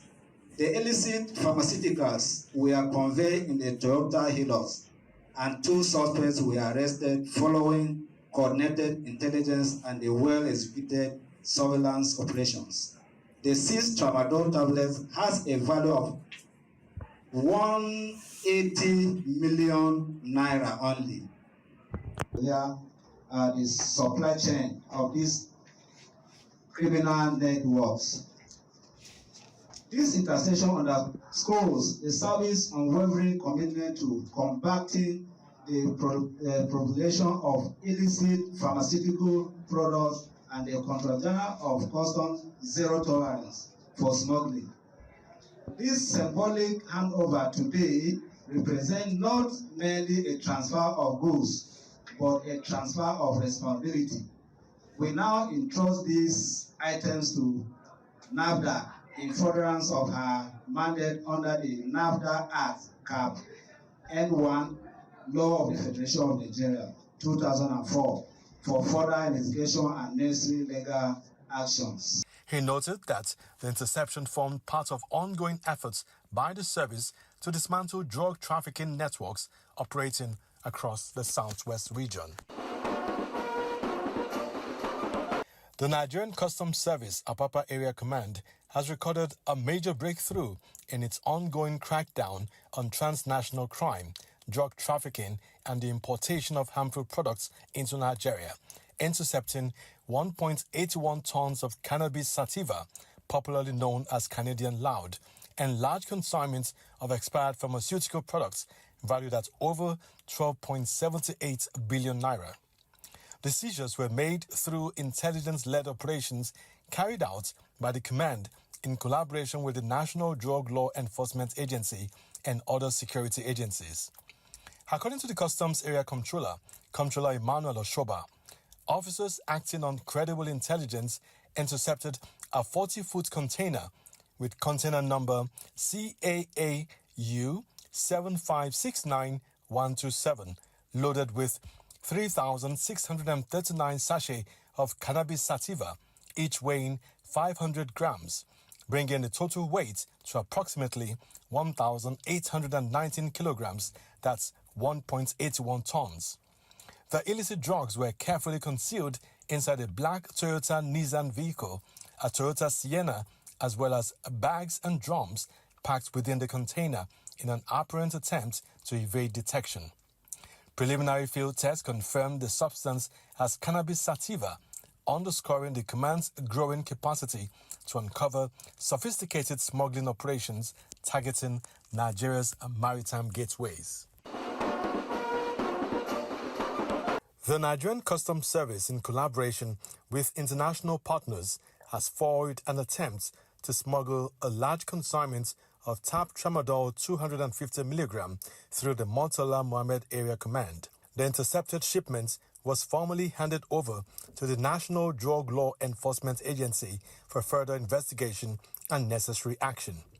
Speaking during the handover ceremony, the Customs Area Comptroller, Comptroller Godwin Otula, said the successful operation underscores the NCS's continued commitment to combating the trafficking of controlled substances that pose significant threats to public health and national security.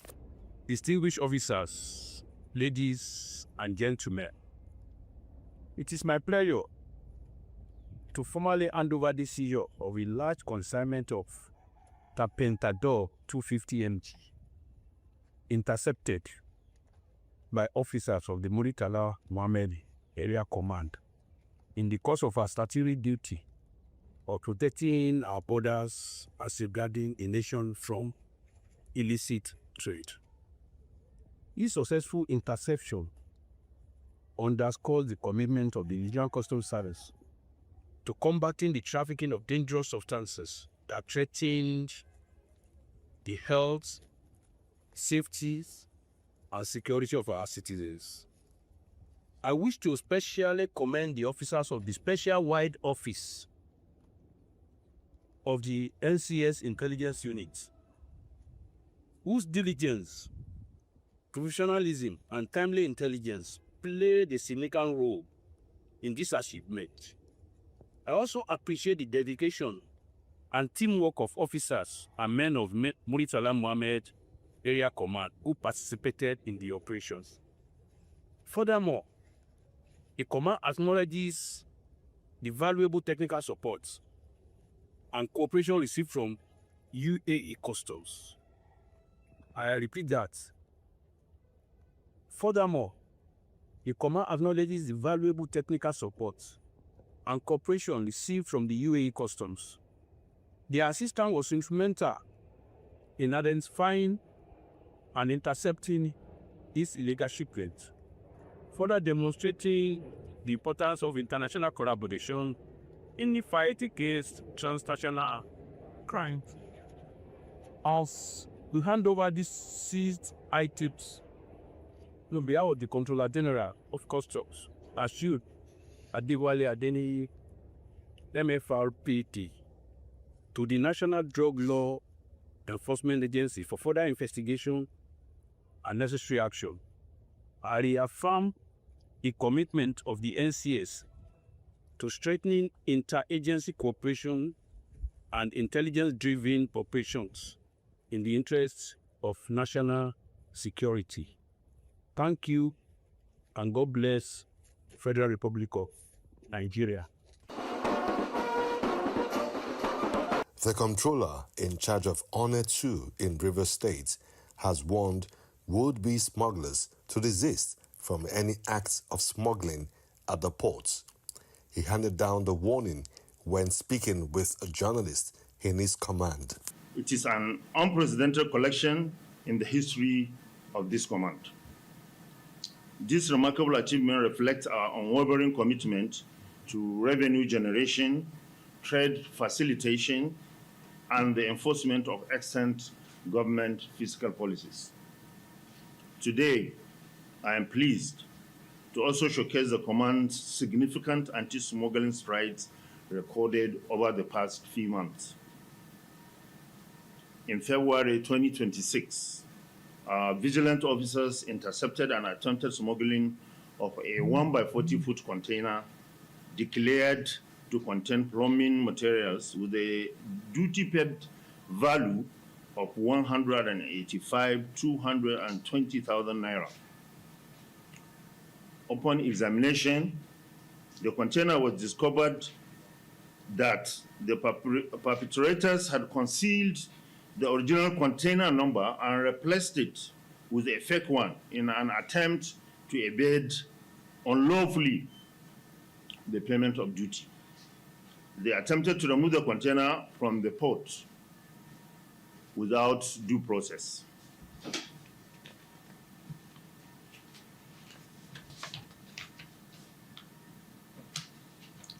Also in the same month, our officers intercepted additional 9 by 40 containers laden with various items, including bales of fabrics, building and carpentry tools and materials, cartons of LED light, cartons of solar fans, and bales of garments, among other things, with a duty paid value of 1,251,368,000 naira.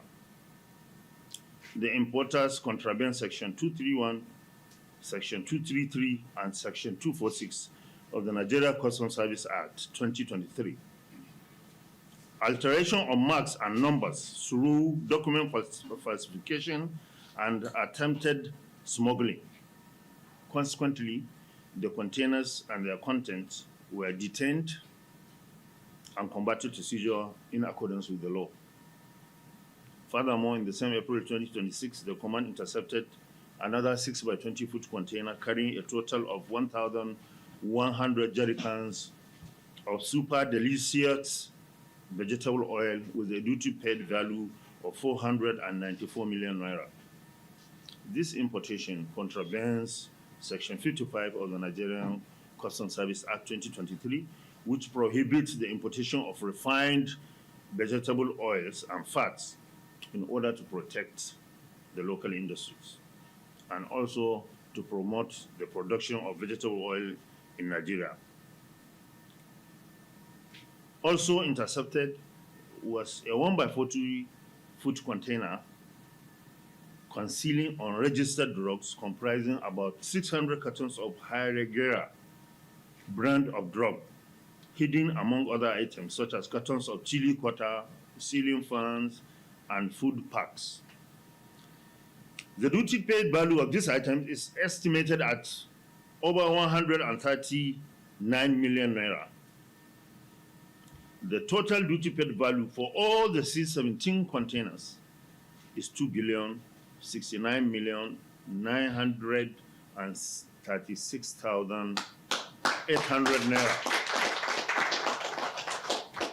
I wish to use this opportunity to send a clear message to all mischievous importers and their agents that the Nigeria Customs Service remains unwavering in its resolve to combat smuggling in all its forms, and all form of trade malpractices will not be allowed at this port. According to him, the port will always maintain government policies. This should serve as a deterrent to every importer and port user that you can't get away with this. It's better you follow due process. Imagine the amount of money that has been invested in this and it's all lost. Just follow due diligence and carry your consignment to the market.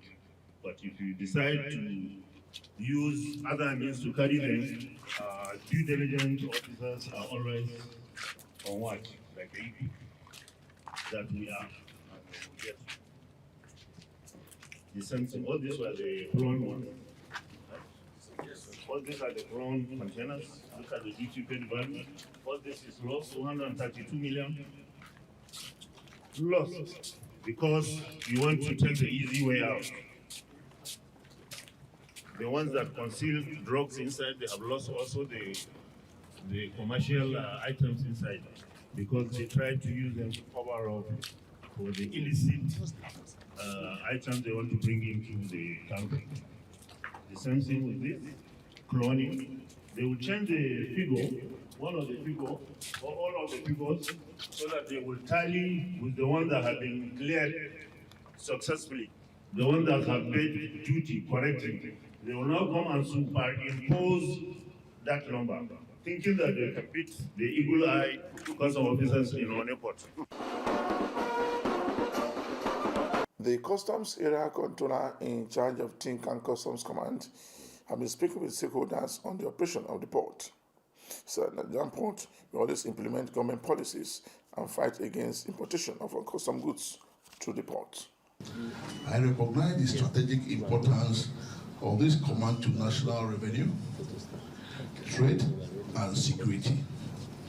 And I accept this responsibility with humility and commitment. I also wish to commend the ACG for the giant strides recorded during its tenure. Under his leadership, the command witnessed significant progress in revenue collection, trade facilitation, and the suppression of smuggling activities. These achievements have raised the bar and strengthened the reputation of Tinkan Island Port Command as a critical gateway for legitimate trade. I pledge to consolidate on these gains and build a command that is even more efficient, transparent, and result-oriented. The head of the wide wing of the Nigerian Customs Service has again intercepted a truck loaded with petroleum products about to be smuggled outside the country. The Deputy Comptroller in charge of Operation Whirlwind in the headquarters, Lucky Aliu, has warned against the illegal exportation of petroleum products outside the country through unapproved routes. He handed down the warning when his team seized a truck with petroleum products in Katsina State.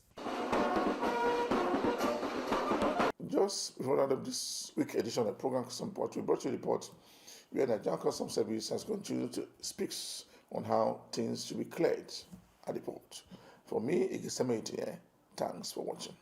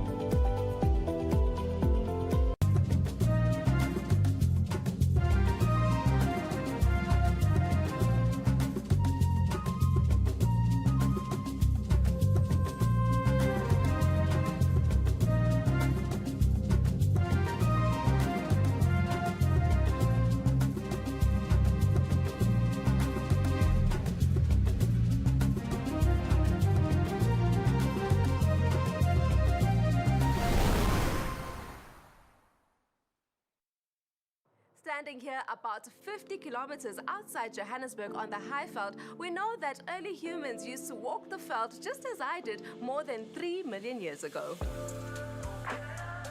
One of the many sites in South Africa paying tributes to our human ancestors is Forum Homini, an exclusive hotel designed to blend into the environment and not disturb the game estate's natural environment that surrounds it. In today's show, we find out how a teenager's disappointment in his mother for buying a knitting machine instead of a much-wanted TV helped build an empire.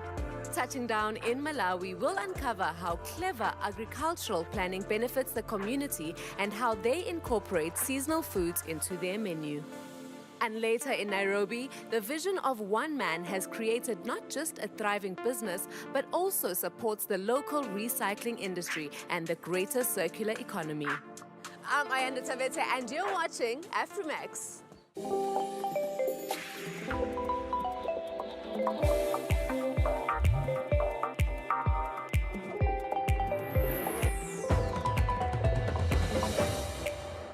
The Sterkfontein Caves, just literally down the road from me, became a hotspot about 90 years ago when human fossils were excavated, and the area helped us shape our understanding of human evolution.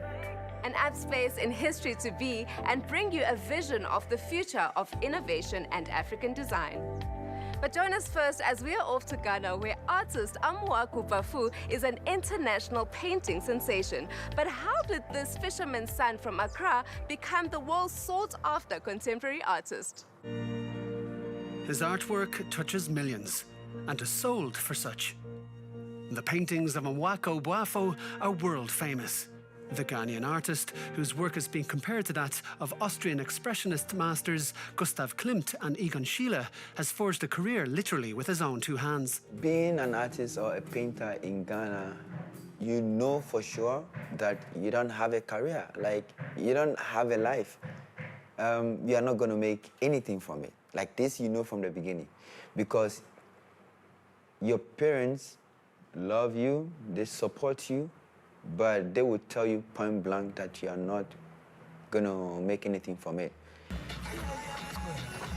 Ganata College of Art and Design. Boafo attended a private art college in Accra, and in 2014, he got a scholarship to study at the Vienna Art Academy in Austria. I often say Amoako is a sculptor. I feel he's sculpting his paintings, his characters. He has invented a new visual language with regards to skin, especially black skin. For the first time since Amoako Boafo's college days, some of his early works were going on display in the Austrian capital in 2021. 3 self-portraits from 2017. I mean, they for sure bring back memories. You know, they meant a lot. Like I was in a position, or I was in a space where I needed to like look into myself, and so for that particular time, they made sense. I like painting black bodies, and here in Vienna, you have less black bodies. It's just super white, so you know, a way to keep up painting black bodies would be just to look into myself first. Nowadays, sales of his works are booming, and collectors want a piece of the action. By Amoako Boafo, that's 6,800,680 7 million. At an auction in 2020, his works sold for 15 times their estimated price, driven by a growing demand for works by black artists. Sold 7,200,000. Congratulations, Jackie. Amoako Boafo is in demand in the fashion world too. Paris label Dior even put his paintings on their summer collection for 2021. When you reach such high prices, you have to listen to what the market says. And what the market is saying is, we want Amoako at any price. On veut Amoako à n'importe quel prix. That's the market. Ça, c'est le marché. He is enjoying his success, but is steering clear of the hype. Here in Accra, he wants to start an art school in his neighborhood to push other young Ghanaian artists to reach their potential.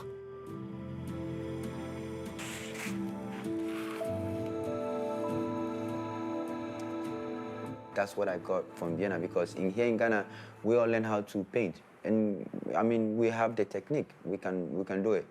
But, you know, presentation and learning how to talk about someone else's work and, you know, getting criticized to be better is something that we did not get. So I think that's what I'm giving them, and maybe they see that. Yeah.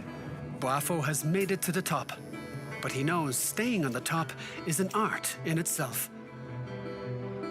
It's a beautiful thing to feel special, but you also just have to know that you're just an ordinary person and everything can go wrong, you know. It can also just disappear like that if you don't take care.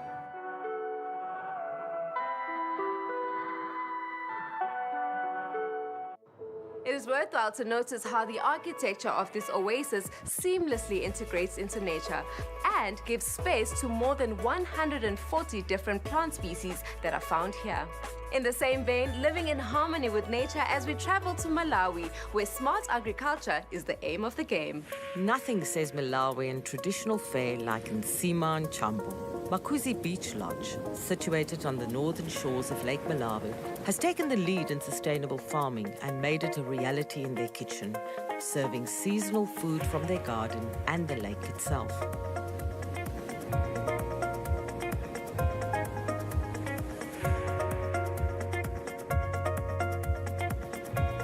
With a freshwater lake like we have, there is no reason why we cannot be irrigating it properly and changing these barren areas into beautiful lush gardens with fruits and vegetables that are benefits to all people.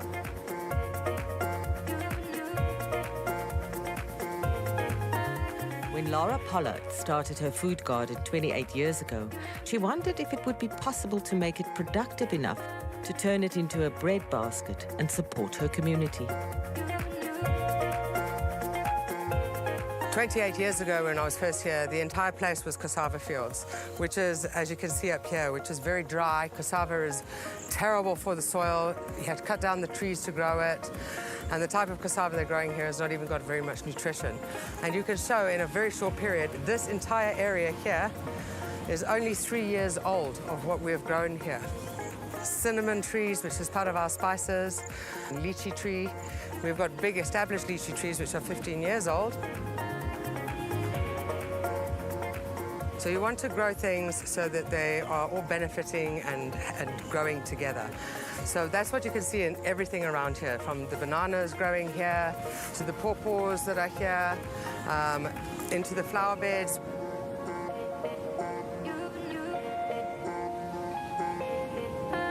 Malawi, in the southeastern part of the continent, is a landlocked country that relies heavily on Lake Malawi to provide water for drinking, sanitation, and agriculture.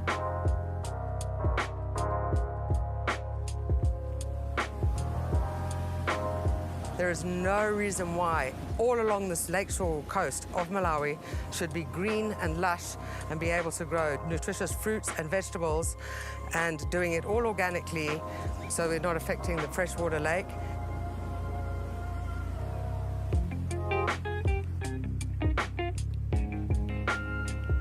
Thanks to initiatives like this one, sustainable ecotourism and related businesses are on the rise. How does organic and local translate to the plate?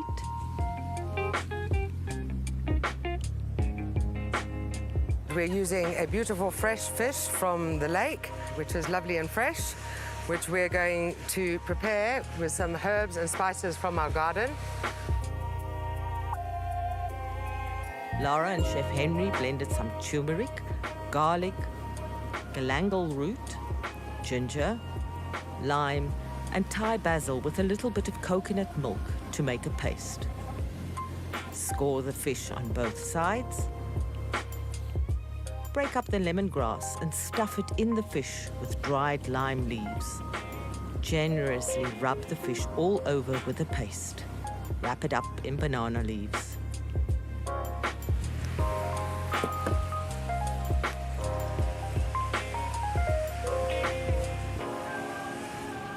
Then onto the fire it goes.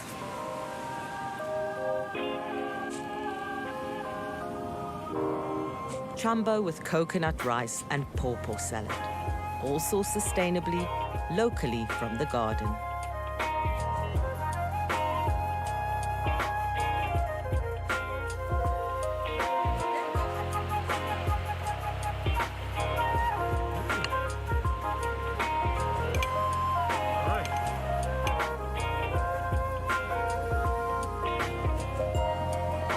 By keeping her food supply chain local and in season, Lara and her team support smart agriculture while providing enhanced, fresh, mouth-watering flavors that leave their guests wanting more. Just like where we are today, it takes some dedication and hard work to convert land to benefit both nature and people.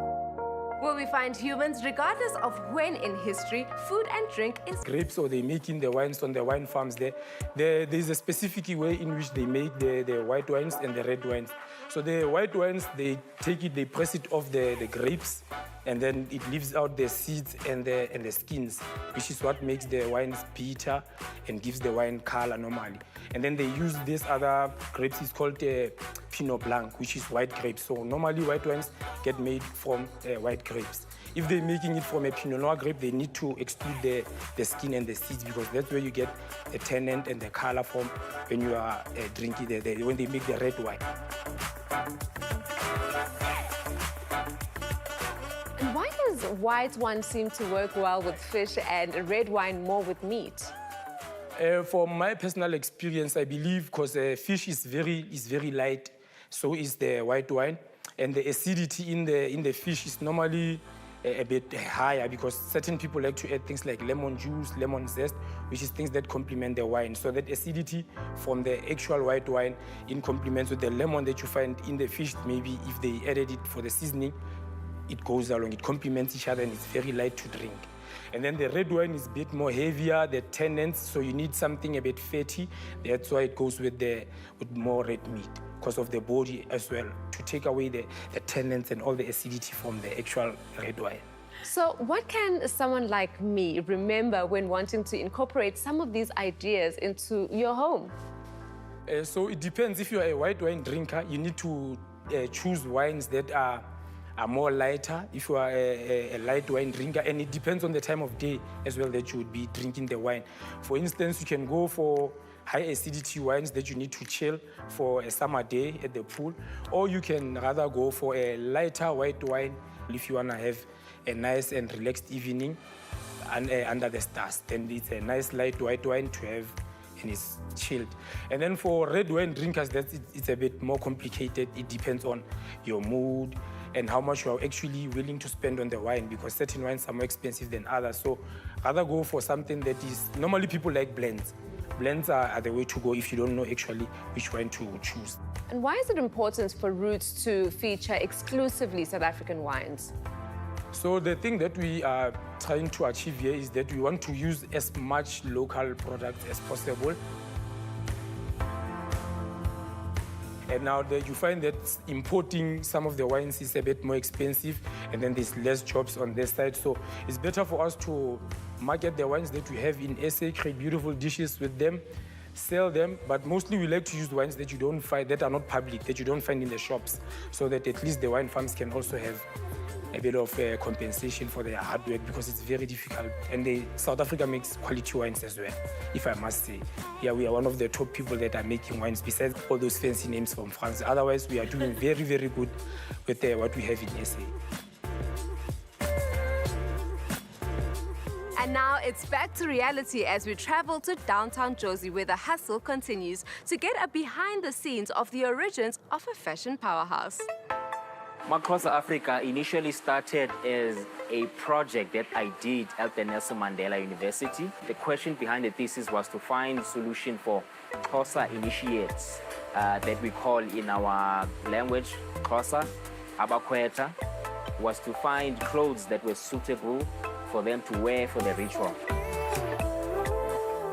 I'm Latu Mangokolo. I was age 15 when I started to hand machine it, and that is when I considered myself a designer up to now. When I was in grade 8, my late mother used to fetch me every day. And this one time we went to a Salvation Army store She came across a knitting machine and she told me a whole story about how she used to be a knitwear designer back in the 80s during apartheid.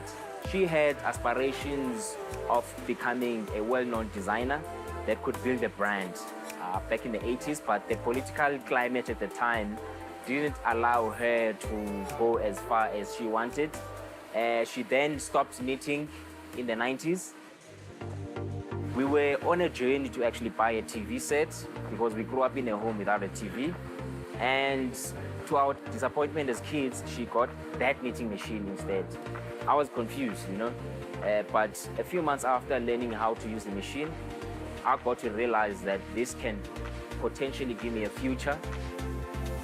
Unfortunately, she passed away about 8 months after I learned how to knit from her, but I did, of course, tell myself that I shall continue and make sure that I reach the heights that she told me that I can potentially reach if I focus on that skill.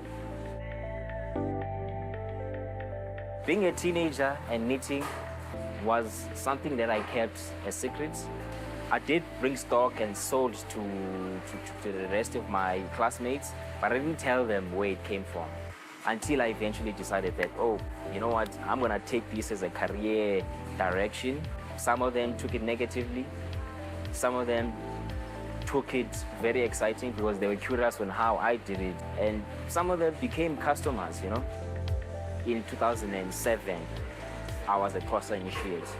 Traditionally, every Xhosa boy that is aged 18 to about 25 has to go through manhood circumcision. And as part of the ritual, they have to get rid of all of their old clothes and make sure that they get a whole new wardrobe as a sign of a new start and a send-off.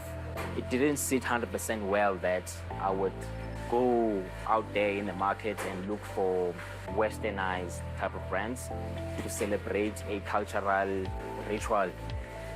I felt like I needed to look in more within our culture.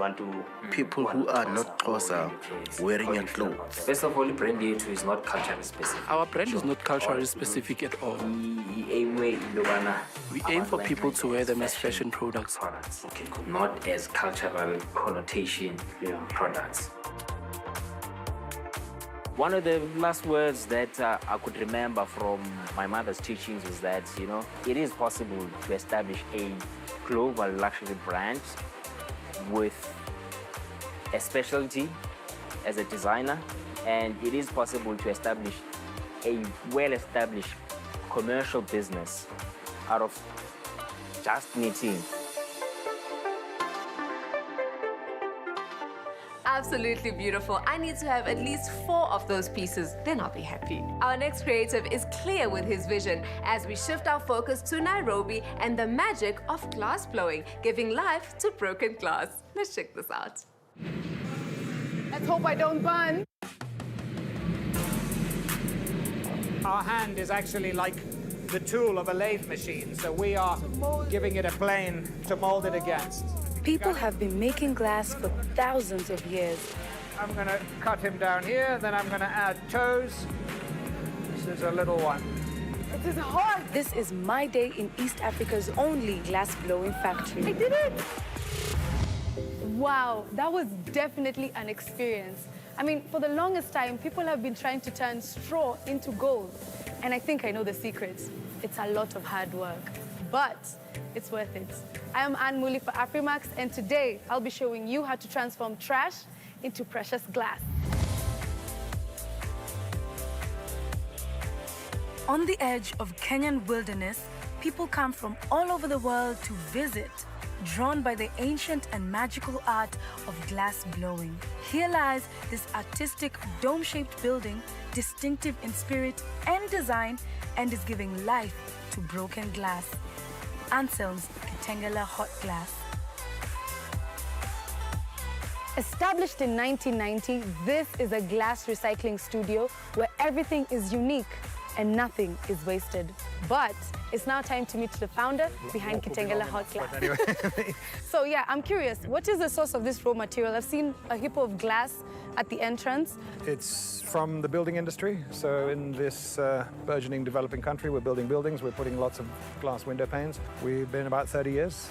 In Kenya, we have this great craft environment, so there's people who work with rubber and wood and clay and beads, but there's no glass in this environment. So I thought that actually our mission should be to invest, if you want, glass into the Kenyan craft environment. There was all this material lying around, so it was cheaper to melt existing bottles and windows than it would have been to try and make furnaces that would make glass from scratch. How do you achieve the color of the glass? Is it a process in there or? There's a way of coloring clear glass with cobalt oxide, and that makes a very nice deep blue, which is one of our originally signature colors. All glasses have inherently different compatibilities to each other. So a piece of bottle glass and a piece of window glass will behave differently as they cool. So I have to make sure that my color has got the same behavior as the window glass that we have melted. Now I can't wait to see where the magic happens. So shall we go close to the fire? Brandeni, and I'll try to not burn you too badly. Please don't, please. 450 kilograms of old glass is reworked here per day. So what are we making? I don't know if you've seen these kind of Tanzanian sculptures. They're sort of religious fetishes. Now today we want to make the leg and foot part, which is going to look like this, hopefully. I'm going to cut him down here, then I'm going to add toes, and then hopefully it'll look like feet.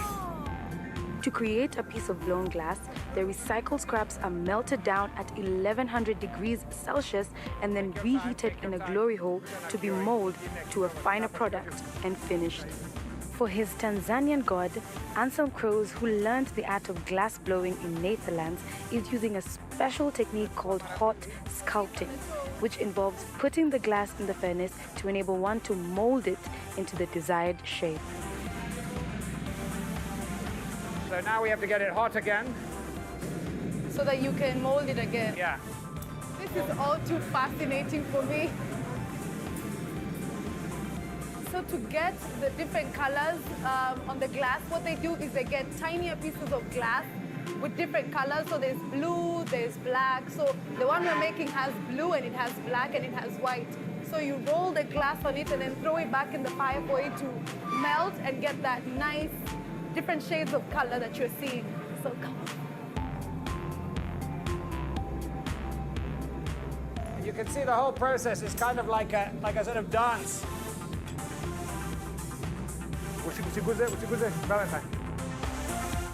Well, for me, it's been a pleasure to be here and be part of this 1,000 years art form. I'm honestly amazed at how creative some of these artwork pieces are. And maybe when you're around Nairobi, you can take some time and visit these amazing artisans.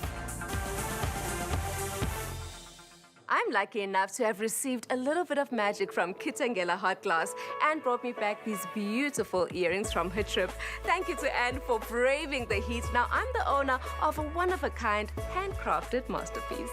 Thank you for joining us today. Don't forget to check us out on social media at dw.com/Afrimax. Until we meet again, this is Afrimax.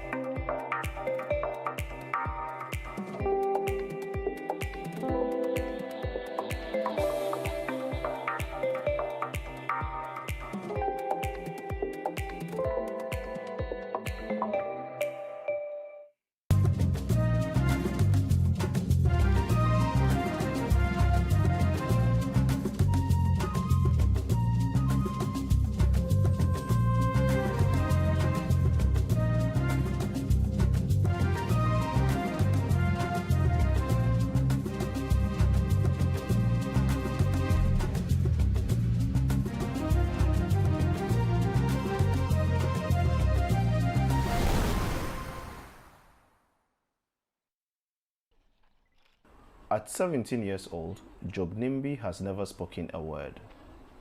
Born with speech and hearing disabilities, Nimbi and others at this Ghana school instead found their voices through photography.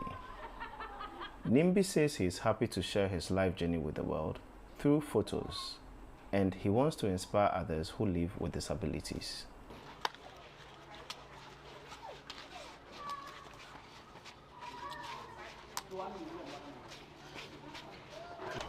But Nimbi and his peers face significant challenges, including discrimination. Other hurdles are limited training and resources.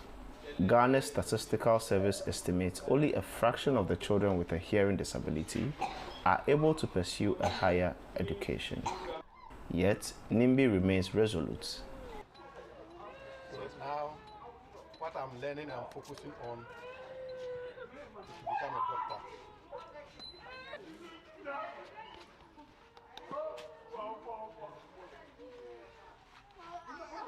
So you know the one.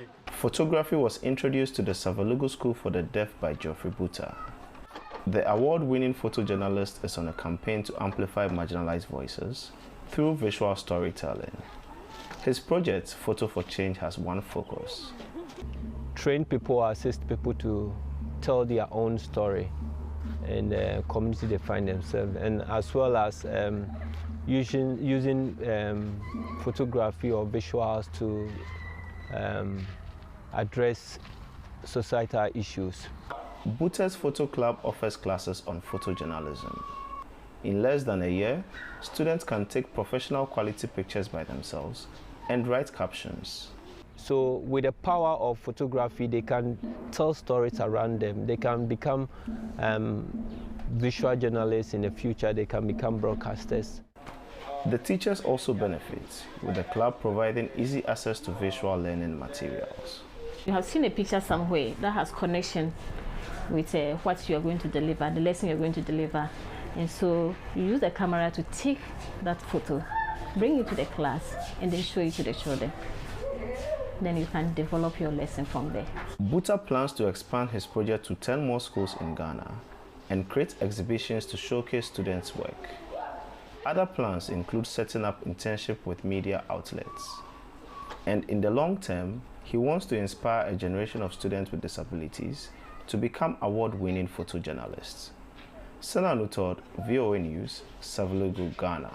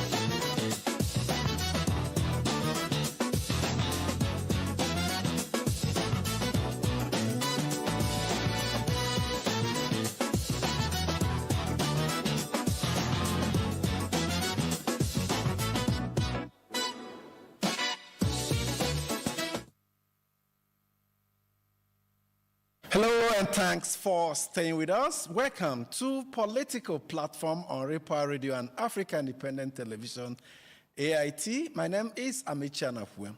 Now, as Ekiti State prepares to go to the polls this Saturday, all eyes are on the fountain of knowledge as voters decide who will lead the state for the next political cycle. The governorship election comes at a time when issues of leadership, development, accountability, and security, and the future direction of the state remain central to public debate, with the Independent National Electoral Commission, INEC, assuring stakeholders of preparedness. Attention is now focused on peaceful participation, credible voting, and acceptance of the outcome. Beyond the campaigns and political contests, the Ekiti governorship election raises important questions.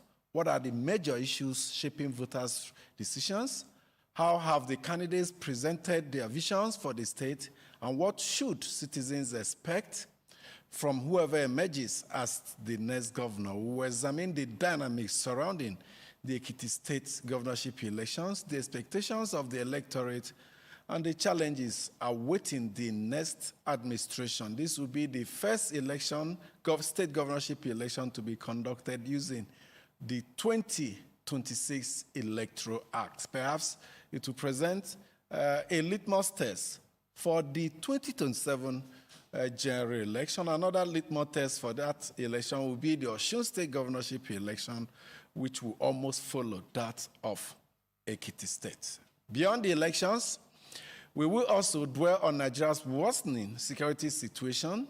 Several states have enacted laws that empower buildings used for kidnapping and other forms of criminalities to be pulled down. Edo State Governor Mondo Beholo on Thursday advocated death penalty, not just for death penalty, but he was specific on hanging for those involved with kidnapping. We shall consider these measures today as we welcome my colleagues, Ujoeje Shola Jasimi and Mustafa Mohammed. Welcome to the program. Thank you very much, Amici. You see, you rightly pointed out that it's a litmus test, the Ekiti election for 2027 elections. And of course, for the INEC chair,